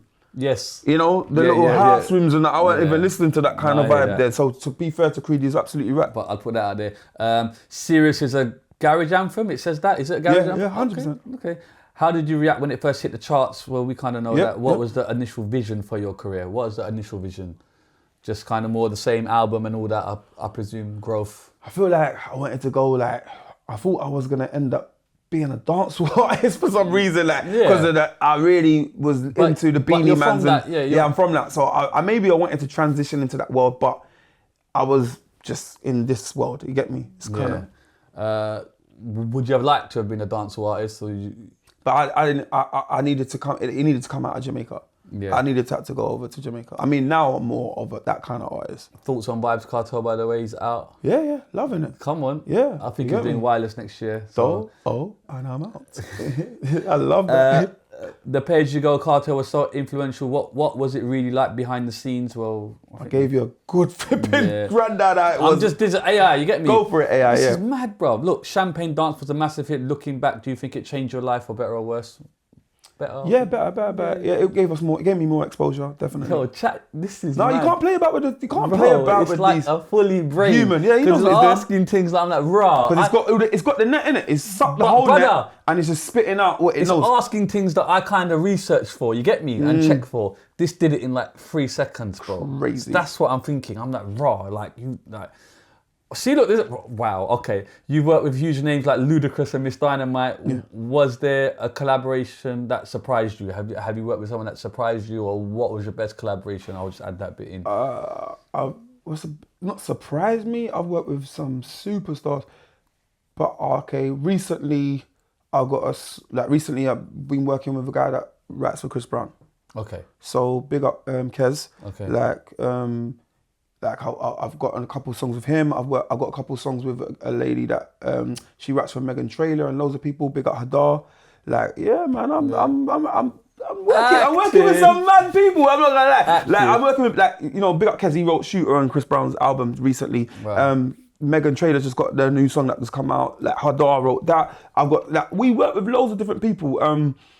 Who else? I'm just talking about actual physical stars. Obviously, I've got a song with Ludacris and that, but I'm just trying to think, wait, who else have I got a song with that I'm gonna kick myself when I leave it? I mean, forget all the UK people, because I've worked with everyone. Okay. Like, from the Dynamites, Dizzees, whatever. What about worldwide, and is anyone? Yeah, internationally, I'm thinking, who's on my roster, on my international list? Man, can't even remember, bruv. Who have I worked with, man? Bro, I don't know. Shame. I'm gonna kick myself. I've got. I mean, I'm just trying to think, because things that haven't come out. That's why I'm saying it, because it hasn't come out. I know how that goes. Just to the side note, big up DJ Friction. He's got 2 songs on Chris Brown's album. My brother, you get. Who's that? My guy, DJ Friction. He's got 2 songs on there. Oh wait, DJ Friction from Birmingham. Yeah. Big him up for me, man. He produced 2 songs on there on Chris Brown's album. Wow. 11/11 album, that one, yeah. Yes, but they're 2 songs, bro. Friction, good people. You Friction, never thought. Yeah, man, come on, he's good people. That's my brother there. Then I see. Now this I didn't know. How did it feel to be part of Barrack Obama's 2008 campaign with "Make It in the" what the fuck? Make It in the Sun. Yeah. So what's this about? So when Barack Obama had his presidential campaign, we wrote a song. My boy Ruanga and Yahoo News picked it up, and then Barack Obama used it for his presidential campaign thing. So obviously they put it in the Wikipedia, and that's it. But how does that feel, bro? President of America. I know, it was mad, because it didn't. You know what it is? No one. I get to talk about it in interviews and whatever, but a lot of stuff that I've done, and I'll be honest with you, and this is how I feel. A lot of stuff that I've done on paper, I'm looking mad successful, bro. But the flowers that I don't get them kind of flowers. We're giving them now, brother. As I said, this is where I get a chance to talk my story when I sit and down. realise what and I've people done. get to hear it, I'm like, oh, let me go and research that. Is that the case? Like, yeah, I didn't know Max done that. I didn't know Max done this. I didn't know he had a tune with Ludacris. I didn't know he had that. So all of this stuff is important for me. But yeah, these are the facts. I have never been sitting down. I've always been working, and just because people don't see you working in this tight knitted UK scene, they think you're not active. But believe you me, I'm one guy that's always active, because as I said to you, this is all I know in that aspect. So do you ever get a time to stop and just look back and kick back and be like, yo, I did that, not in a big-headed way, but just, you know, raw? No, like, man, I feel like I still got a lot to prove. Yeah, but you can do that. You can still have a little checkpoint moment and be like, yo, yeah, I think I need to do it more often. I need to do it more. I don't do it enough. I don't sit on my laurels. I don't sit still. You look, man, you're as big as your last tune. You're big as your last moment. I don't get comfortable. I don't like, I'm just here to do what I do. I do podcast interviews. I'm just like going. I'm musically same. I'm the same thing. I'm just, you know, I do want to take some long breaks, but when I got the M's and the M's are secure, then I'll take some more. I'll take a nice long I just think, you know, yacht trip or something on my yacht. You know what I'm saying? I just think it'd be nice to just kick back and be like, yo, man. Get rich or die trying, yeah? Word to 50, cuz. Like, that's the end of this thing, because I'll be honest with you, the root of it is money, is financial freedom. It's not happiness, but it is financial freedom can bring you the tools of starting happiness. Not saying that love friendship, family. These are all important tools. You get me? You need them in life. But financial freedom, whole different ball game. Yeah, you heard of the saying, I'd rather cry in a Bentley. Yeah, well there you go. Yeah, it's the realest. It was Elle Brooke was here, OF girl, and she was on Piers Morgan, and he was grilling her about her going on OF OnlyFans and doing the mad thing and that. And he goes, so what about your kids? And she said, they can cry in a Bentley. Oh, Ferrari.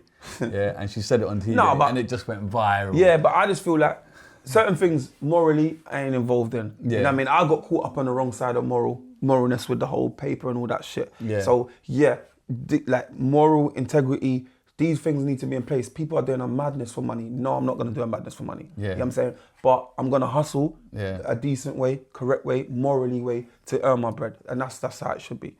I've interviewed girls here, millionaires, bro, and it's mad just for OF. Wild West, yeah. Now OnlyFans is their new hustle, bro. You get me? Like, but if you be like, some of the girls on the road were doing it for free. Let's be real. Yeah. You know what I mean? They're sending nudes for free, and people like sending it to their brethren. And like, I mean, look at the prison thing. Yeah. Like that was free. That was free OnlyFans. If you really fit, that was more than exclusive OnlyFans. Let's be real. Like you're getting the real. Like man's really like it's porno. Yeah. Like it's a blue movie. Like and from a prison cell. So if girls want to show their toes and get bread, and their breasts and their back, that's what it is. And man are stupid enough to pay that. Because forget them. Think about the donuts that are paying for it. I was just saying. There's some off-key mental health business going. What can you do with a girl's toes, bro? It's like through a phone. Like you got money to burn, then the girls should take it off you because you're stupid enough to pay it. So then it's like drugs. Without no consumers, you got no business. No product. Yeah. Yeah, no product. So that's it. So it's the consumers. It's got the issues. As long as the products, so there you go. That's my philosophy. I did say that. I said like everyone, like it's the men that are cussing the women, but hold on, a lot of men are paying for them. It's the men that's keeping them alive in this thing. I'm telling you, it's the weird dudes. They're the same ones that used to phone up Babe Station or whatever and just be sitting on it. It's the same dudes. They're just transferring the skills. It's been going on for time, bro. It's been going on from Julius Caesar's times and the circus things where, you know, whores are being sold and renter boys and all of that. It's not nothing new. Prostitutes that used to be on the streets at King's Cross and all of that. What's different, bro? Yeah. It's just a new age thing, innit? You know, and these girls are making bread. Big bread, loaves.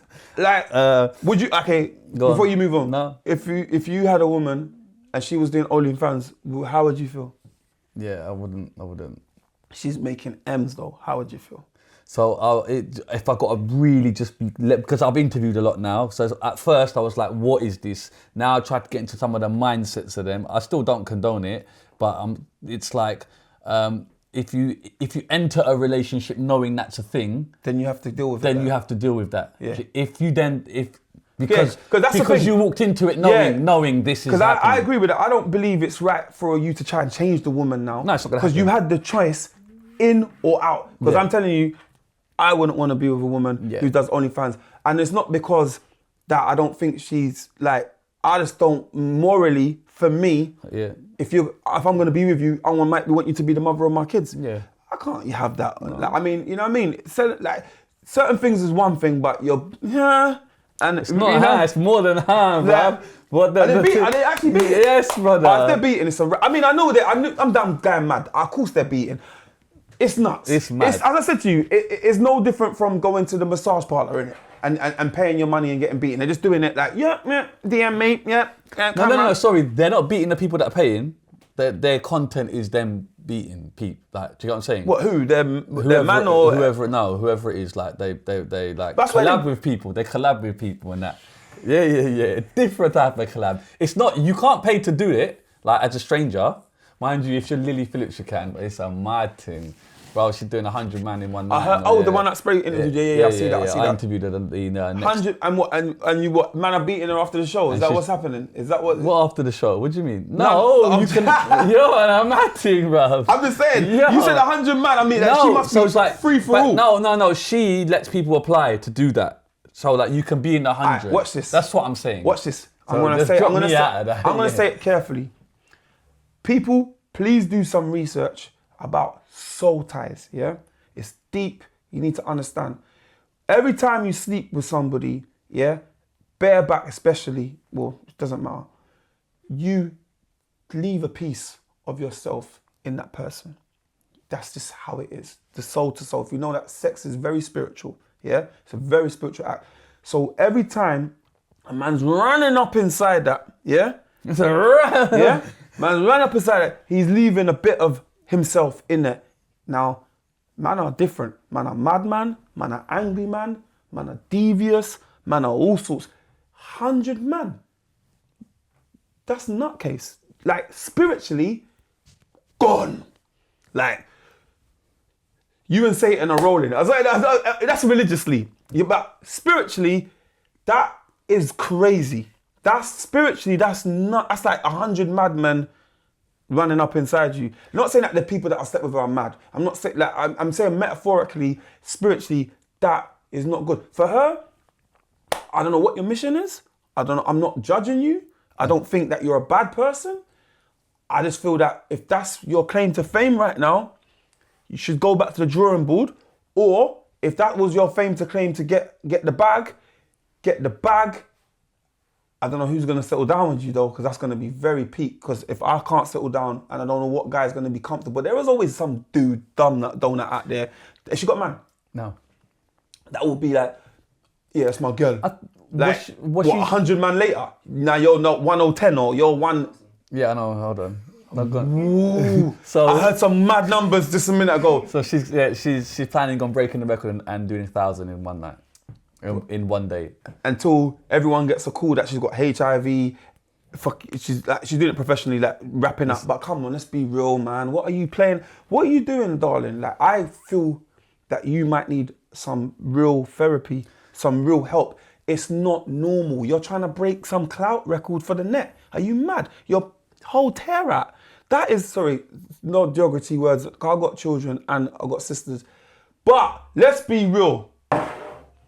Yeah? How are we going to do this? Yeah? Mr. Ranger, how are we doing this? I don't know, boy. But, I don't know. But what are you doing with the glasses? We know that, like, scientifically, things stretch out and they close back together. But they're going to start hanging after a while. What, 100? What's that? That's, hello? Low. Is anyone in there? There. Shit. Where are you, man? Where else? It's 1,000, it's not 100. 1,000 man? No, she's going to do 1,000 next. Oh, she's going to do 1,000 next? Yeah. Okay, so that means, man, it's ice skating in there, bro. It's like, whoa, sliding up. Like, it's like the bouncy castle. You get me? Man is bouncing around in there, but you can't hold on to nothing. There's no grip, bro. There's no grip. That means, man are just like that in a bobsleigh. Cool runnings. Man did the cool. It's a cool runnings thing. What else, bro? Come on. Like, what's she doing? Pilates, yeah? Where she trying to squint it back together? Because that's mad. Yeah? No disrespect to you, darling. This is not a personal attack. This is just my opinion. If you want to do that, you have your own prerogative. You can get on with your own life. This is just my opinion about it. Everyone's free to have their opinion. But that's mad.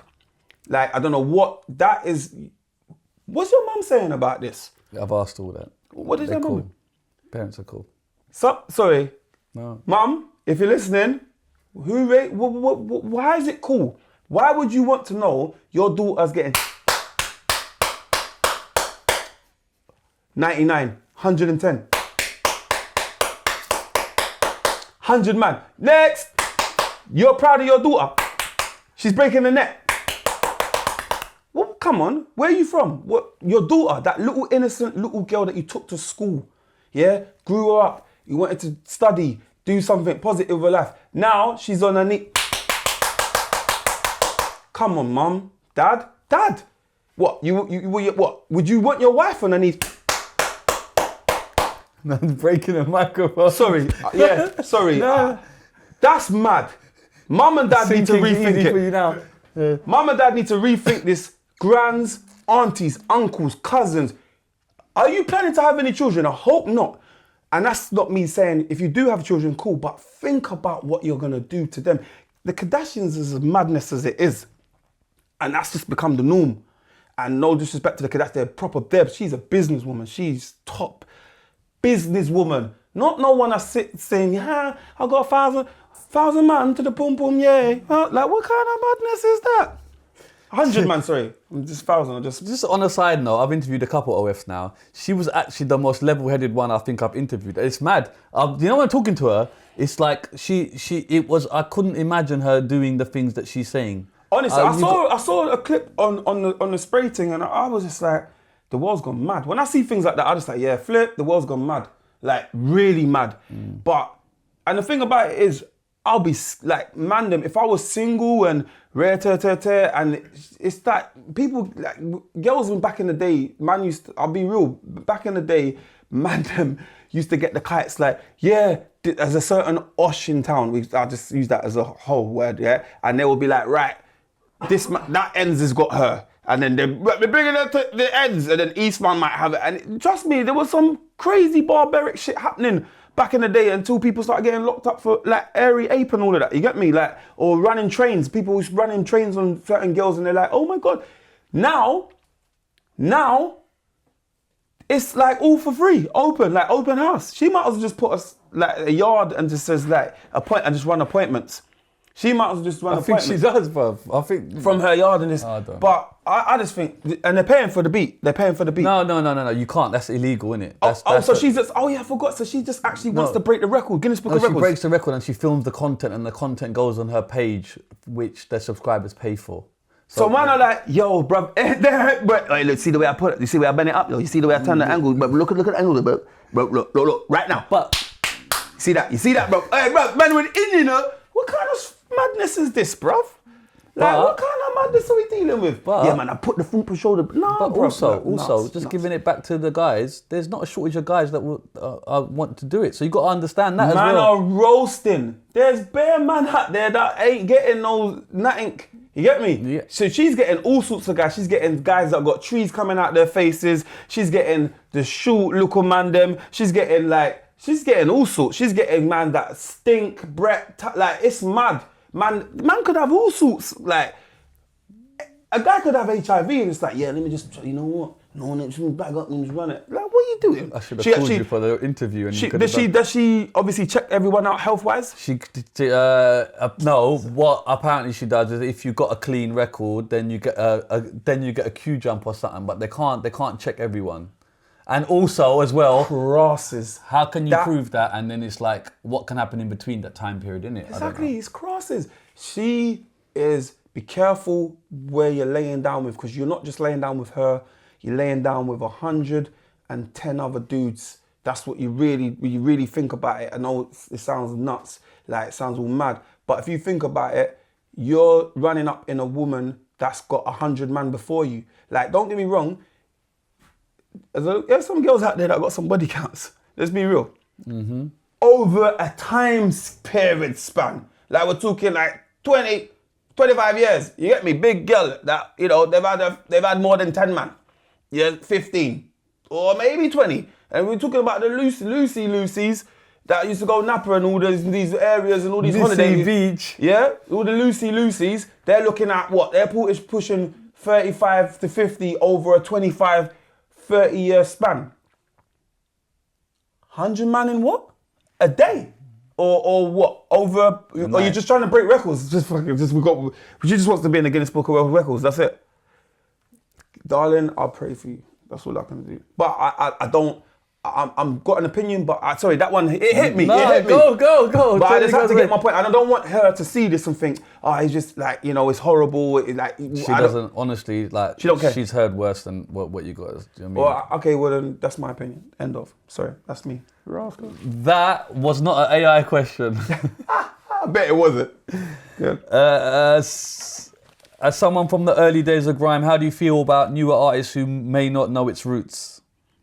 Yeah, do your research, man. Yeah. Do your research. A lot of these, I feel like grime has been an egotistical, like people get gassed because they got a few bars and stuff. And I feel like that I love the new coming artists that are coming into something, but it should be a case of like, you know, young respect the craft. I mean, when we come in, we couldn't even get in like that. Like even from the jungle days, it was hard to crack the scene. And I feel like now, where the internet's thing, people just pop up, and a lot of man gassing up these kids like, yeah, he's sick, he's got this, he's got that, and he's good. But they need developing, they need to know about the business. It's so much more. So respect due to, you know, the heritage. Yeah, important. And especially with the bloggers and all people trying to rewrite grime history, like rewrite it, like they were there, they were involved when they were just around and was just observing, but they weren't involved like that. And now people are out there rewriting history. Like, what are you talking about, bro? So anyway.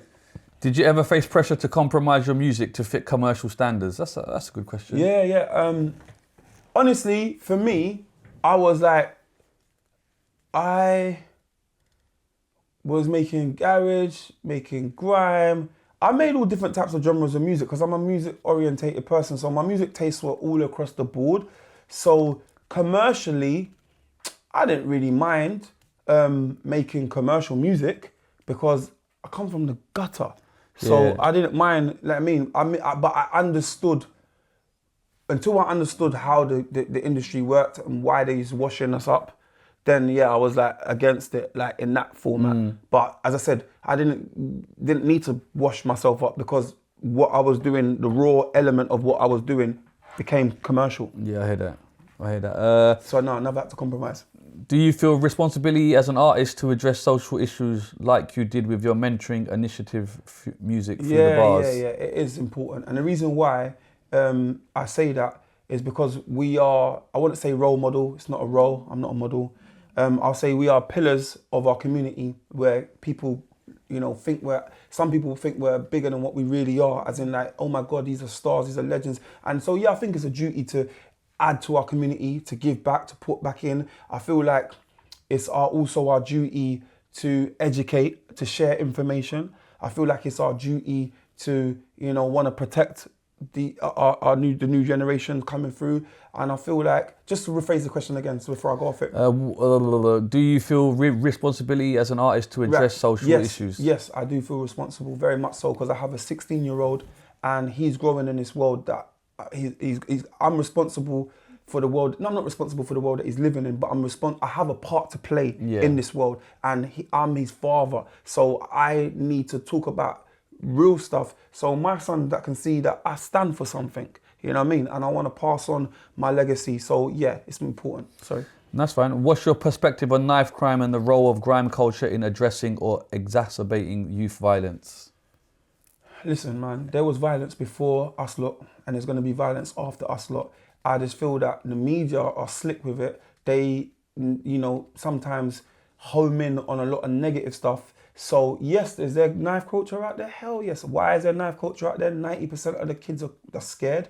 They need to carry it around, protect themselves from other people that are carrying knives that actually want to do the stabbings. So it's a vicious cycle. And the cycle that we're in, and don't get me wrong, the technology, the internet's changed everything. Kids have got zombies. Like back in my day, they used to have ratchets and stuff. Now they're running around with zombies and samurai swords. Like, really? What are you trying to do? There's no chance. There's no survival. You know what I mean? So not like, I'm just saying that it's really bad out there, but the media are really fusing it by pumping it and highlighting it and pushing it out there. And the American culture backlash into the UK culture with how it is, it's just got worse. And I just feel that, grime, whatever music and genres out in, is always going to have an influence in it because it's a street orientated music. So whatever's happening in the street is clearly going to come through the window, because what do you expect these people to talk about?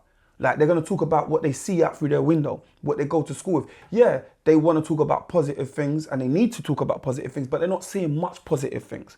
So that's why the music's always going to be negative, 90, 80 to 70% negative, but we do want more positive. Not every single kid's come through the hood. Not every single kid's grown up poor. Not every single kid has to go through that struggle. So there are people that are getting into music that are just copying that to look cool and be that. But if you're not that, then don't say you're that and don't be that. You can actually be you and stand out as a positive person and give your life story, what you're upbringing, whether it's, you know, parents together, stable background.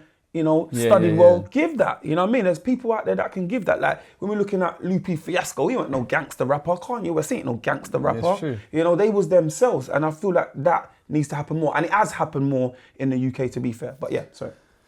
Do you believe UK music can change perceptions in other parts of the world? Have you seen any of it firsthand? Yeah, it has done. I've seen it firsthand, and it has done. Like, I'm in America a lot as well, and I've seen it. Like as I said, Japan, like India, all different types of Europe. They love drill. America, my man, Central C. Like it's happening. We had to have planted all of these pillars in place for this to happen. It's so true though that people don't understand the bricks that people laid, like yourselves. Yeah, you have to. It would never happen before. No. But as I said, did I know what I was doing at the time? No, I was just doing me and my timeline, and my boys were doing the same thing, and it evolved into this because of what we believed in and what we was trying to do. So yeah. If you could change one decision you made early in your career, what would it be and why? I would have never been wrapped up into that whole paper situation. Like, you know what I mean? Like, that's the only thing negative. The paper thing. Yeah. That's the only negative thing I'll say that really touched down on my career, that tarnished me in a way that is not who I am. Do you know what I'm saying? That was just a decision that I made that was a wrong decision. Spur of the moment thing that just became a monster, Yeah, so I'd say that if I could like go back into time and rewrite that, I would definitely, but at the same time, it made me who I am to this day. I went through so much and I grew from it so much. They say there's no such thing as bad press. Can you agree to that or disagree based on what you said? Not in this world. I'm talking about then. Then it was all right. Like, no, it wasn't all right, but bad publicity was publicity you was getting out there. Now, it's done. It's just like, the cancel culture's mad. You could become a meme, bro. Like the memes, like what a meme! Like you're just gonna get My man used to get that guy that got thing. He gets reposted every Christmas. It's that time again. Dominic Celaire, bro. Like, come on, every year. Like someone will slide up the post and be like, who remembers what did you this? Expect though, innit, cuz? But it's your life. He's a human being. Yeah, it's true. Like what the hell, man? Like, he's got mum, he's got dad, he's got brothers, he's got sisters, he's gonna have a child one day, or he's got a child already. That's not, bruv.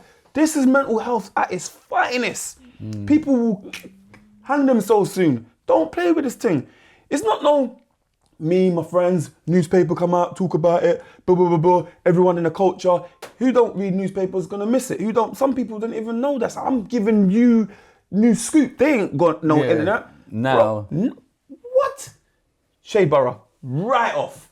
Like, internet shares it, right off. Like, where you going? It's a wrap. You can't, your neighbour next door, the news agent guy at the shop, you're like your gym, anywhere you go, you can't escape it, bro. Man, look at where you gonna go? That's mental. That would make people. So really understand what this internet thing's doing. You really got to, sorry. No, that's fine. Is there something about the music industry that fans would be shocked to learn? Yeah, but I'm not saying it. Oh, it's like that, yeah? Yeah.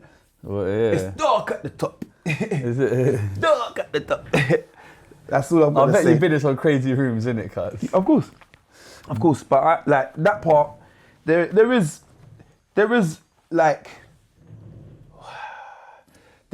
cliques. That's the best way to explain it. What do you mean cliques? As in groups of people that push certain things a certain way. If certain agendas are not met, things don't go your way. Is that right? Can I word it that way? The way I would word it is there's cliques in it. Like, and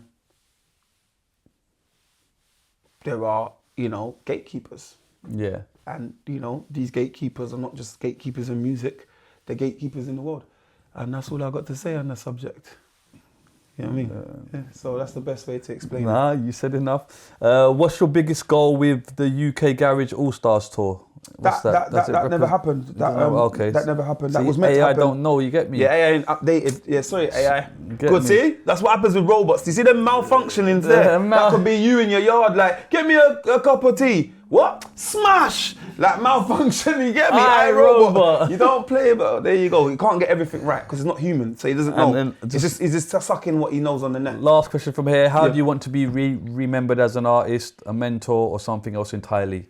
I actually want to be one of the guys in history that with my story, with my timeline, with my life, either to inspire, to leave, to change, that help, whether it be one individual to a million individuals, I changed their lives as in by what they learned off from me. Whether it be my mistakes, my positive, the things that I'm doing, I just want to leave this earth knowing that I help people. And not just like, you know, listen to my songs, like I made these great songs. No, like I physically, you know, helped somebody, like help people. And that's what I just want to be recognized in life, that, you know, I was an asset to a lot of people in their lives. And that's it really. Right, last one and then we're done. Christmas around the corner. Yeah. How's Christmas for you? Good. Man's got his coat So already. it just said, go, last one, sorry, last one, sorry. Last one, let me get the fuck out of here, bro. Sorry. It's been a long one and I appreciate your time. No, but it's fine. So I didn't mean to move so quick. Christmas round the corner, how is it for you, obviously? Yeah. Yeah, are you a Christmas guy?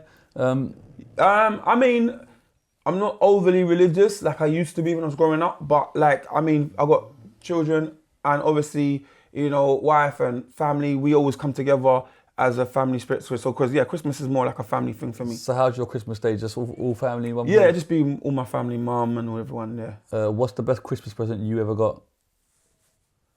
When I got my deal, it wasn't really a Christmas present. It was just being able to buy every single person in my family a Christmas present that year. And you did that? Yeah, I did. I went, me and my mum, I took her West End, Oxford Street, and I just said, yeah, we're buying a Christmas present for every single person, even my auntie, my cousins, my granddad, like everybody. It was nice. And your worst Christmas? When I broke up with my son's mum, and it was one of the first Christmases without my son. Right. Yeah. First time, yeah, that was hard. All right, cool. Mr. Maxwell D, I'd like to say thank you so much. Thank you for having me. Hey, you got the belly.